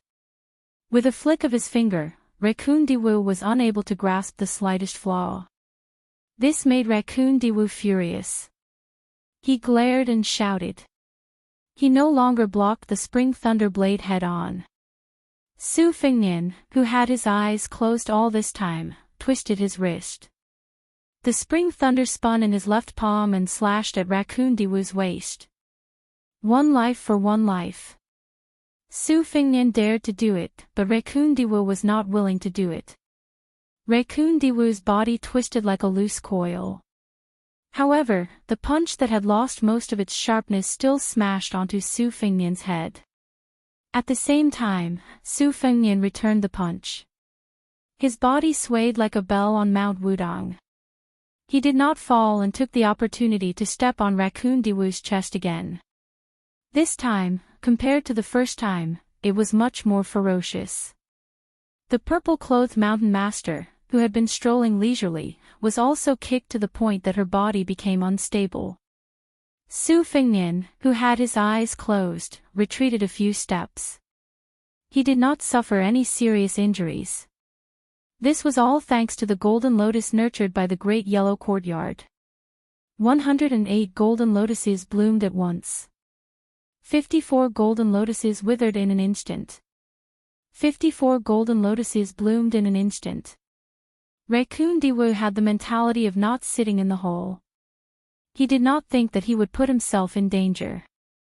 Su Fengnian, on the other hand, was truly going all out from the very beginning.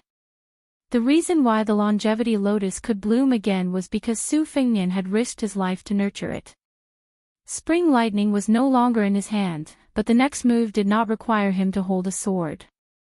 Su Fengnian gently pressed his hands down. The spring thunder behind the fifth raccoon floated up. The earth emitted killing intent, winding for 6,000 li. Neither the man nor the spring thunder saber moved, but Raccoon Diwu continued to throw out punches. The scene was absurd. There were some people and some things that were not mentioned, but that did not mean that they had been forgotten. Oftentimes, only things that could be easily spoken of would fade away. Su Fengnian was not the kind of rich and powerful son who was shrewd from the start. He was also not the kind of son of a feudal lord who understood the hardships of others from the start. There was the cultured and refined Chen Jibao, the flattering Chu Lushan, the serious Yuan Zuozong, and so on. Other than these people who surrounded Su Shao in Bailiang Palace, there were many unfathomable faces that made Su Fengnian hide behind Su Shao. Only the two old men who made the cold-hearted Su Fengnian feel grateful from the bottom of his heart had passed away. Old Huang, who lacked front teeth and loved drinking rice wine, did not have the chance to know how Li Chungang was when he was young. Before leaving the city, Old Huang seemed to have already known that he would not be able to return to the martial emperor city. At that time, he talked a lot, including one sentence, "Young master, Old Huang, am not as good as other great swordsmen. I only know 9 sword moves. 6 of them were comprehended before I died. In fact, I'm not afraid of death, but I'm afraid that I won't be able to drink rice wine. Otherwise, I'm thinking that I haven't married in this life, so it's a waste for me to come to this world. At that time, I was always afraid that there would be no one to toast at my grave.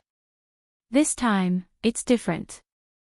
Why do I feel that the sword competition is worth it?"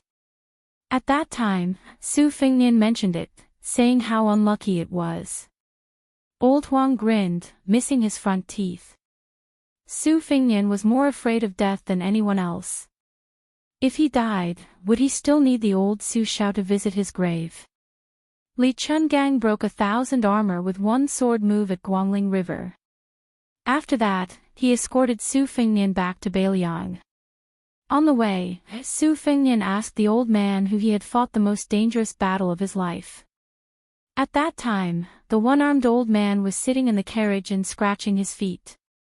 He thought for a while and pointed to his arm. However, he did not say the name of that person. He just smiled and digressed, "Young Master Su, remember this old man's words. When you are about to die, don't think about life and death." These two old men who had climbed to the top of Jianghu had gradually been forgotten. It was like every spring festival, when the old talismans were replaced by new peaches on the doors of every household. Su Fengnian slowly opened his eyes. Between the Yin realm and the Yang realm, there was a leisurely exchange of qi. He once saw with his own eyes a celestial being leaving his body in a dream at night on the peak of a mountain. He also once stood between a dragon and a python. He once said that he wanted to slay a dragon and a celestial being. Li Chungang said that when he first picked up a sword, he knew that he would become the world's top swordsman. Su Fengnian used 6 years of his life in exchange for a blade. The great python swallowed the sky. The world was silent, and the stream flowed slowly. The fifth raccoon slowly lowered its head. The tip of a blade was an inch out of its chest. Su Fengnian, with black blood flowing out of his 7 orifices, pulled out the spring thunder saber. He turned the tip of the saber and held the fifth raccoon's neck with one hand. One blade, another blade, another blade. Again and again, he repeatedly stabbed the fifth raccoon's body. Chapter 643. As expected of a martial artist at the pinnacle of the Finger Xian realm. Other than the near-fatal strike that pierced through the heart, the fifth raccoon's expression did not change at all in the following strikes. He merely looked down indifferently at the young man who seemed to be possessed by the devil. However, the fifth raccoon's Vajra physique was destroyed by the initial strike. The tricky part was that it was similar to a willow branch bursting with murderous intent. The fifth raccoon's boundless inner energy was unable to gather the scattered qi in a short period of time. It was as if the sword immortal had carved out several ravines and diverted them. Furthermore, the fifth raccoon's later strikes were all meticulous. They were all aimed at the key acupuncture points, like a river flowing in and diverting the flow, digging a few large wells. Although the fifth raccoon did not show any signs of weakness, he knew that he had truly failed miserably this time. The mountain master of Troop Raising Mountain said hoarsely, "How did the last strike come about?" Su Fengnian looked coldly at the Finger Xian realm expert. He did not say anything and only gave him another strike. This strike was not easy to come by. It was unimaginable to outsiders. He borrowed Li Chuangong's 2 sleeves green snake and sword to open the gate of heaven, borrowed Old Huang's 9 swords, borrowed Dong Tai and the devil Luo Yang from the battle outside Dunhuang, borrowed Dragon Tree Monk's lion's roar in the canyon, and even borrowed dragon slaying in his dream on the mountaintop that night. Everything he had seen with his own eyes was integrated into that strike. When the Longhu celestial master Zhao Shituan visited Bailiang Palace for the first time, he had privately told Su Fengnian his fortune. However, he did not say anything outright. He only said that if His Royal Highness did not meet with a calamity, it would not be a problem for him to live for 60 years. Su Fengnian didn't really believe in these prophecies, but for someone who was most familiar with the pros and cons of going against the flow of the Great Yellow Court, Su Fengnian weighed this knife in his mind. He was afraid that he would lose about 6 years of his lifespan, which was originally 60 years. This made Su Fengnian, who never made a losing deal, think about it and give the fifth raccoon another knife. "You and I both know very well that you can only leave the Ro-Ran mountain range alive if you do not kill me. That's because 800 armored soldiers have already ascended the mountain. Even if you are possessed by a sword immortal, you will not be able to slay the Ro-Ran garrison's constant stream of 6,000 cavalry. I'm afraid this is also the reason why you haven't taken my life yet." Su Fengnian grinned and poked another vital acupuncture point on the purple-clothed man. The fifth raccoon, who was being held by the neck, was really powerful. Even in such a situation, he still looked like an expert who was sure to win. This kind of determination was really creepy.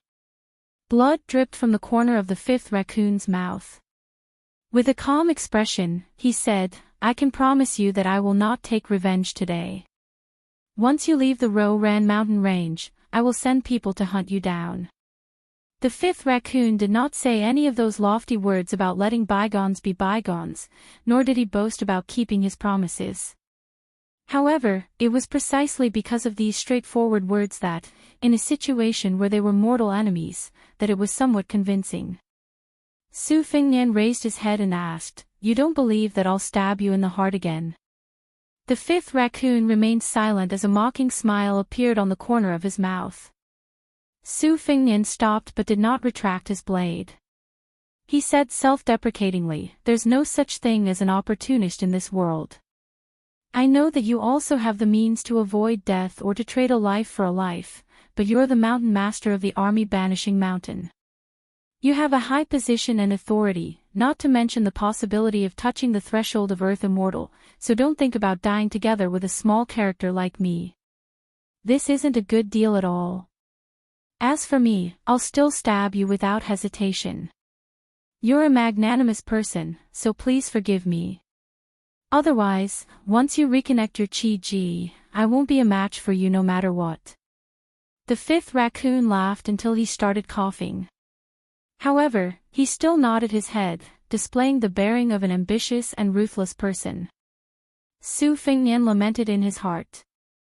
Could he not be so infuriating that he could still talk and laugh after suffering such a heavy injury? While lamenting, he gently released his grip and allowed the fifth raccoon to land on the ground. However, the spring thunder blade had already pierced into the purple-clothed man's juke acupuncture point and he did not plan to pull it out. Only by doing so could Su Fengnian be at ease. If not for the fact that they were in the fifth raccoon's territory, Su Fengnian would have pierced through all the acupuncture points on this fellow's body. The otherworldly nascent soul had returned while rubbing its belly. Its mouth was scarlet red, but it was the blood of the Ruin soldiers. It looked like it had eaten its fill. It carried Su Beiji back from the forest. Blue Bird put away the luggage and carried it on her back. The three great Qin steel swords were also returned to their sheaths. Caution is the parent of safety. Su Fengnian put away the 9 flying swords in his sleeves.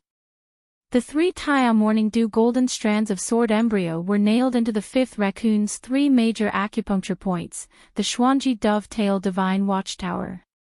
Together with the Spring Thunder Blade, they completely suppressed the fifth raccoon's Qi. The Mountain Lord of the Army Carrying Mountain smiled faintly. He did not resist and allowed this cautious young man to lay out his plan. The more composed the fifth raccoon, whose luxurious purple clothes were in tatters, was, the more cautious Su Fengnian became. Without needing Su Fengnian to say anything, the fifth raccoon waved his hand and signaled the soldiers surrounding them to retreat. The group descended the mountain and walked to the foot of the mountain. The Mountain Lord of the Army Carrying Mountain's retainers brought over 4 warhorses according to the fifth raccoon's order. After confirming that they had not been tampered with, Su Fengnian and the fifth raccoon rode on the same horse. Then, they asked for 4 more warhorses from the Ruin cavalry. Blue Bird and the otherworldly item Su Beiji each rode a warhorse and followed closely behind. The fifth raccoon had no intention of letting the Ruin cavalry tail them. He ordered this cavalry troop that had been attacked by the otherworldly item to stay at the foot of the mountain. He urged his horse to gallop down south. Chapter 644. Diwu Raccoon seemed to be on a leisurely journey as he laughed softly. Wang Xiu got a daughter at an old age and took in Chen Jibao, a closed-door disciple.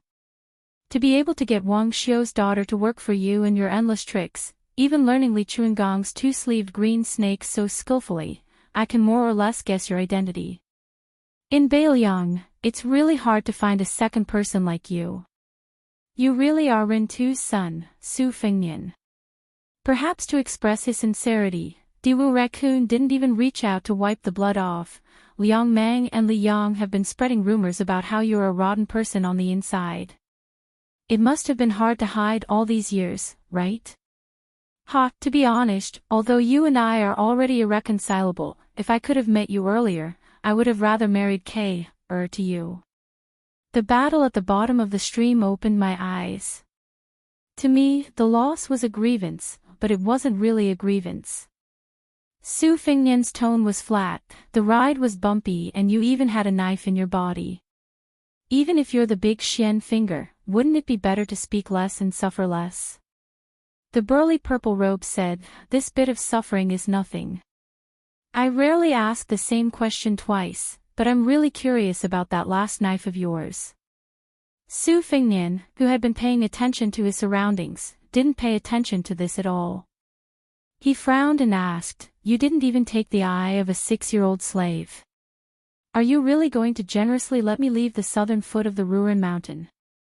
Diwu Raccoon's face was full of ridicule, his tone colder. "Why would I need to play tricks with you? A loss is a loss." Su Fingnian asked, "Aren't you afraid that once we reach a secluded place, I'll completely end your life?" Diwu Raccoon laughed. "Su Fingnian, oh Su Fingnian, if you really dare, why don't you give it a try?" Su Fingnian laughed along with him. "Forget it. It's said that those who don't know the mysteries don't know the mysteries. A top-notch expert like you has all kinds of strange methods. Earlier, when I was certain to die, I naturally dared to risk my life against you. Now that I have a chance to live, I'm not willing to drag the Emperor down from his horse." The fifth raccoon clicked its tongue and said, "The hereditary king of Bailiang, Su Fingnian, how am I going to kill you in the future?" Su Fingnian smiled and asked, "Are you regretting it?" The fifth raccoon looked at the rare green and yellow rice fields in Baimang on both sides of the road and said softly, "It's more interesting to kill them like that. Don't forget that I'm also the general of Baimang. From the Ruin Mountains to the Bailiang border, it's practically a flat stretch of land." Suddenly the fifth raccoon said, "I heard that at the end of the Lianggan corridor, close to the Western Highlands, there is a group of 60,000 barbarians with a complicated composition. They have always refused to be educated, they carry their swords and mount their horses.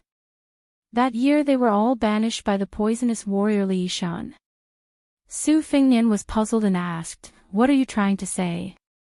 The fifth raccoon fell into deep thought.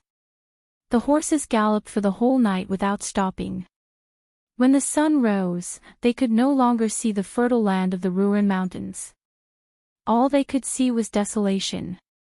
Su Fingnian finally stopped his horse and looked back.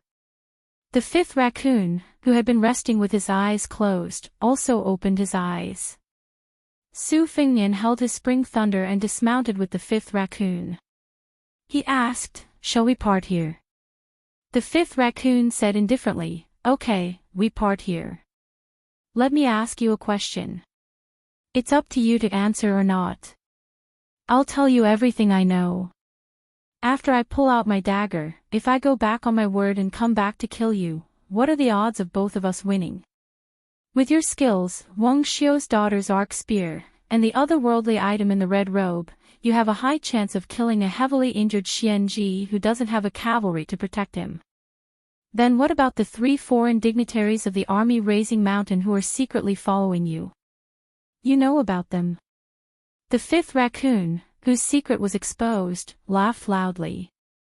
"Even this way, we can part on good terms." Su Fingnian also laughed. Could it be that they wanted to forget their enmity with a smile? With his back facing Su Fingnian, the fifth raccoon's eyes gradually turned red and purple. However, the circulation of his breath did not change at all. The leader of the army raising mountain, who had never suffered such humiliation in his life, had endured it all the way. How could he not give the future king of Bailiang a parting gift? He wanted to step into the Xianji realm with one foot and enter the celestial phenomenon realm with the other. Compared to the head of the future king of Bailiang, the legacy of the fake realm was not that unacceptable. The 3 foreign dignitaries who were following him were nothing more than a smokescreen to make everyone look happy on the surface. The fifth raccoon was waiting for the moment when Su Fingnian pulled out his dagger to take a breath. As expected, Su Fingnian slowly pulled out his spring thunder. As soon as the spring thunder left his body, without waiting for Su Fingnian to retrieve the 3 flying swords, the Taya Morning Dew golden strands took the initiative to explode out of his body. The fifth raccoon's hair was disheveled. He stretched out his arms and laughed loudly. He had a kind of invincible conceit. Even if he was at the fake realm of celestial phenomenon, it was more than enough to deal with the 3 of them. Su Fingnian said softly, "Longevity lotus, bloom." In the blink of an eye, the fifth raccoon's purple eyes turned golden. Thunder suddenly roared between heaven and earth. Dark clouds covered the sky. The fifth raccoon's chi was turbulent. He was completely out of control. He could only slowly and stiffly turn his head with difficulty. Give me another incense stick's time. The leader of the army raising mountain could temporarily transcend mortality and become a fake realm of earth immortal. Su Fengnian smiled sinisterly as he walked forward. The spring thunder blade slashed at the fifth raccoon's neck. He slowly cut off the head. The red-robed otherworldly item had already floated behind the fifth raccoon. It bit the neck of the headless man in purple and frantically absorbed his cultivation.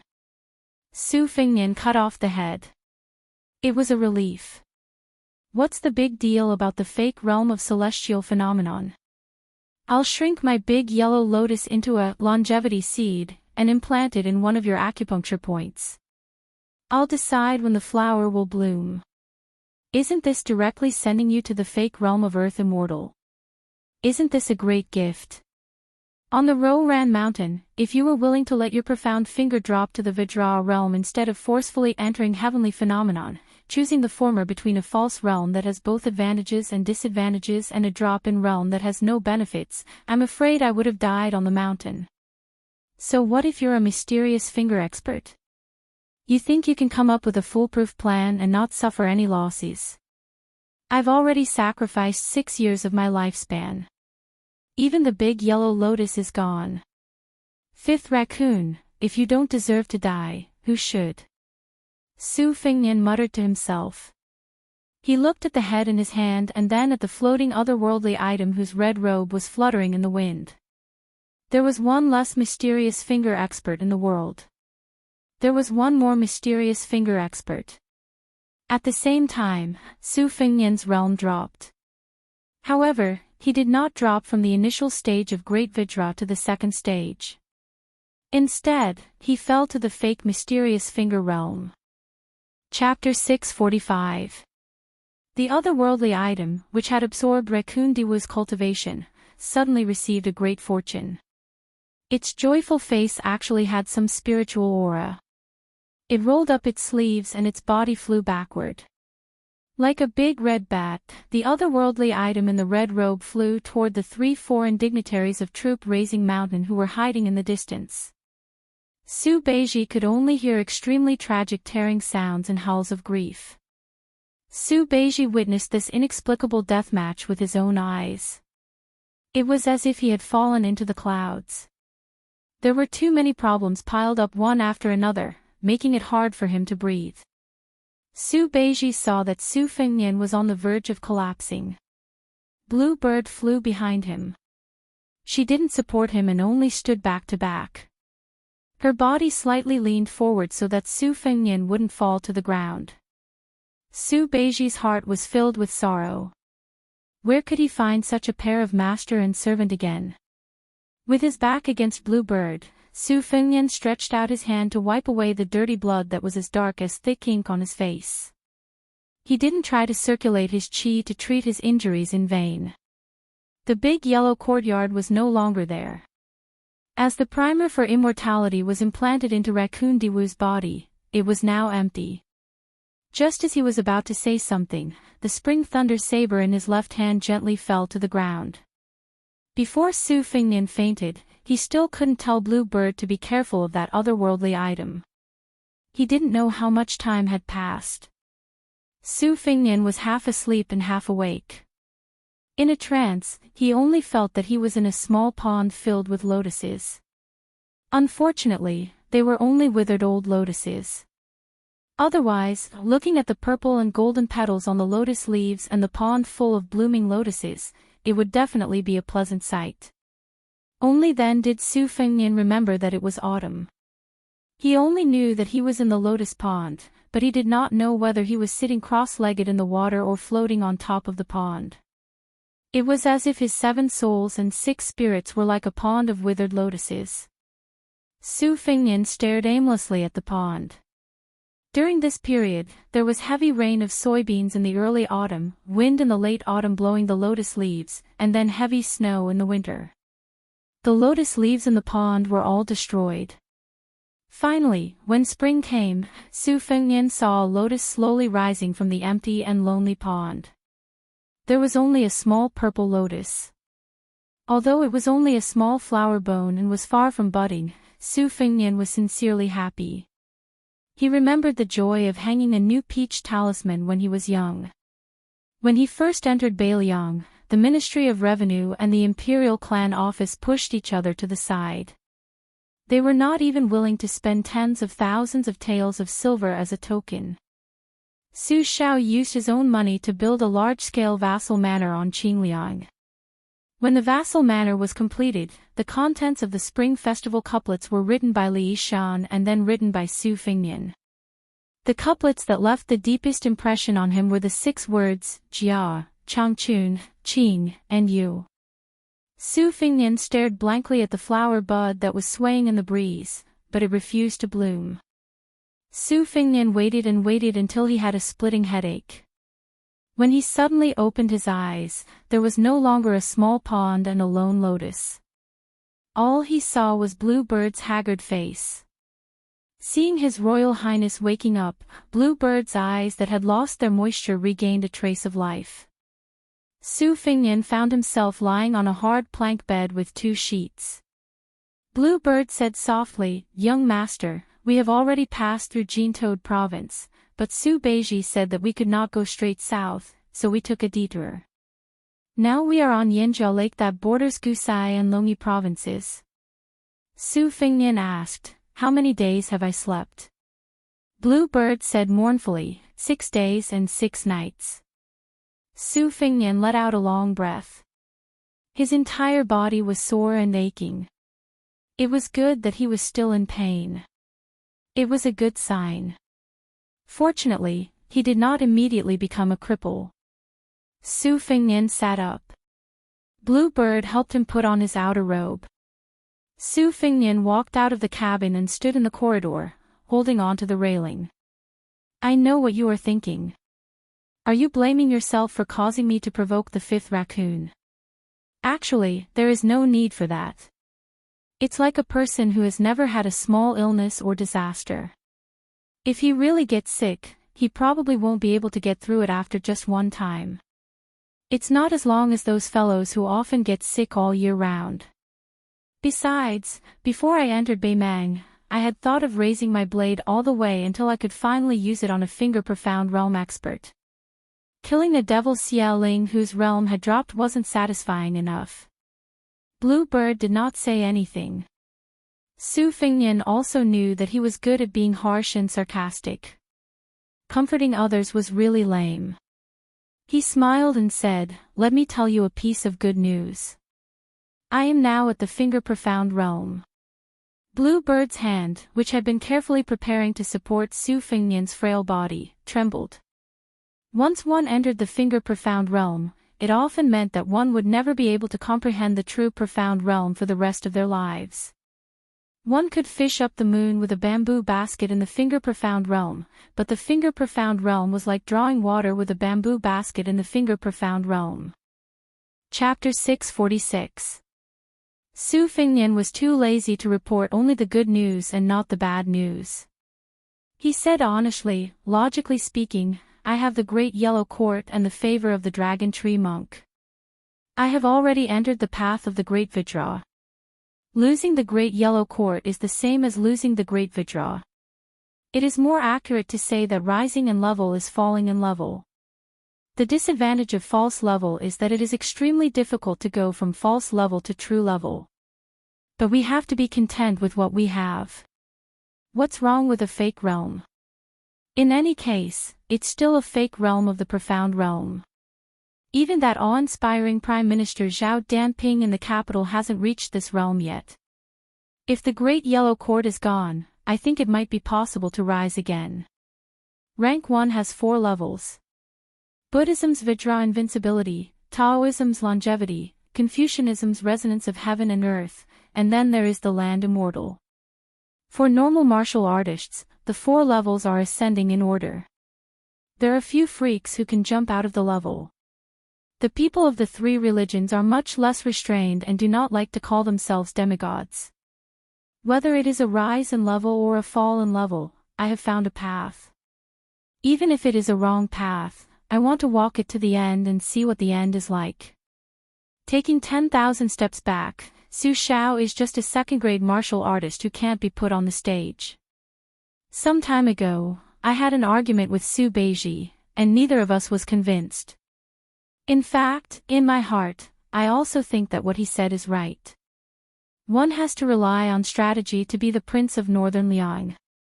Since he does not have the ability to go to the two palaces and take the heads, there is not much meaning. Su Beiji was standing not far away. He smiled bitterly and said, "To be honest, I think you are right.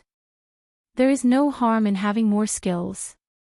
Su Fengnian asked, "Are we going this way?"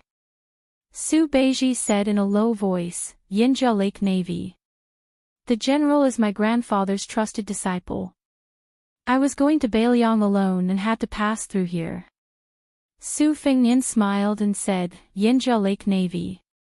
This is the Beimang Empress plan for the south in the future.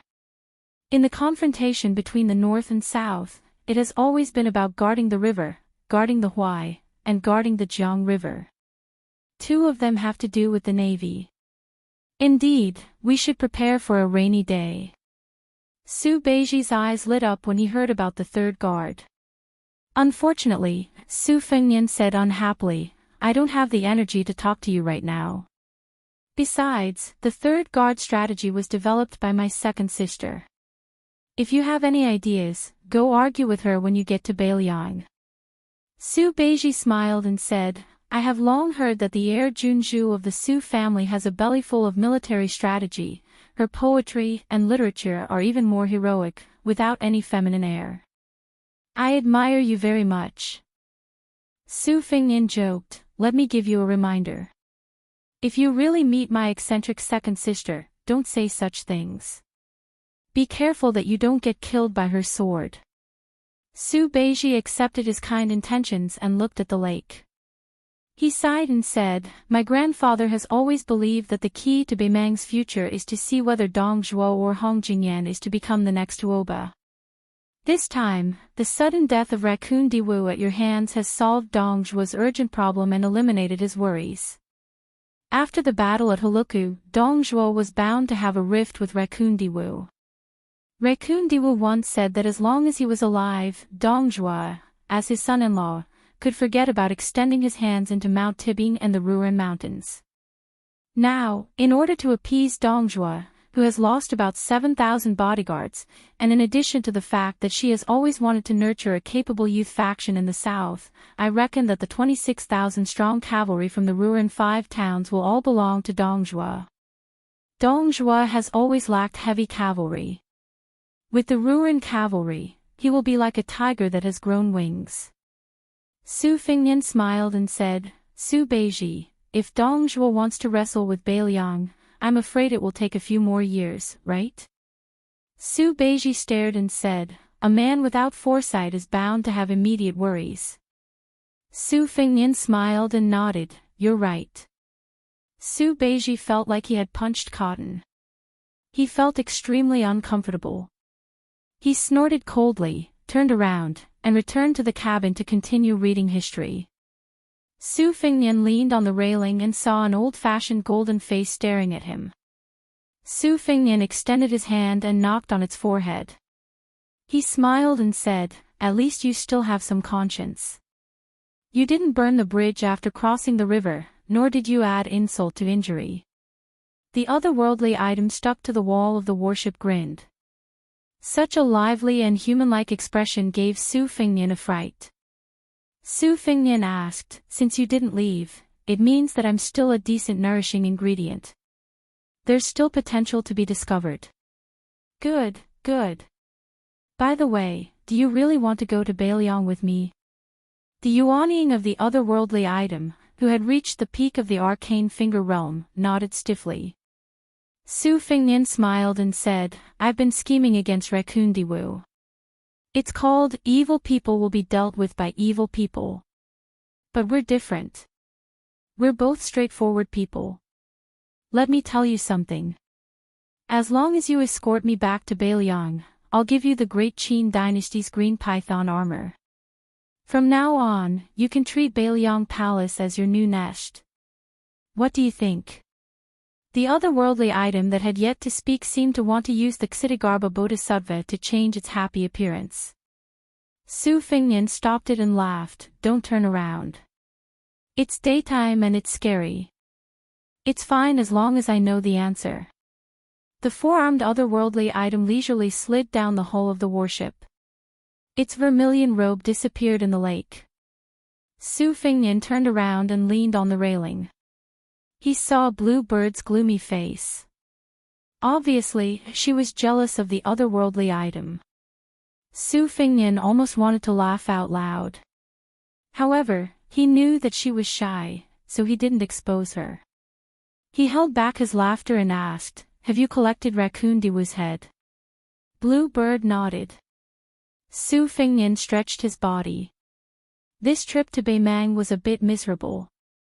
We were chased from time to time, but we also gained a lot. This warship, which was as large as the Spring God Lake's Yellow Dragon warship, slowly sailed to the southern end of Yanzhou Lake. 3 days later, at night, a young man with a head full of white hair stood at the bow of the warship. Su Beiji sighed in the distance. Blue Bird was sitting in the cabin. There was a Xana spear lying on the table. The young master had just turned 20, but his hair was already as white as snow. Although Su Fingnian hadn't looked at himself in the bronze mirror, he knew that he had changed.